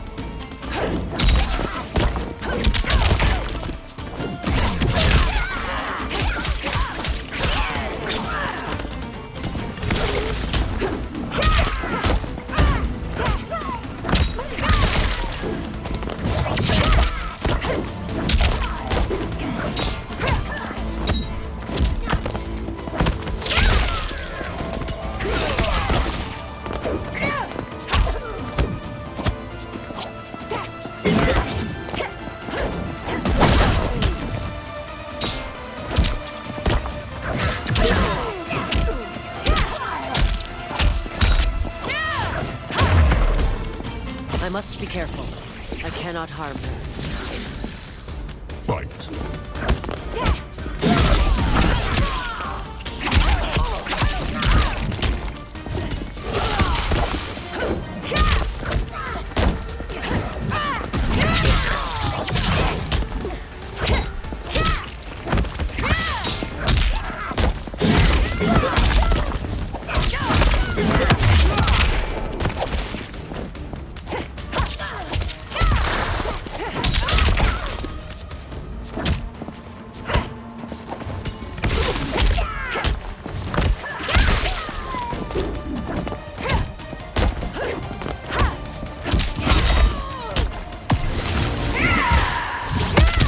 The attacker hits the victim's face with a hook, then twists their arm to break their shoulder. Li Mei conjures a giant lion head made of energy. She leaps, twists the victim's neck, and throws them into the lion's maw.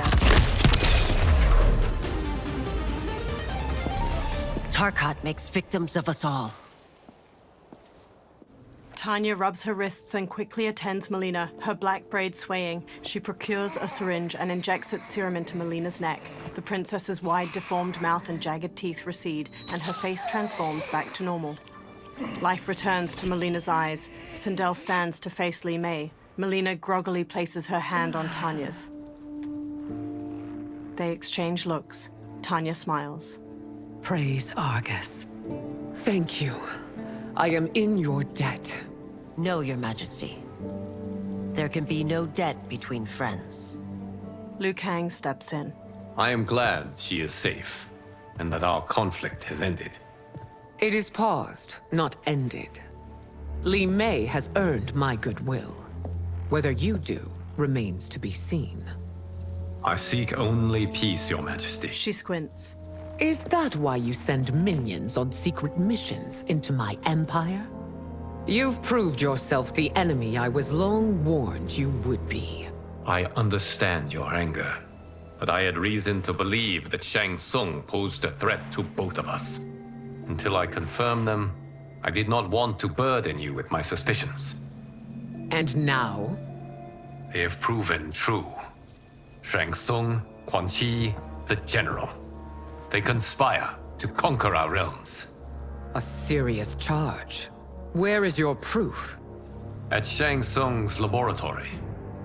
If what you see there does not convince you, I will surrender Earthrealm without a fight. Later in the lab, Sindel grimaces at a chained hybrid with amputated limbs and spilled guts. Liu Kang, the princesses, and Umgadi watch. How could I have so misjudged them? For Shang Tsung to indulge in such depravity, for General Shao to condone it, they are not the men I thought them.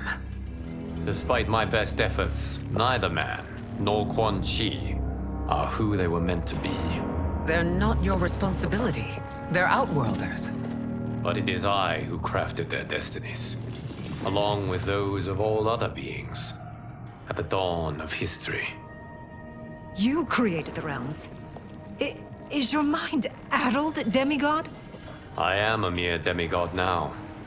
But eons ago, I was more powerful than all of the Elder Gods combined. I was a Titan, and the Keeper of Time. He pushes air in a circle to create a small sandstorm. Sand and light collect to form Geras. A gold dragon tattoo sits on his bare brown shoulder. He conjures an image of an hourglass. This is Geras. Your Majesty, Your Highnesses.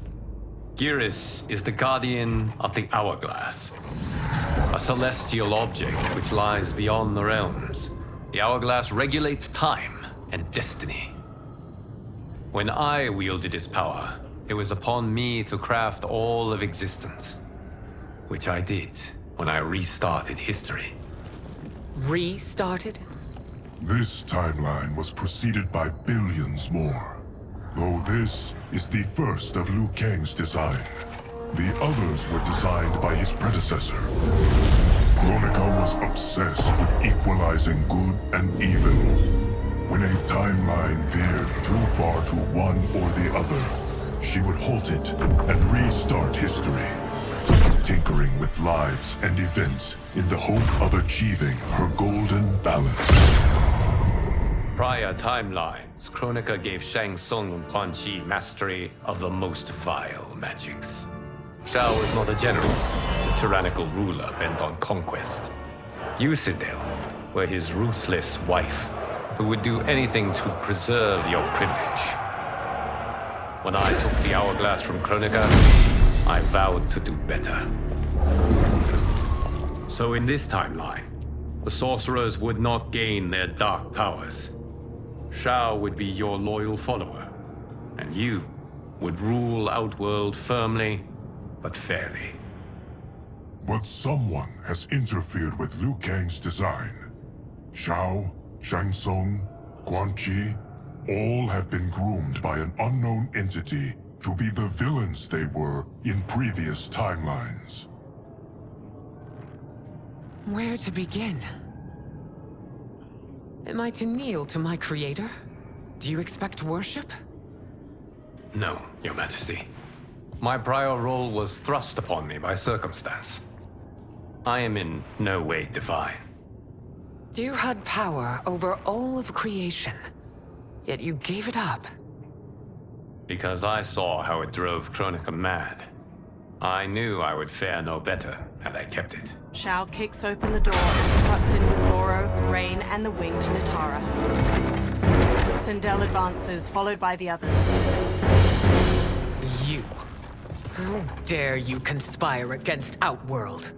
Not against Outworld, but against your misguided rule.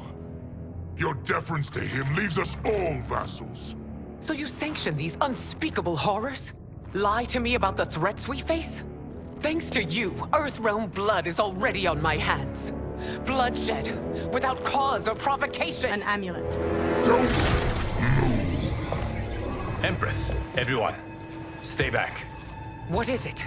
The Amulet of Shinnok, a weapon of terrifying power. It should not exist. Its maker is powerless, as Liu Kang designed. Yet more proof of foreign interference. Enough prattle. You'll both bend a knee to Outworld's new emperor. Put down the amulet. Its evil is beyond your control. Do you think I do battle not trained with my weapons? I am more than prepared. Thrusts the trembling amulet. Glowing tendrils of orange light pull Geras and the princesses into the amulet's central pool. A fight breaks out and Natara strikes Sindel. So General Shao casts his lot with Outworld's enemies against me. He's a fool to ally with you blood-sucking fiends. Fight!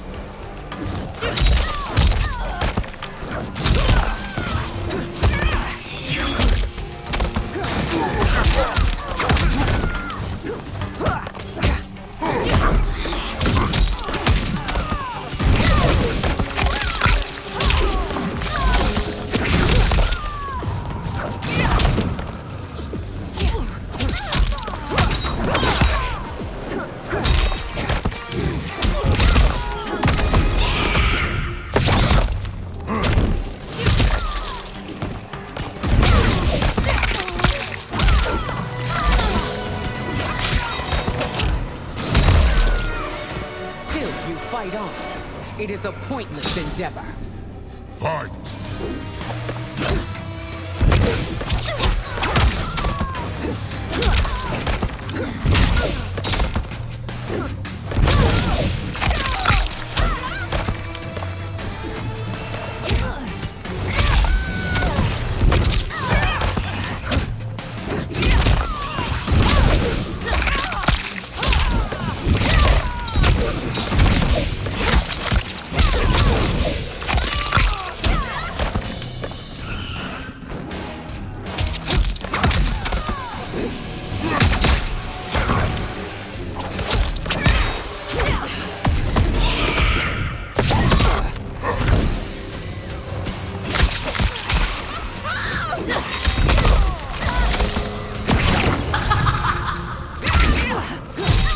The attacker hits the victim's face with a hook, then twists their arm to break their shoulder. Sindel's hair grabs and slams the victim. Two strands hold their ankles to yank their legs apart, twisting their hips. You're no better than Shang Tsung's monstrosities. Liu Kang ducks under Rain's staff swing, then elbows his face just before Sindel jump kicks him to the floor. Tanya and your daughters, They are not dead, but trapped in the amulet. We can still save them. They freeze as General Shao raises the amulet to them. Li Mei leaps through the air and kicks Shao to the floor, making him drop the amulet. Sindel grabs it. Soldiers chase them into a corridor. Liu Kang turns and blasts a stream of fire at the soldiers, igniting several. Sindel screams purple sonic energy at the ceiling, making it collapse between them and the soldiers. Detain me! They hurry to the lab's upper level where numerous warriors and soldiers fight. Sindel marches to Reiko. It's no surprise that you are party to Shao's treason. Know that it will cost you your life. I owe him mine many times over. Sacrificing it in his service would be an honor. Fight!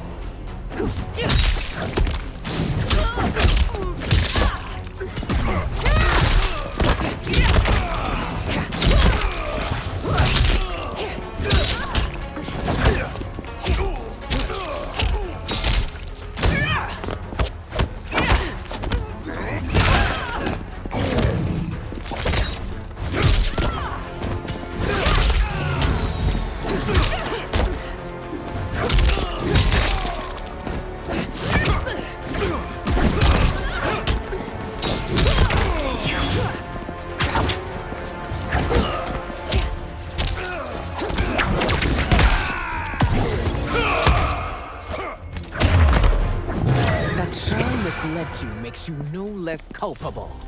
You will Fight. answer for this crime.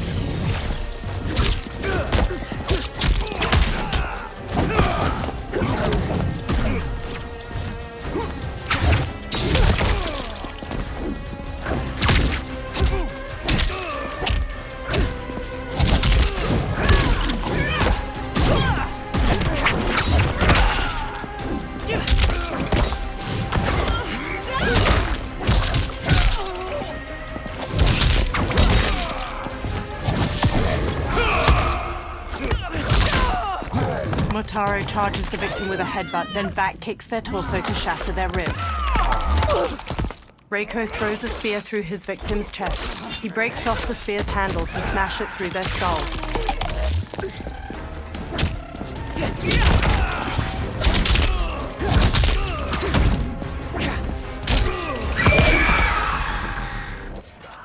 Your rebellion is doomed. Rain and Shao enter. Rain blasts a water bolt at Sindel. Li Mei shields Sindel and gets knocked back. Your betrayal hurts most, Rain. I thought of you as a son. I've outgrown you, Empress. Shang Tsung's taught me that I've scratched just the surface of my power. To explore it, I can't be bound by your limits. Fight!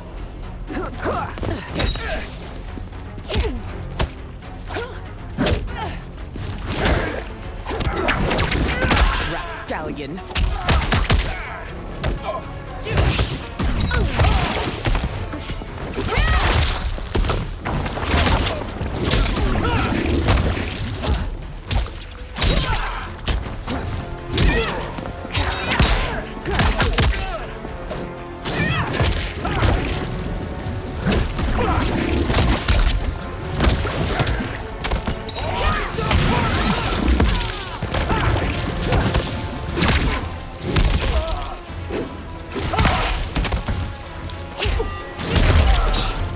Shang Tsung's taught me more than you know.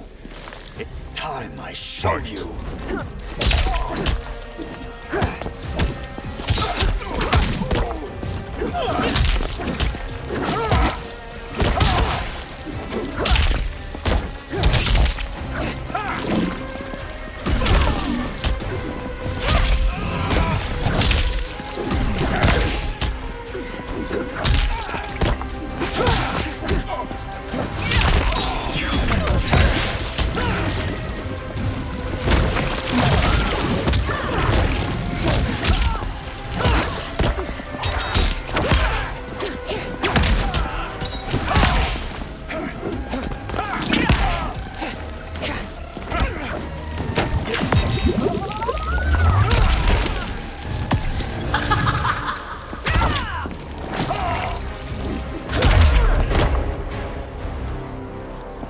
You are forever dead to me. General Shao Xiao headbutts an Umgadi, then cleaves off her arm with his axe. He hacks into another shoulder, then wrenches the blade out. Your reign is over, Sindel. I remember the weak, sickly boy you were. How your father fought to push you past your infirmities. Now you repay him by spitting on his ideals? Your revolt shreds every value he held dear. Fight!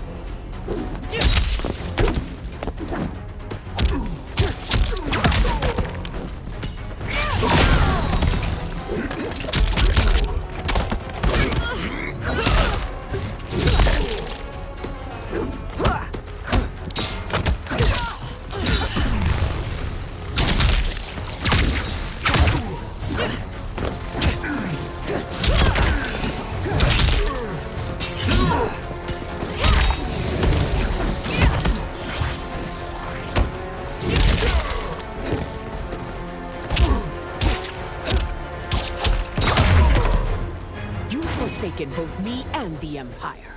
Your family name will be forever tarnished.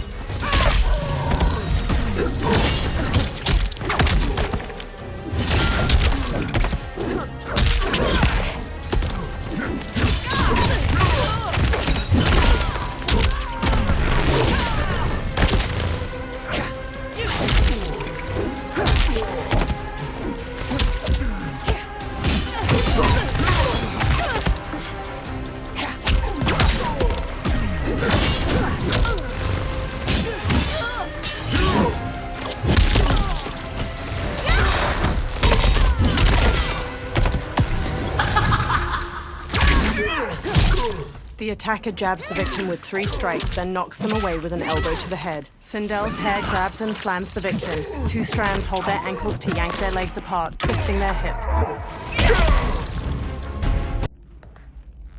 You are relieved, General.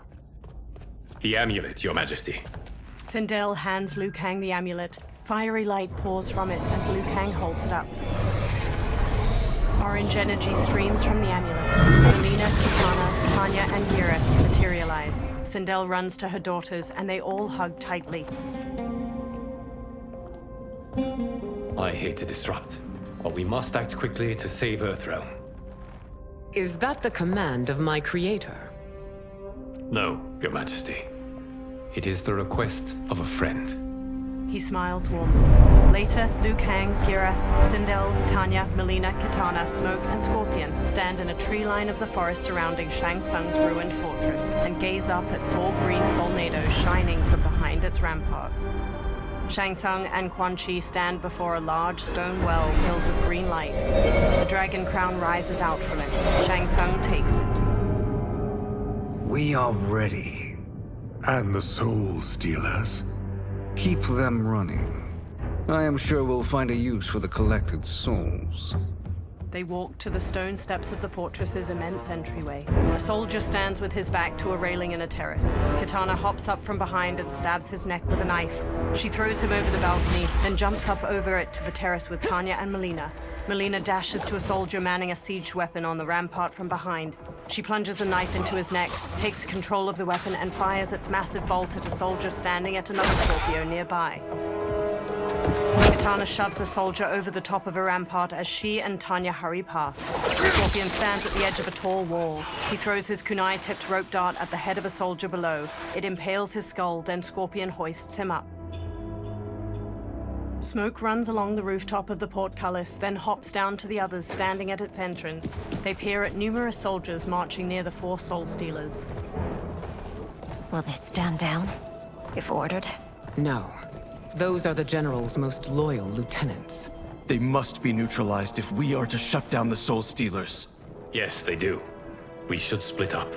Liu Kang, Melina, Smoke, Sindel, Kitana, Tanya, and Geras sprint through the portcullis into the soldiers guarding the Soul Stealers. Umgadi priestesses and other warriors fight the soldiers while Melina and Tanya break away from the group and raise their weapons to a Soul Stealer. They freeze and turn to Ermac as he floats behind them. Stay behind me, Princess. No. We fight together. He telekinetically throws chunks of a wall at them. One knocks Tanya to the ground while Melina bounds across the others midair and leaps to Ermac. She launches her back just before she can strike with her side blade. Ermac throws Melina and Tanya up to the fortress ramparts. Tanya tries to sit up, teeth gritted and a hand over her torso. Melina crawls to her. What's wrong? My ribs. They may be broken. Ermac levitates above them, green energy pooling around his hands. Help me up!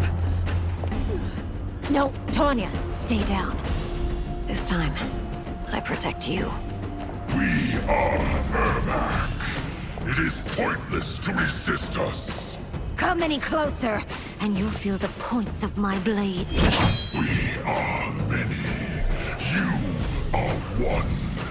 Your souls will become part of our collection. Fight.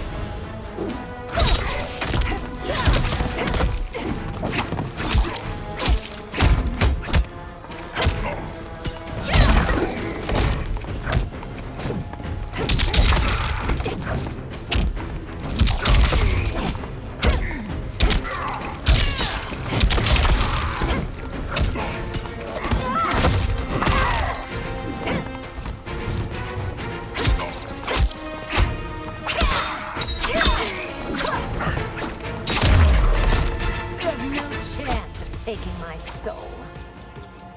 Fight.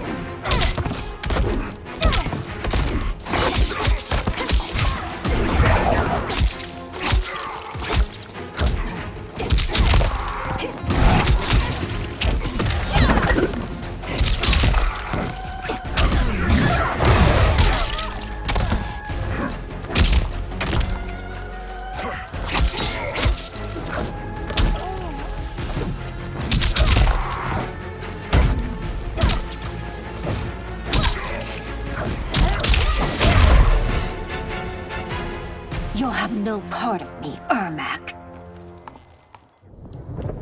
Amazing, Melina. In another life, you could have been Umgadi. I prefer this one, dearest Tanya. Melina helps her up, then holds her arm as they pass by Ermac's twitching body. We must leave. Quickly. Melina, wait. Melina stops and turns to Ermac.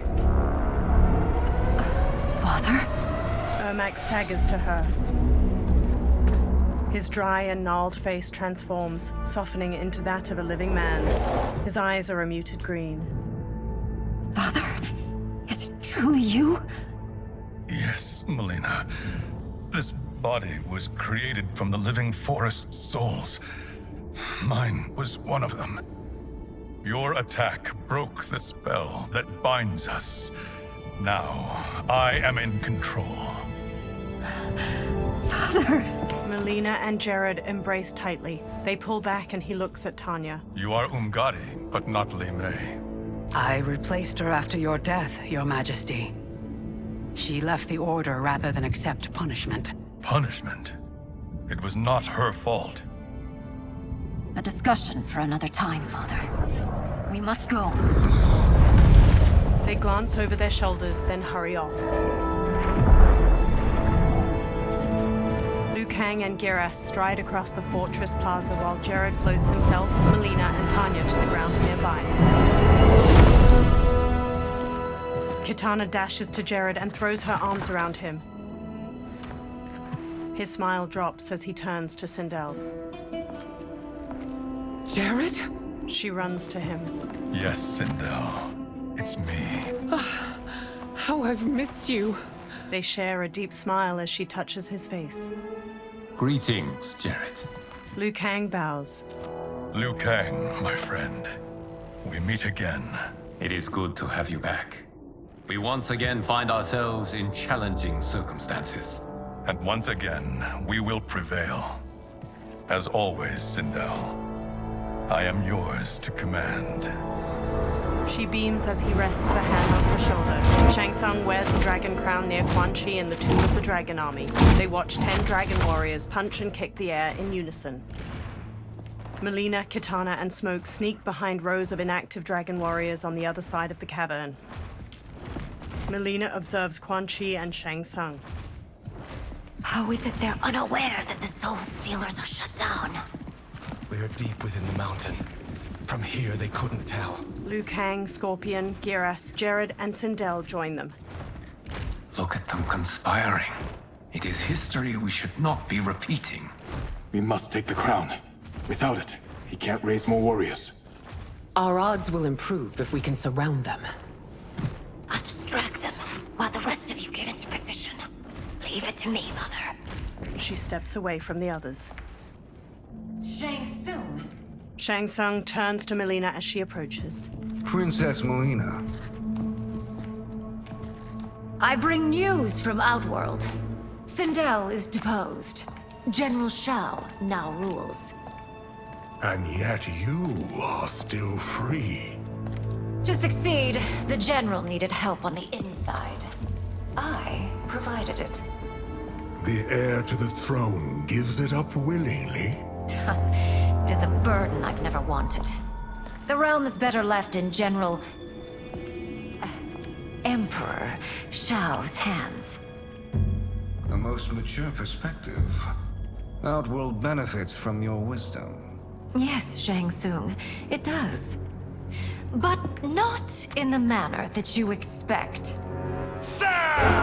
Everyone else drops from the upper level and quickly surrounds Shang Tsung, Quan Chi, and the Dragon Warriors before attacking.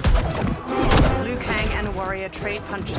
Another punches Geras' face. Unfazed, he hammers its head with his fist. Tanya batters a warrior with her staff. Shang Tsung and Quan Chi face Melina. A bold Gambit, Princess. It is an impressive display of guile. Who knew she was so capable? You count yourselves among my doubters. I will count you among the dead. Fight!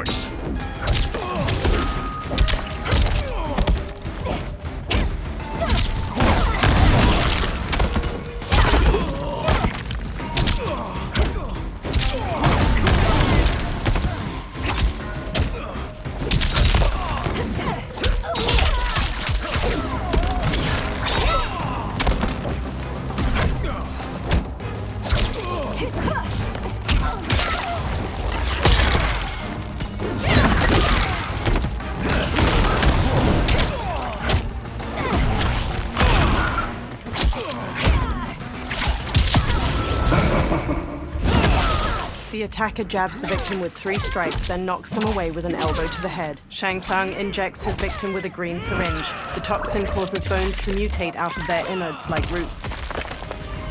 As I suspected, her capabilities are indeed limited. Fight!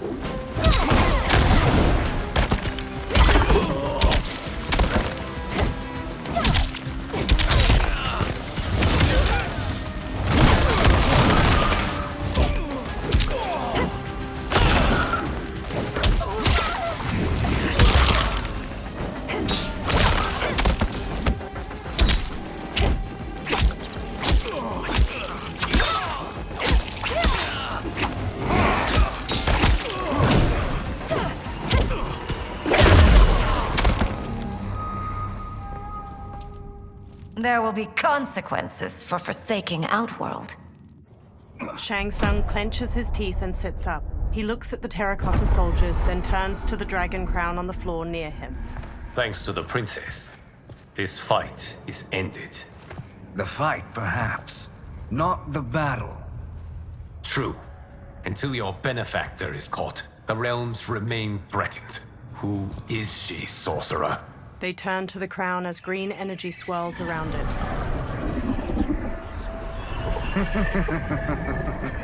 Speak of the devil. Liu Kang. Meet Damashi. Damashi? The crown shines gold and floats. Sand spirals beneath it. Then another Shang Tsung materializes along with the bones of the others. You are the victim of deception, sorcerer. You're not Damashi. You're me. More correctly, you are me. A poor facsimile, anyway. Made lesser by Liu Kang's meddling. What's happening here? Who is he? This Shang Tsung is whom I battled for the Hourglass. I thought him dead. As I did you, Liu Kang. It turns out our battle released mammoth energies which ripped apart time's fabric. The fight had two conclusions. In one, I was the victor. In the other, it was you. It was eons before I discovered this. Once I did, I knew the path forward. I took this form and infiltrated your timeline. I elevated these wretches, giving them great power.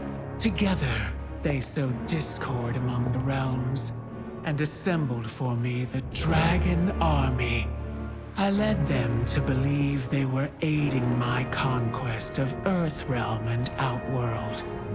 But my intent is to exterminate all life in this timeline, and then merge it into my own. You promised us realms. Now you leave us to slaughter? You were pawns, not partners. Your purpose served. You will be sacrificed. We served you loyally, built you the Dragon Crown. This is a toy. I do not need it to control the Dragon Army. Only the souls contained within. The Titan Shang Tsung from the dark timeline crumples the crown, releasing numerous souls from it that stream into the different statues. He smiles with the other dark versions of the fighters. Goodbye, Liu Kang. Neither you nor your timeline will be missed. He teleports away. Dark Sindel steps forward as Dark Raiden stands behind her, eyes red. It appears our interests align. For now. Know that I trust neither of you. I will finish you both at the first hint of treachery. Dark Sindel smiles with relief as Dark Raiden rises behind her. He crackles with red electricity. The fight is hard and Dark Sindel screams a sonic blast at her. Melina rushes Dark Raiden, but he shoots her with a lightning bolt, knocking her down. Jared kneels by her. Melina, what's wrong? Her fangs grow. Serum wearing off. Must stay in control. You attack my family. I will make you suffer. Further resistance serves no purpose. This timeline will be destroyed. Fight!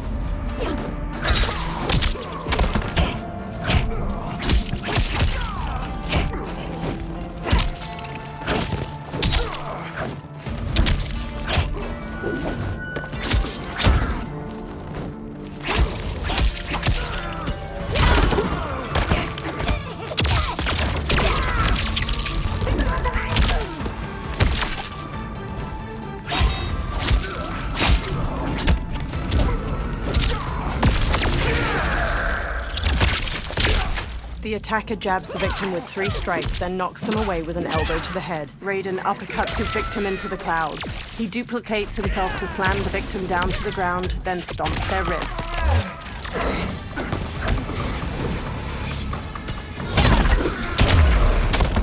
You haven't much fight left.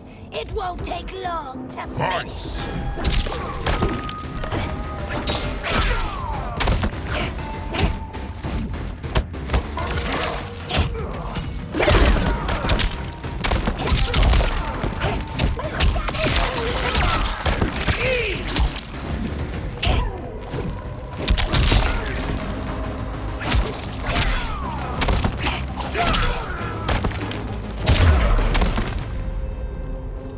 This new Shang Tsungs should have sent more minions.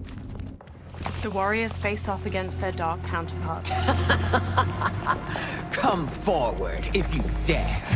I will finish what Raiden could not. Quan Chi and Sindel front kick her. Dark Sindel blocks their attacks, then crescent kicks Quan Chi's face. She jumps and kicks Jared back while punching Sindel away. She stretches her hair out and trips Smoke with it, then Sonic screams Geras to the floor. Her hair whips out and flips Kitana and Liu Kang down. Dark Sindel punches Kitana's face as she gets up. She smashes Scorpion's chest with her arm, driving him down. Her hair shoots out to grab Shang Tsung and Tanya as they sprint over, then slams them to the floor.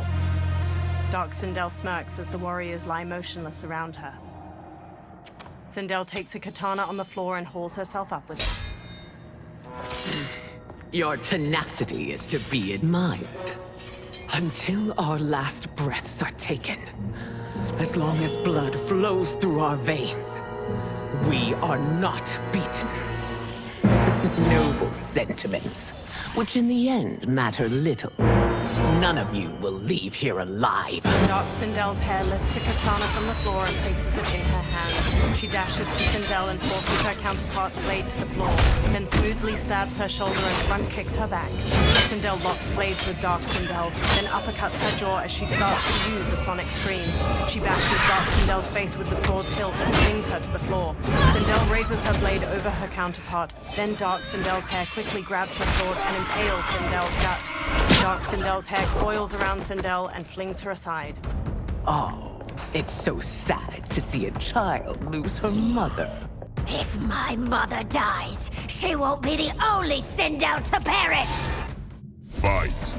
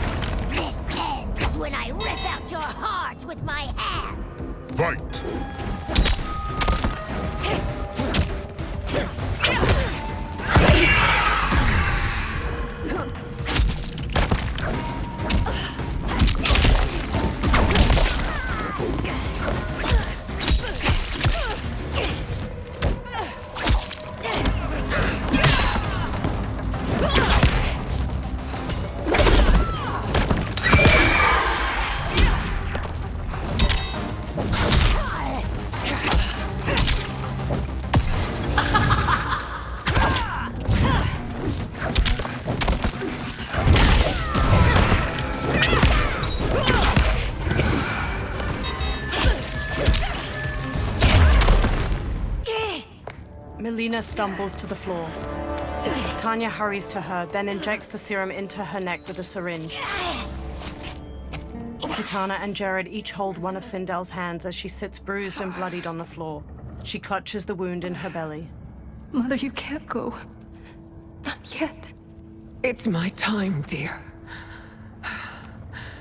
At least we had a few hours more. I will cherish them. Mother. Melina kneels to Sindel and takes her hand. You are now Empress. Rule well. I will, Mother. Father and Kitana will help me. Sindel's expression stills. She gazes up with glassy eyes. Jared waves a hand over her and pink energy flows from her into him. Of course. The others stand around them as the last of the pink energy streams into Jared. Father, what did you do? I collected your mother's soul It resides within me. She is safe. Liu Kang quickly approaches. Hurry, everyone. We must withdraw. The fighters run out of the Tomb of the Dragon Army. They step through the snowy foothills of the mountains as the sun sets, the ruined fortress in the far distance behind them. They all stop and turn back to the fortress as hundreds of dragon warriors march away from it and down a pathway. To move an army that large among realms, he'll need a portal, yes? More than one. You will need a nexus of portal gateways. It must be nearby. We follow them. They will lead us to it. Agreed. But we cannot strike until Raiden and Kung Lao arrive. That the Lin Kuei won't aid us is unforgivable. Bi-Han has corrupted them totally. When this crisis ends, we will deal with that one. This is but the opening battle in a longer war. Titan Shang Tsung has prepared his entire timeline for it. We cannot match its strength. My counterpart said that your battle with him ripped time's fabric, creating 2 timelines. But how do we know that it wasn't torn further? If there are 2 timelines, can't there be more? Shang Tsung smirks. Why the thought experiment, sorcerer? You said we lack strength. We might find it in other timelines. How would we do that? We gather allies from across timelines, other titans, to build an overwhelming force. If they exist. We have no proof that they do. We must fight the battle in front of us. We can't stake our survival on pure conjecture. If Liu Kang is right, the battle in front of us is already lost. This may be our only hope. Geras, your thoughts? It is possible. But as I am only the Hourglass's steward, such a search is beyond me. It can only be undertaken by the Keeper of Time. And I no longer wield that power. Geras' brow furrows deeply. You may be able to regain it. What? How do you mean? When you gave up control of the Hourglass, I worried that one day you would find you needed it. So rather than let your power dissipate, I collected it. To this day, it remains safely stored. Why did you never tell me this? Because the process of restoring your power is likely irreversible. Returning to the life you have now, as Earthrealm's protector, a life you cherish, may be impossible. And you did not want me tempted to make that sacrifice, unless it was absolutely necessary. Correct. Thank you, Geras. You have saved us with your wisdom. Now, where have you stored my power? We must retrieve it. It is at the Fire Temple, stored in the Jade Jaguar gifted to you by the great Kung Lao. Liu Kang smiles and nods. Dozens of dragon warriors march past a large stone archway being constructed in a snowy valley. Dark Geras steps to Titan Shang Tsung as he stands nearby. Yes, Geras. Liu Kang has proven more resilient than anticipated. He and his comrades have escaped the fortress. Forget the others. Find Liu Kang. He alone threatens my plans. Liu Kang and Geras walk down a path leading to the Fire Temple. You could have picked no better vessel to store my power, Geras. I have always treasured the great Kung Lao's gift. It reminds me of his meticulous nature and his generous heart. Once we retrieve the Jade Jaguar, we will proceed to the Hourglass. There, we will transfer the temporal power stored within it to you. It now occurs to me that all along, you have had unfettered access to the power stored within. You could have taken it, become Keeper of Time, but chose not to. Why? Because I have faith in your vision for this new era. I am content to be its guardian. Thank you, Geras. Now, this process you propose, You are sure it will restore my power? As sure as I can be of one that has been neither tried nor tested. But even if successful, it is not guaranteed that you will find any other timelines or allies. They may not exist. I pray this is not a fool's errand. I hate leaving the others behind. Your champions will bolster their strength against the Dragon Army. It is sure to be the mother of all battles. May the Elder Gods protect them. The pair steps to the Fire Temple's entrance, the sun shining overhead. The Dragon Army constructs more stone archways, portals glowing with dim light in the valley. The moon shines weakly through mist blanketing the sky onto dark Shao Kahn and Reiko as they watch from atop a portal. Dark Smoke, Scorpion, Sub-Zero, Kenshi, Rain, and Ermac stand in front of a regiment of dragon warriors, positioned in a long row that cuts through the valley. A pair of dragon warriors stand on top of scaffolding surrounding a portal. They haul a large stone up with a rope.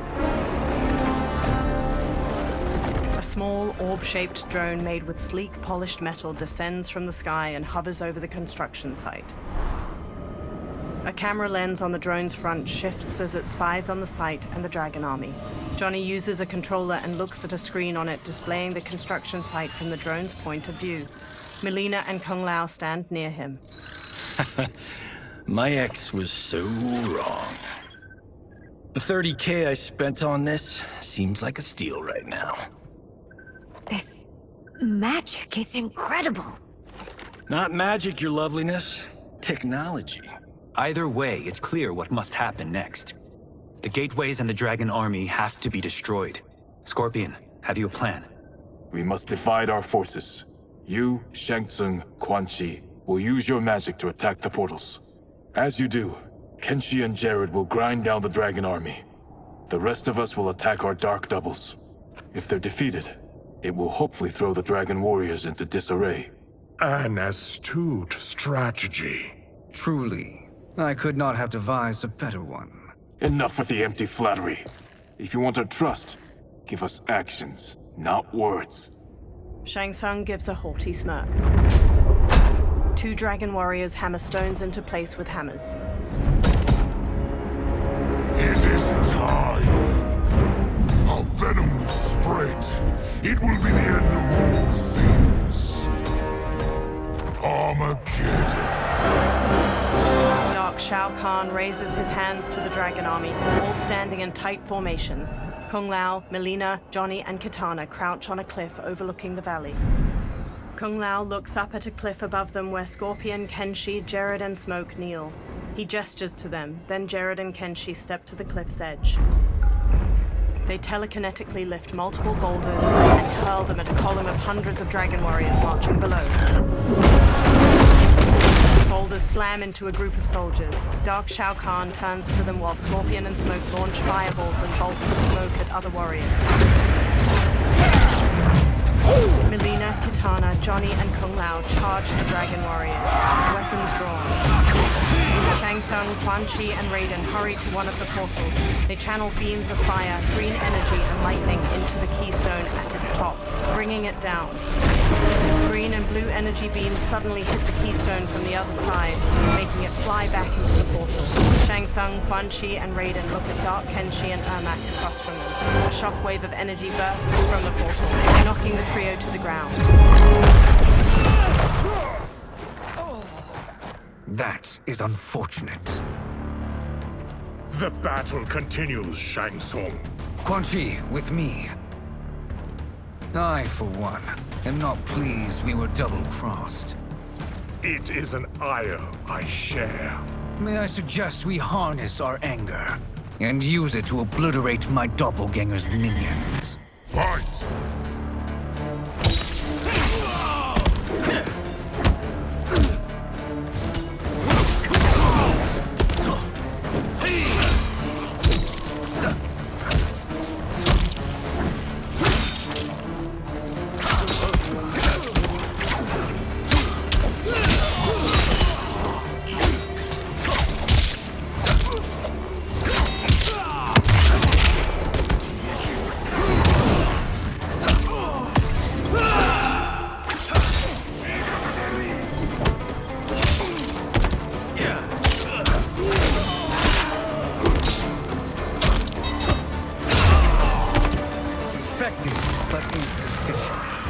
You cannot thwart me. Fight.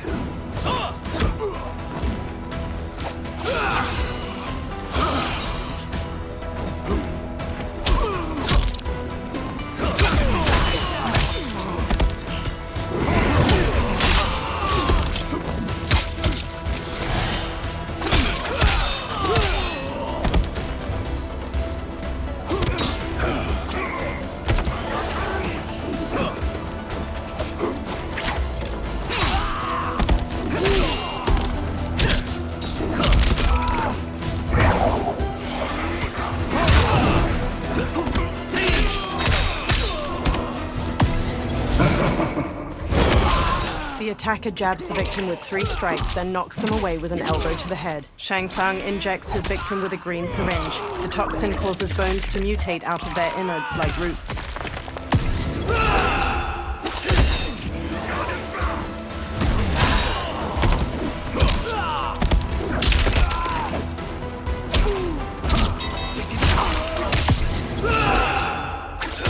The attacker jabs the victim with 3 strikes, then knocks them away with an elbow to the head. Kenshi and his spirit slash the victim, then stab, shattering their ribs in unison.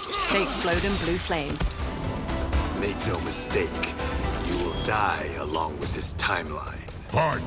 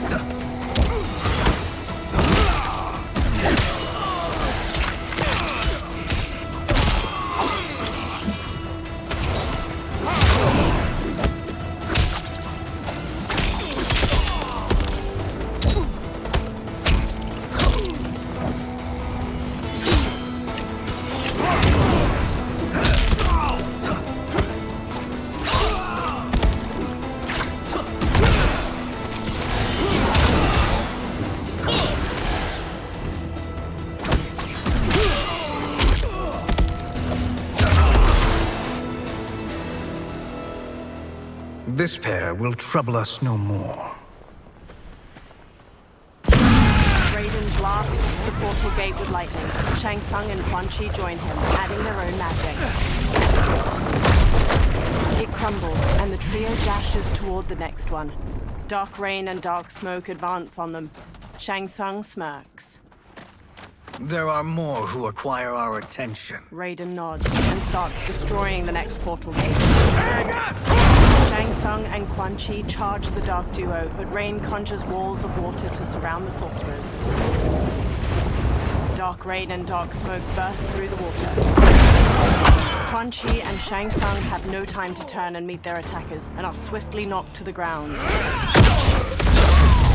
2 blasts of lightning knock dark rain and smoke to the ground. Quan Chi and Shang Tsung stand. You're welcome, sorcerers.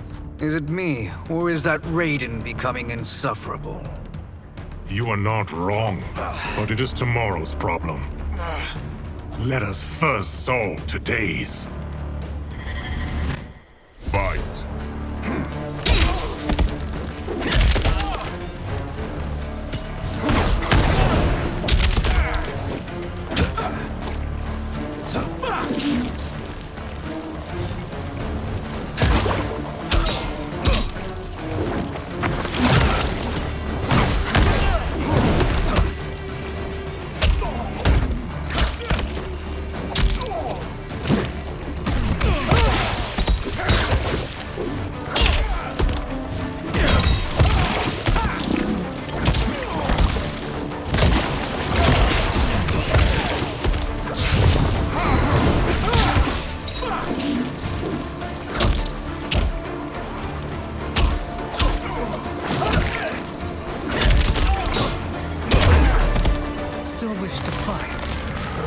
Send you to a watery grave. Fight.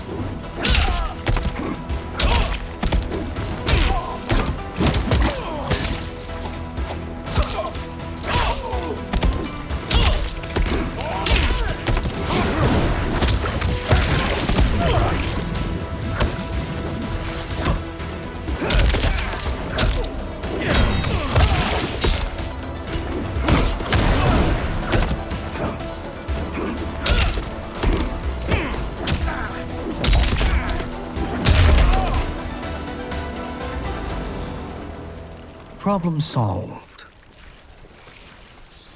Quan Chi, Raiden, and Shang Tsung bring down another stone portal gate.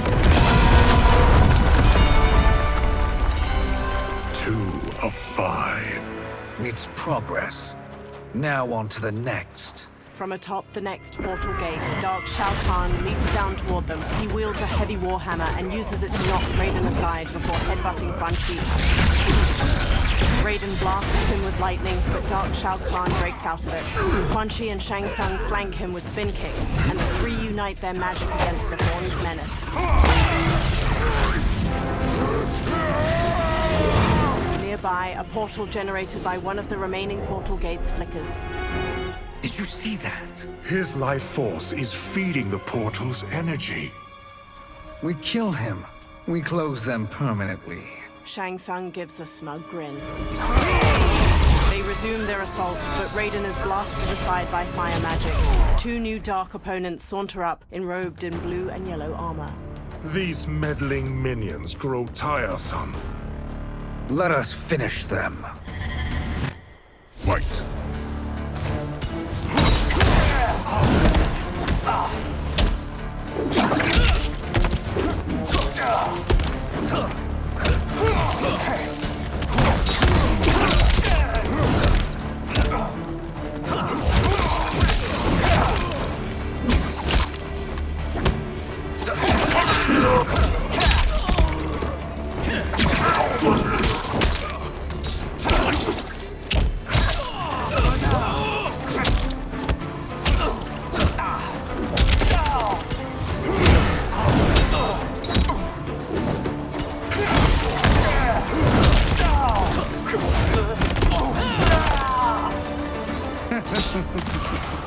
Your flame will be snuffed out. Fight!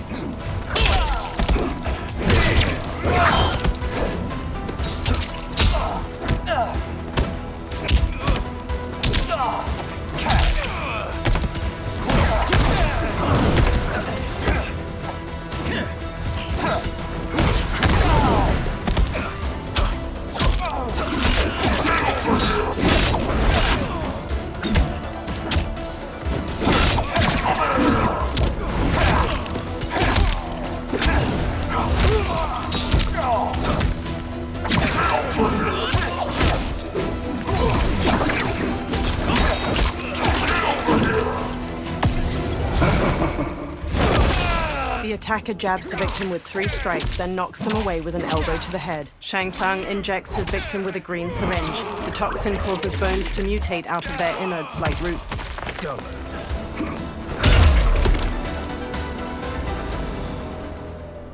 So much for fire and ice. Raiden pushes himself to his feet to face Dark Shao Kahn.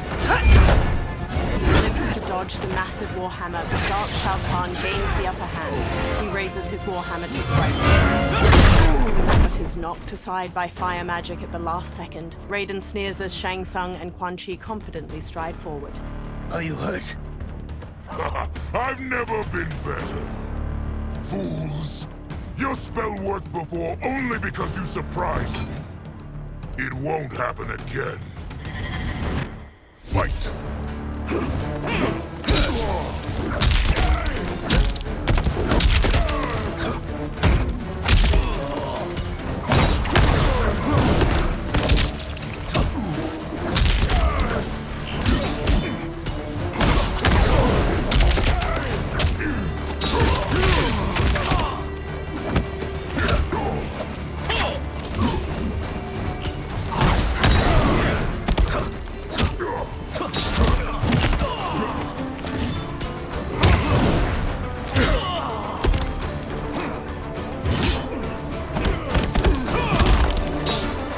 Size isn't all that matters. Fight!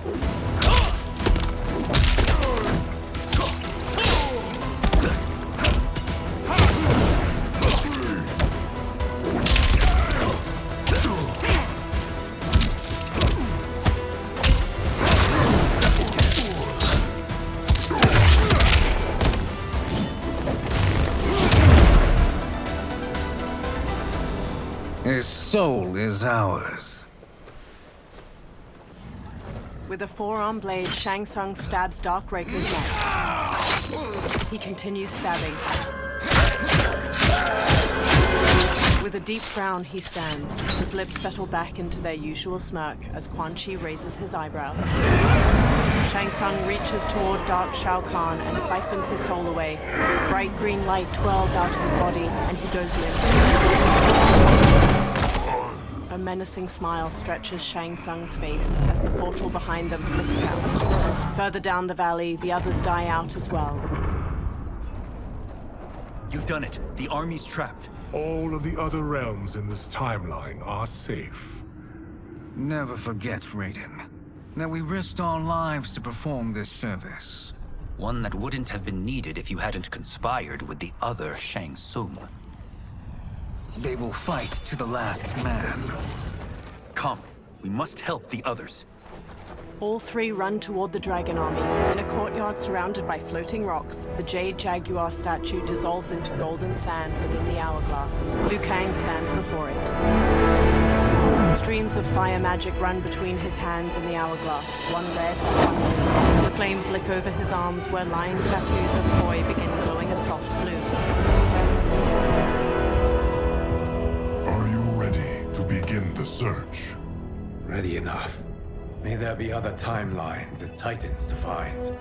Liu Kang conjures fire magic toward the hourglass once more, and behind him a feminine figure is conjured from glimmering gold. She wears deep indigo finery beneath molded ivory armor, and her black hair is neatly tucked into two buns atop her head. Nervously, she looks around. Geras? Liu Kang? Easy, Kitana. You are among friends. Geras bows his head. What's happened? Where am I? A long way from home. In a different timeline, to be precise. What? Are you also a keeper of time? Yes. both of us? How is that possible? The battle for Chronica's Hourglass ripped apart time's fabric.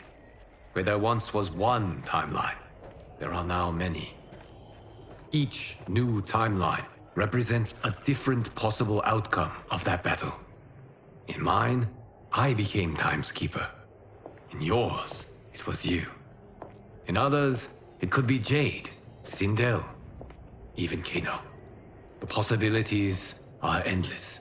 She tilts her head. If many timelines sprung from one, and we were both part of it, then you are my Liu Kang.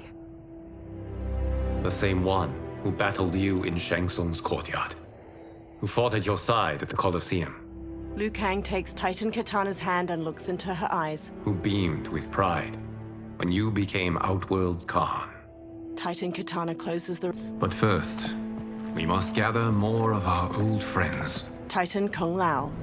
Shang Tsung, Titan, wielding the power of the Hourglass? Raiden. Yes, Kung Lao. He is a threat to all timelines. He is not yet aware of any beyond his and Liu Kang's. For now, it is only a matter of time. I had hoped my victory over Chronica would end the endless cycle of combat. Sadly, it begins anew. We have no choice. We must stop Shang Tsung. The millions in my White Lotus Society will aid us, if needed. Thank you, my friends. Nearby, a cloud of thick smoke appears. He is here. Several figures step out from it. Dark Nitara wears spiked red armor studded with gold. Dark Melina has molded armor in magenta and gold, exposing her chest and midriff. Dark Baraka wears red samurai armor, complete with two massive horns on his helmet. Titan Shang Tsung steps forth. Liu Kang, you have found allies. Titan allies, in fact. How could I have been so blind? Of course our timelines aren't the only two. Retreat to yours, Shang Tsung. Your attempt to merge timelines has failed. Yes. Your comrades proved most resourceful. Thus, I have resigned myself to simply destroying your timeline. Knowing that others exist to conquer makes that choice much more palatable. Once I destroy your hourglass, your timeline will cease to exist. I will take great pleasure in finishing you one last time. He clenches his fist and motions forward. His dark allies charge. Titan Kung Lao defends against Dark Tanya and Liu Mei. Dark Baraka charges Titan Katana. Titan Raiden whirls his staff against Dark Kung Lao. Dark Nitara flies in and pins Fierce. She bites down into his neck. Nearby, Titan Katana slashes at Dark Baraka and Reptile with her fan blades. At her side, Liu Kang wallops Reptile with a back-flipping kick. You fight how I remember. I know what you'll do before you do it. Likewise. Let's hope our advantage proves decisive. Fight!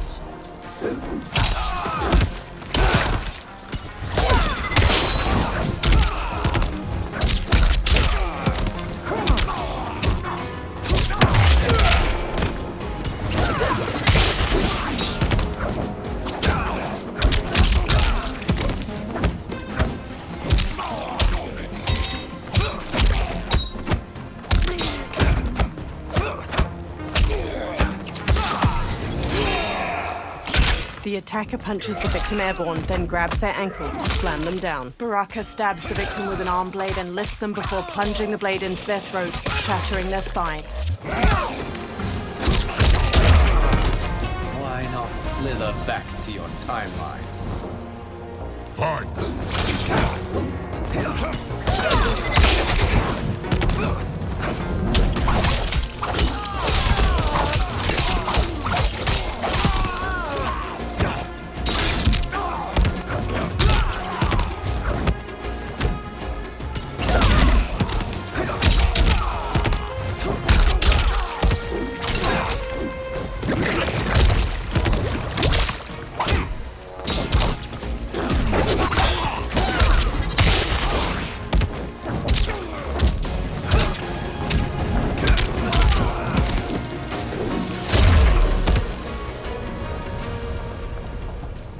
Missed fighting by Katana's side. Titan Shang Tsung and Dark Mileena and Katana blast beams of magic at the hourglass. Meanwhile, Kung Lao defends against Dark Tanya and Liu Mei. Dark Liu Mei downs him with a crescent kick. Dark Tanya snarls at Liu Kang. Let's rip the flesh from their bones. Are Tanya's of all timelines this evil? Mine is no better. You should meet mine. She's a vast improvement. I'd like that. Should we survive this battle? Fight!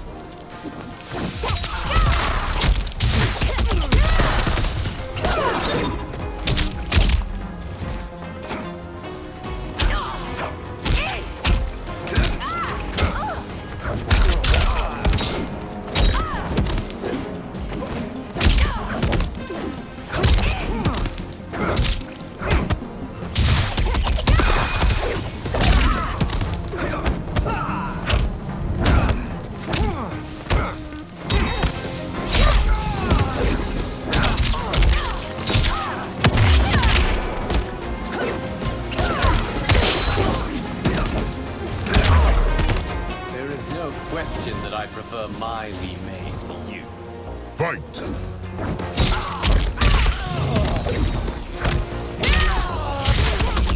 Justice served.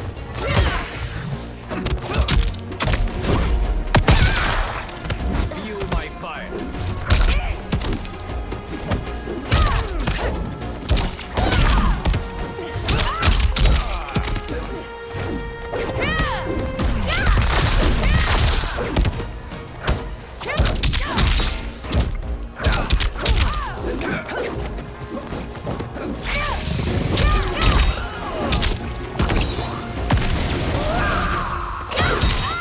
The attacker jabs the victim with 3 strikes, then knocks them away with an elbow to the head. Liu Kang rapidly kicks the victim into the air, shattering their ribs. He blasts them into the floor with a massive beam of fire. Frowning, Liu Kang straightens. Are you the best Shang Tsung can do? The hourglass begins to crack under the onslaught of magic. It has begun. Titan Shang Tsung manages a strained smile as he and the Dark Princesses intensify their magic. Liu Kang drops to one knee. Liu Kang! We must stop them. If the hourglass is emptied, this timeline will be destroyed. Liu Kang runs to push-kick Dark Natara off Geras. She tumbles away. Geras grips his bloodied chest. Heal quickly, my friend. Dark Kung Lao lands a blow on Titan Raiden's head.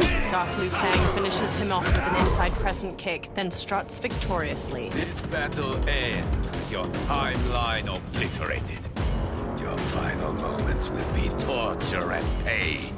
I do not fear your bravado. I have bested twins far more evil than you. Fight!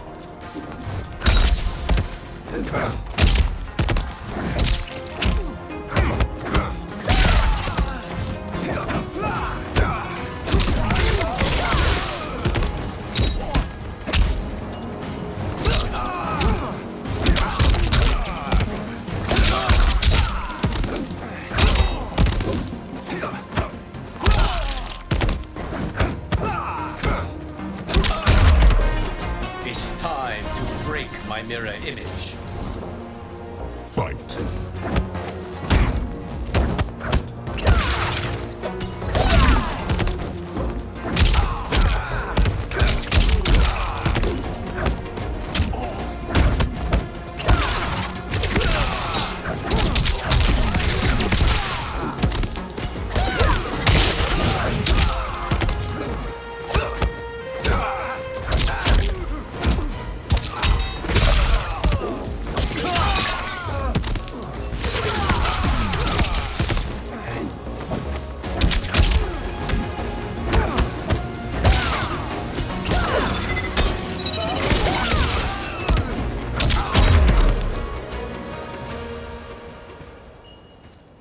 Go back to your timeline, brothers. Liu Kang rushes to Geras. We have little time. The hourglass is failing. Then let us end this, now. Be good girls and kill them, won't you? The Dark Princesses. As you command, Shang Tsung. Katana and I will fight them. You save the hourglass. Yes, Liu Kang. Beams of golden sand flow from Geras' fist towards the hourglass, while Titan Shang Tsung's red magic continues its assault. Fool! You cannot save it. Liu Kang and Titan Katana face the Dark Princesses. I don't know which of them is worse. Both are cracked reflections of me. They are abominations. Neither will survive this fight. Fight!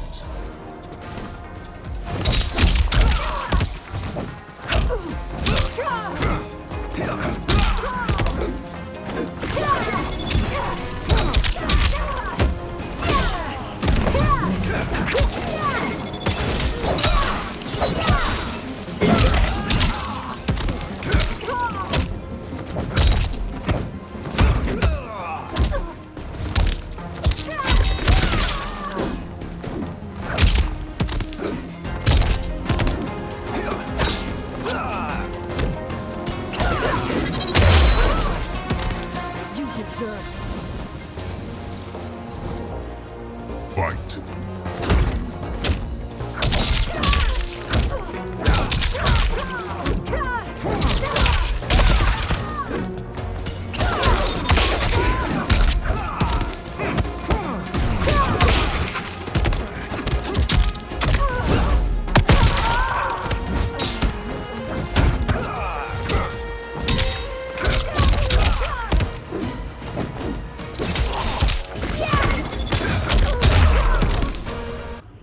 Liu Kang lowers his fists. Once Shang Tsung is finished, you will be too. He hurries to the hourglass and casts beams of red and blue fire from his hands. Titan Katana stands with him. She conjures beams of blue magic to assist him. Titan Kung Lao and Raiden join them as Titan Shang Tsung falters and drops to one knee. Sand flows back into the hourglass and the cracks in its glass sides melt away. Titan Shang Tsung drops his hands, cutting off his red magic. This isn't over, Liu Kang. His dark servants stumble to their feet, and together they retreat into a thick smoke cloud. Dark Tanya limps heavily, and Dark Katana clutches her arm. Thank you, everyone, for your aid. This battle was won together. Shang Tsung is gone, but he's not defeated. He will be back to renew his campaign. Not only against this timeline, but against all timelines. Our choice is clear. We must take the fight to him. Destroy any power he has to make war against us. Agreed. Shang Tsung is likely already gathering allies as I gathered you. We must best his efforts. Assemble an overwhelming army from across all timelines. Liu Kang conjures a fiery portal and steps through. Geras and the Titans follow close behind. In a rocky desert, a fiery portal appears. Liu Kang marches out with his head held high. Behind him, dozens of allies materialize. A Quan Chi wears turquoise robes with elegant cloud patterns. A Shang Tsung stares sharply, wearing regal gold and white regalia. An armored Nitara bares her teeth, her gold crown twinkling in the sun. A Johnny Cage wears a black muscle shirt and reflective sunglasses. A woman with defined abs pushes ahead of him with a smug grin. She wears a crop top emblazoned with the name Cage on her chest. Liu Kang's army stands ready. A character select screen appears.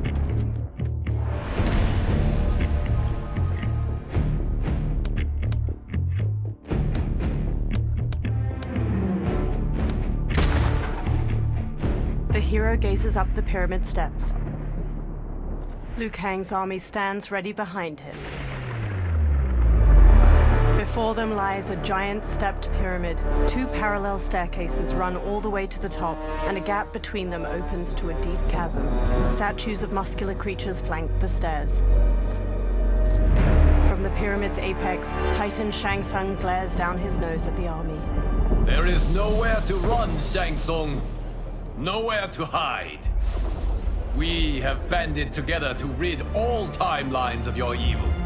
The threat you pose to them ends today. Such certainty, Liu Kang, that this battle will end in your favor. It can end no other way. Because across all timelines, the arc of history bends toward justice. Does it? In this timeline, it bends toward me. Titan Shang Tsung conjures fiery magic. He blasts it into the air and it coalesces into a portal. Behold, Liu Kang, the hell I unleash upon you. Hundreds of skulls spill out of the portal, forming a grisly path for a Titan Quan Chi. He holds his arms out wide as he leads dozens of dark fighters onto the pyramid. Shang Tsung gestures toward them and smirks at Liu Kang. Far below, Liu Kang's eyebrows knit together and his lips press into a hard frown. The Dark Army joins Titan Shang Tsung, including a gold-armored Raiden with an amulet on his belt and a Havik wearing armor made of meat and bone. Titan Shang Tsung holds up his hand. The Dark Army charges. Liu Kang's army ascends the steps to meet them, led by Liu Kang and alternate timeline versions of Sindel, Baraka, and General Shao. Halfway up the steps, the 2 forces clash. Liu Kang strikes a Dark Quan Chi, while a Dark Kenshi kicks an alternate reptile into the chasm between the stairs. The hero pounces on a Dark Raiden, striking him down. They dodge a swipe from Dark Kung Lao, then knock him into the chasm. A Dark Baraka rushes them, but the hero parries and counters him. Further ahead, they block a roundhouse kick from a Dark Sub-Zero and stun him with a palm strike to his face. The hero dodges his ice missile, then spin kicks him to the ground. I can't wait for you to rack off in dust.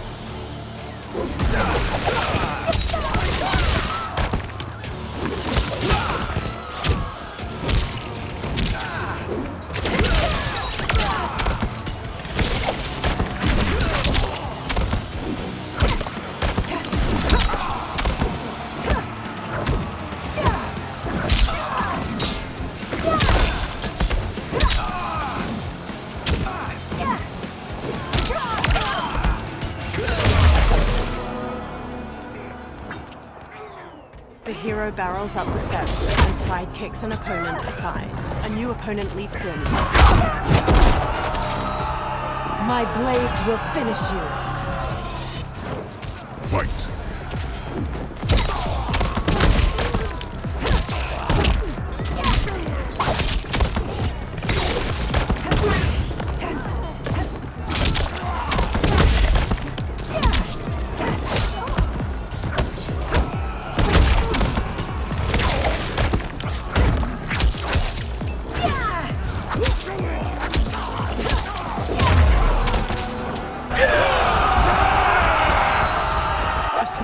Charges. The hero flees, punching a dark pinches. A new opponent leaps from a ledge and strikes the hero.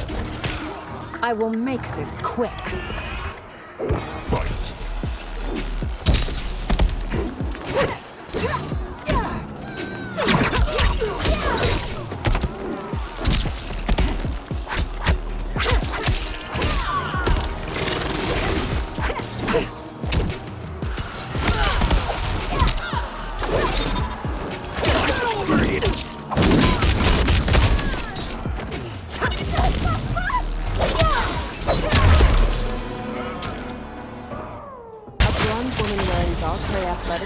Uses an eye laser to slice a fighter in half. She charges the hero, slashing with a knife.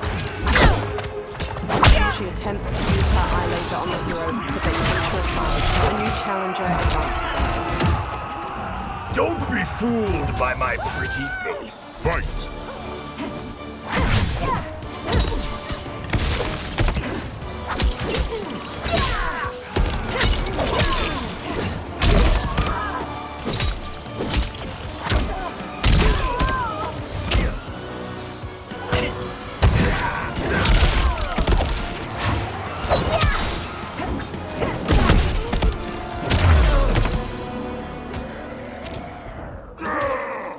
Several levels above, Goro leaps down to the hero and sends them flying with a hammer strike.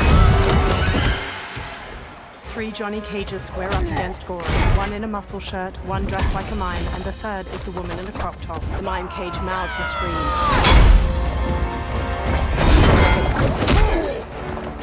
The 3 cages disarm Goro, but he catches a kick from Mime Cage and flings him into the chasm. The remaining 2 cages stun Goro with kicks. The muscle shirt cage gently pushes him over the chasm's edge. The 2 cages flash a thumbs up and finger guns to the hero. Goro claws over the edge and drags them both down. A new opponent saunters up. Best served cold. Fight!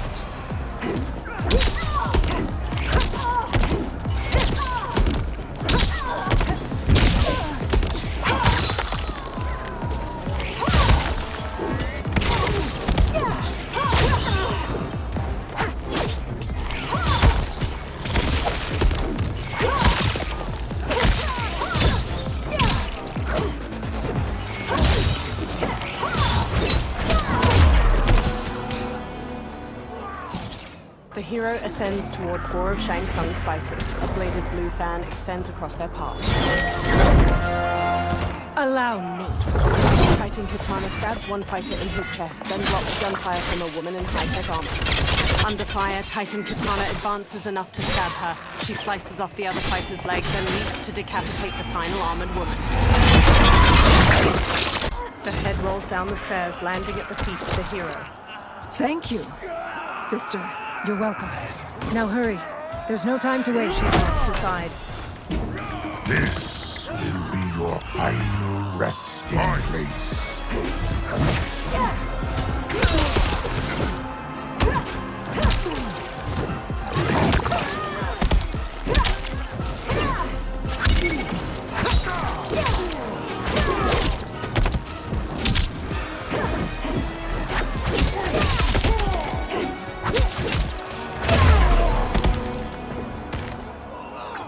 Ground beneath the hero's feet trembles. They dodge a strike from a Dark Raiden at the last moment, leaping up to dangle from a chain. Dark Raiden throws a bladed hat to slice it. Dark Raiden intersperses attacks with the bladed hat and red lightning before the hero manages to counter. They shove the Dark Raiden toward a flaming brazier, and he catches on fire. He falls over the edge. A new challenger approaches the hero. Choosing combat is unwise. Fight!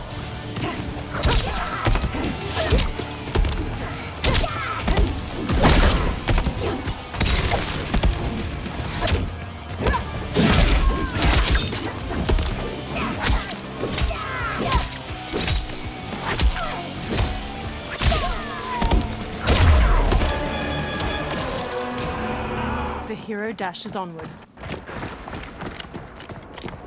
Assist me, Quan Chi. Together, the Titans conjure a fireball with their magic. They throw it down the steps. The hero dodges narrowly, and the fireball continues downward to obliterate several fighters from both arms. 3 Dark Molinas emerge, charging with their size. The hero stands and manages to grab the wrists of the first Molina. They slash at the other 2 with separate weapons. The hero stabs one Molina in her abdomen, then uses the 2 captive sides to stab the first Molina in her neck. The final Molina leg sweeps the hero and pins them down. She stabs down with her sides, and the hero pushes back against her wrists. Test your might. The hero twists Dark Molina's blades to shove through her eye sockets, and she collapses, her snarling face slackening. The Titan Shang Tsung and Quan Chi begin conjuring more magic when their counterparts charge them from behind. A light Shang Tsung exchanges blows with the Titan Quan Chi. He and light Quan Chi then switch opponents, and each manages to knock down his Titan double. Light Shang Tsung. Hurry, Katana. You are almost there. Titans magically rip the souls out of Light Quan Chi and Shang Tsung. They both collapse. The hero resumes their ascent, but is bowled aside by a new attack. You won't stand in my way. Fight!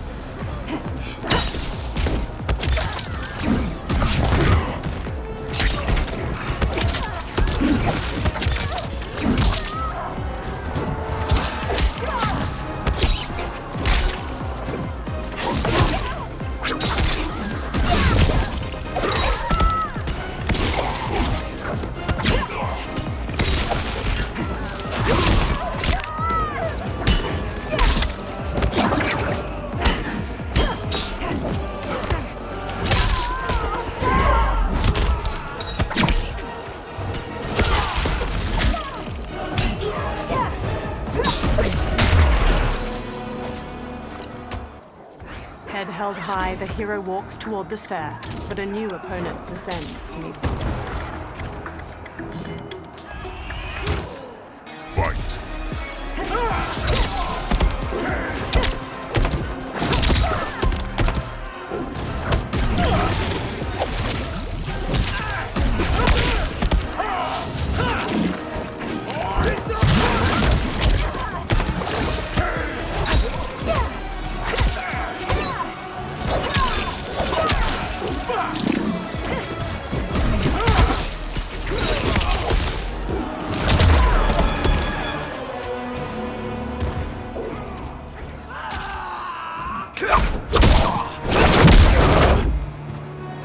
Only a little further, Katana. Follow me.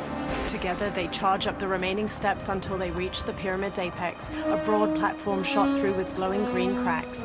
Crumbling statues loom over its corners, and Titans Shang Tsung and Quan Chi stand waiting. Your defenses have failed, Shang Tsung. This is over. I do not think so.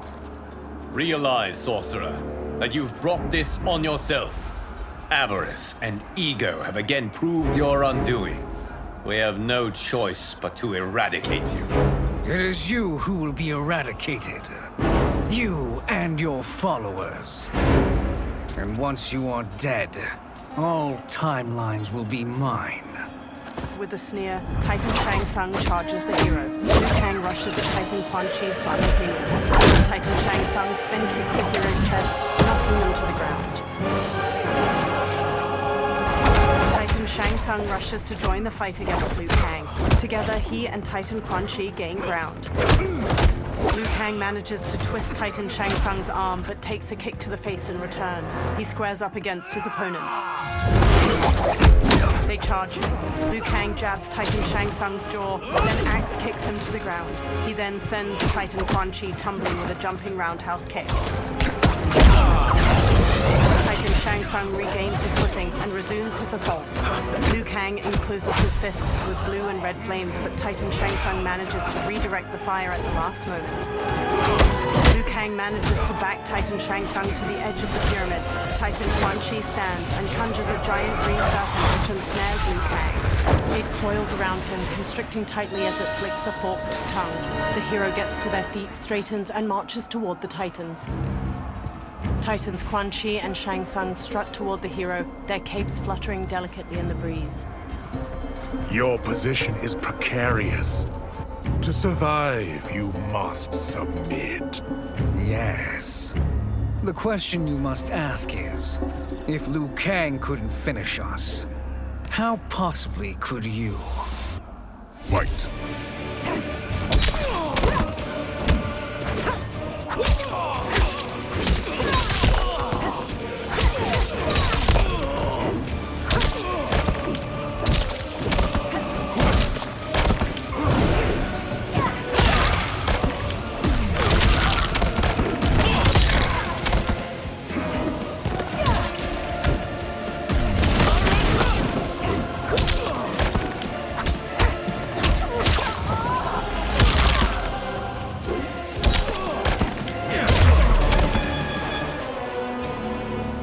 Liu Kang runs up to the hero. And they called me the Chosen One. We are excellent partners. Shall we conclude this? You have done more than enough. Please permit me to end this. With a stiff jaw and piercing eyes, Liu Kang walks to the motionless bodies of Titan Shang Tsung and Quan Chi. He motions wide circles with his hands, conjuring fire. The souls of the two defeated Titans twirl up into the cloudy sky. The hero stands at Liu Kang's back, gazing up at the dissipating light. May that be the last we see of you. Liu Kang and the hero stumble. Liu Kang, what's happening? Timeline. Without Shang Tsung to hold it together, it's falling apart. You must return to your timeline before this one collapses. Liu Kang conjures a portal. Thank you for your aid, Kitana. May we one day meet again. Swirling red and blue fire magic swallows the hero up, engulfing them in the portal. In Madame Beau's tea house, Raiden pours a steaming cup of tea for Liu Kang. Johnny, Kenshi, and Kung Lao sit with them. I'm telling you, the locations we found here are money. I mean, look at this. Don't the rainbow colors on these mountains just scream Outworld? I cannot believe you'll be telling our story about how we defeated Shang Tsung. Well, the studio thinks it's fiction, not fact. But I don't care, as long as it's covering the budget. I assume you'll be the star. Nope, I'm behind the camera, writing and directing. Time to let someone younger and prettier take the lead. You know, I've written in parts for all of you, if you want them. Us? On screen? I mean, they're cameos. But like they say, there are no small parts. Thank you, Johnny. But we must decline. But Raiden? The new initiates arrive tomorrow. We must return to the Wuxi to begin their instruction. Of course. You are right. What about you, Takahashi? I need a blind swordsman. And no actor can do what you do. I would love to. But my work to revive the Tyra is starting to pay off. I can't let up now. To Liu Kang. Well, I know better than to ask you. Your plate is always full. Indeed, Johnny Cage. Which is why I must now depart. Off to Outworld? To advise the Empress? Between her father and her sister, Melina is receiving plenty of good advice. And with the sorcerers and the general imprisoned, there are few threats to her rule. Is something wrong, then? I am simply shoring up our defenses. As you know, Bi-Han and his Lin Kuei have abandoned their roles as Earthrealm's guardians. His brother, Kuai Liang, has agreed to build a new clan, the Shirai Ryu, to take its place. I must go aid his efforts. Is there anything we can do? Not yet, but I will call upon all of you when the time comes. Madame Beau, once again you have served an excellent meal. That's kind of you to say. Enjoy the rest of your evening. And thank you, all of you. You have served well as Earthrealm's champions. No, Liu Kang. Thank you. Joining up with you, really has changed the arcs of our lives. A warm smile stretches across Liu Kang's face. I am glad. With a nod, he leaves. Madame Beau surveys her remaining patrons. All right, gentlemen. If you're finished, there's only one thing left to do. Which one of you gets the bad news? The bill. Not me. I'm still 3 mil in the hole on Sento. How, thick's your wallet, Takahashi? Thick enough. But seems to me our hosts are on the hook. They did invite us. You think we have money? The Shaolin live modestly. Easy, they're teasing. Don't worry, Fire. I've got this covered. As Liu Kang exits the warmly lit tea house into a blue dusk, his smile lingers. The realms are in safe hands.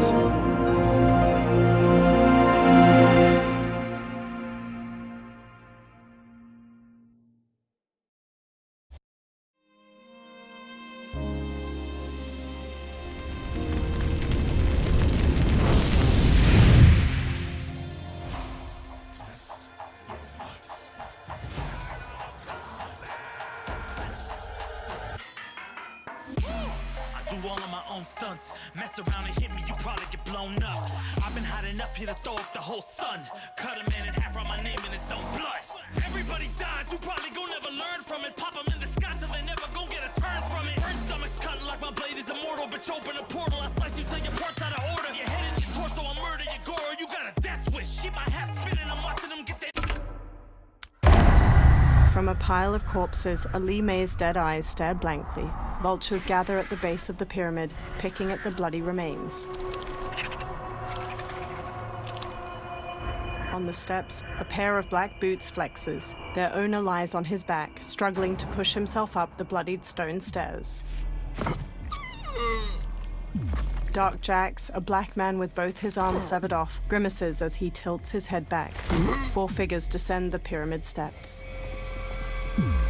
Twisted versions of Tanya, Kenshi, and Quan Chi are led by Havik. Tanya whips out bladed hand fans. Ice engulfs Quan Chi's fists. Havik holds a spiked mace and looks down at the trembling Dark Jax.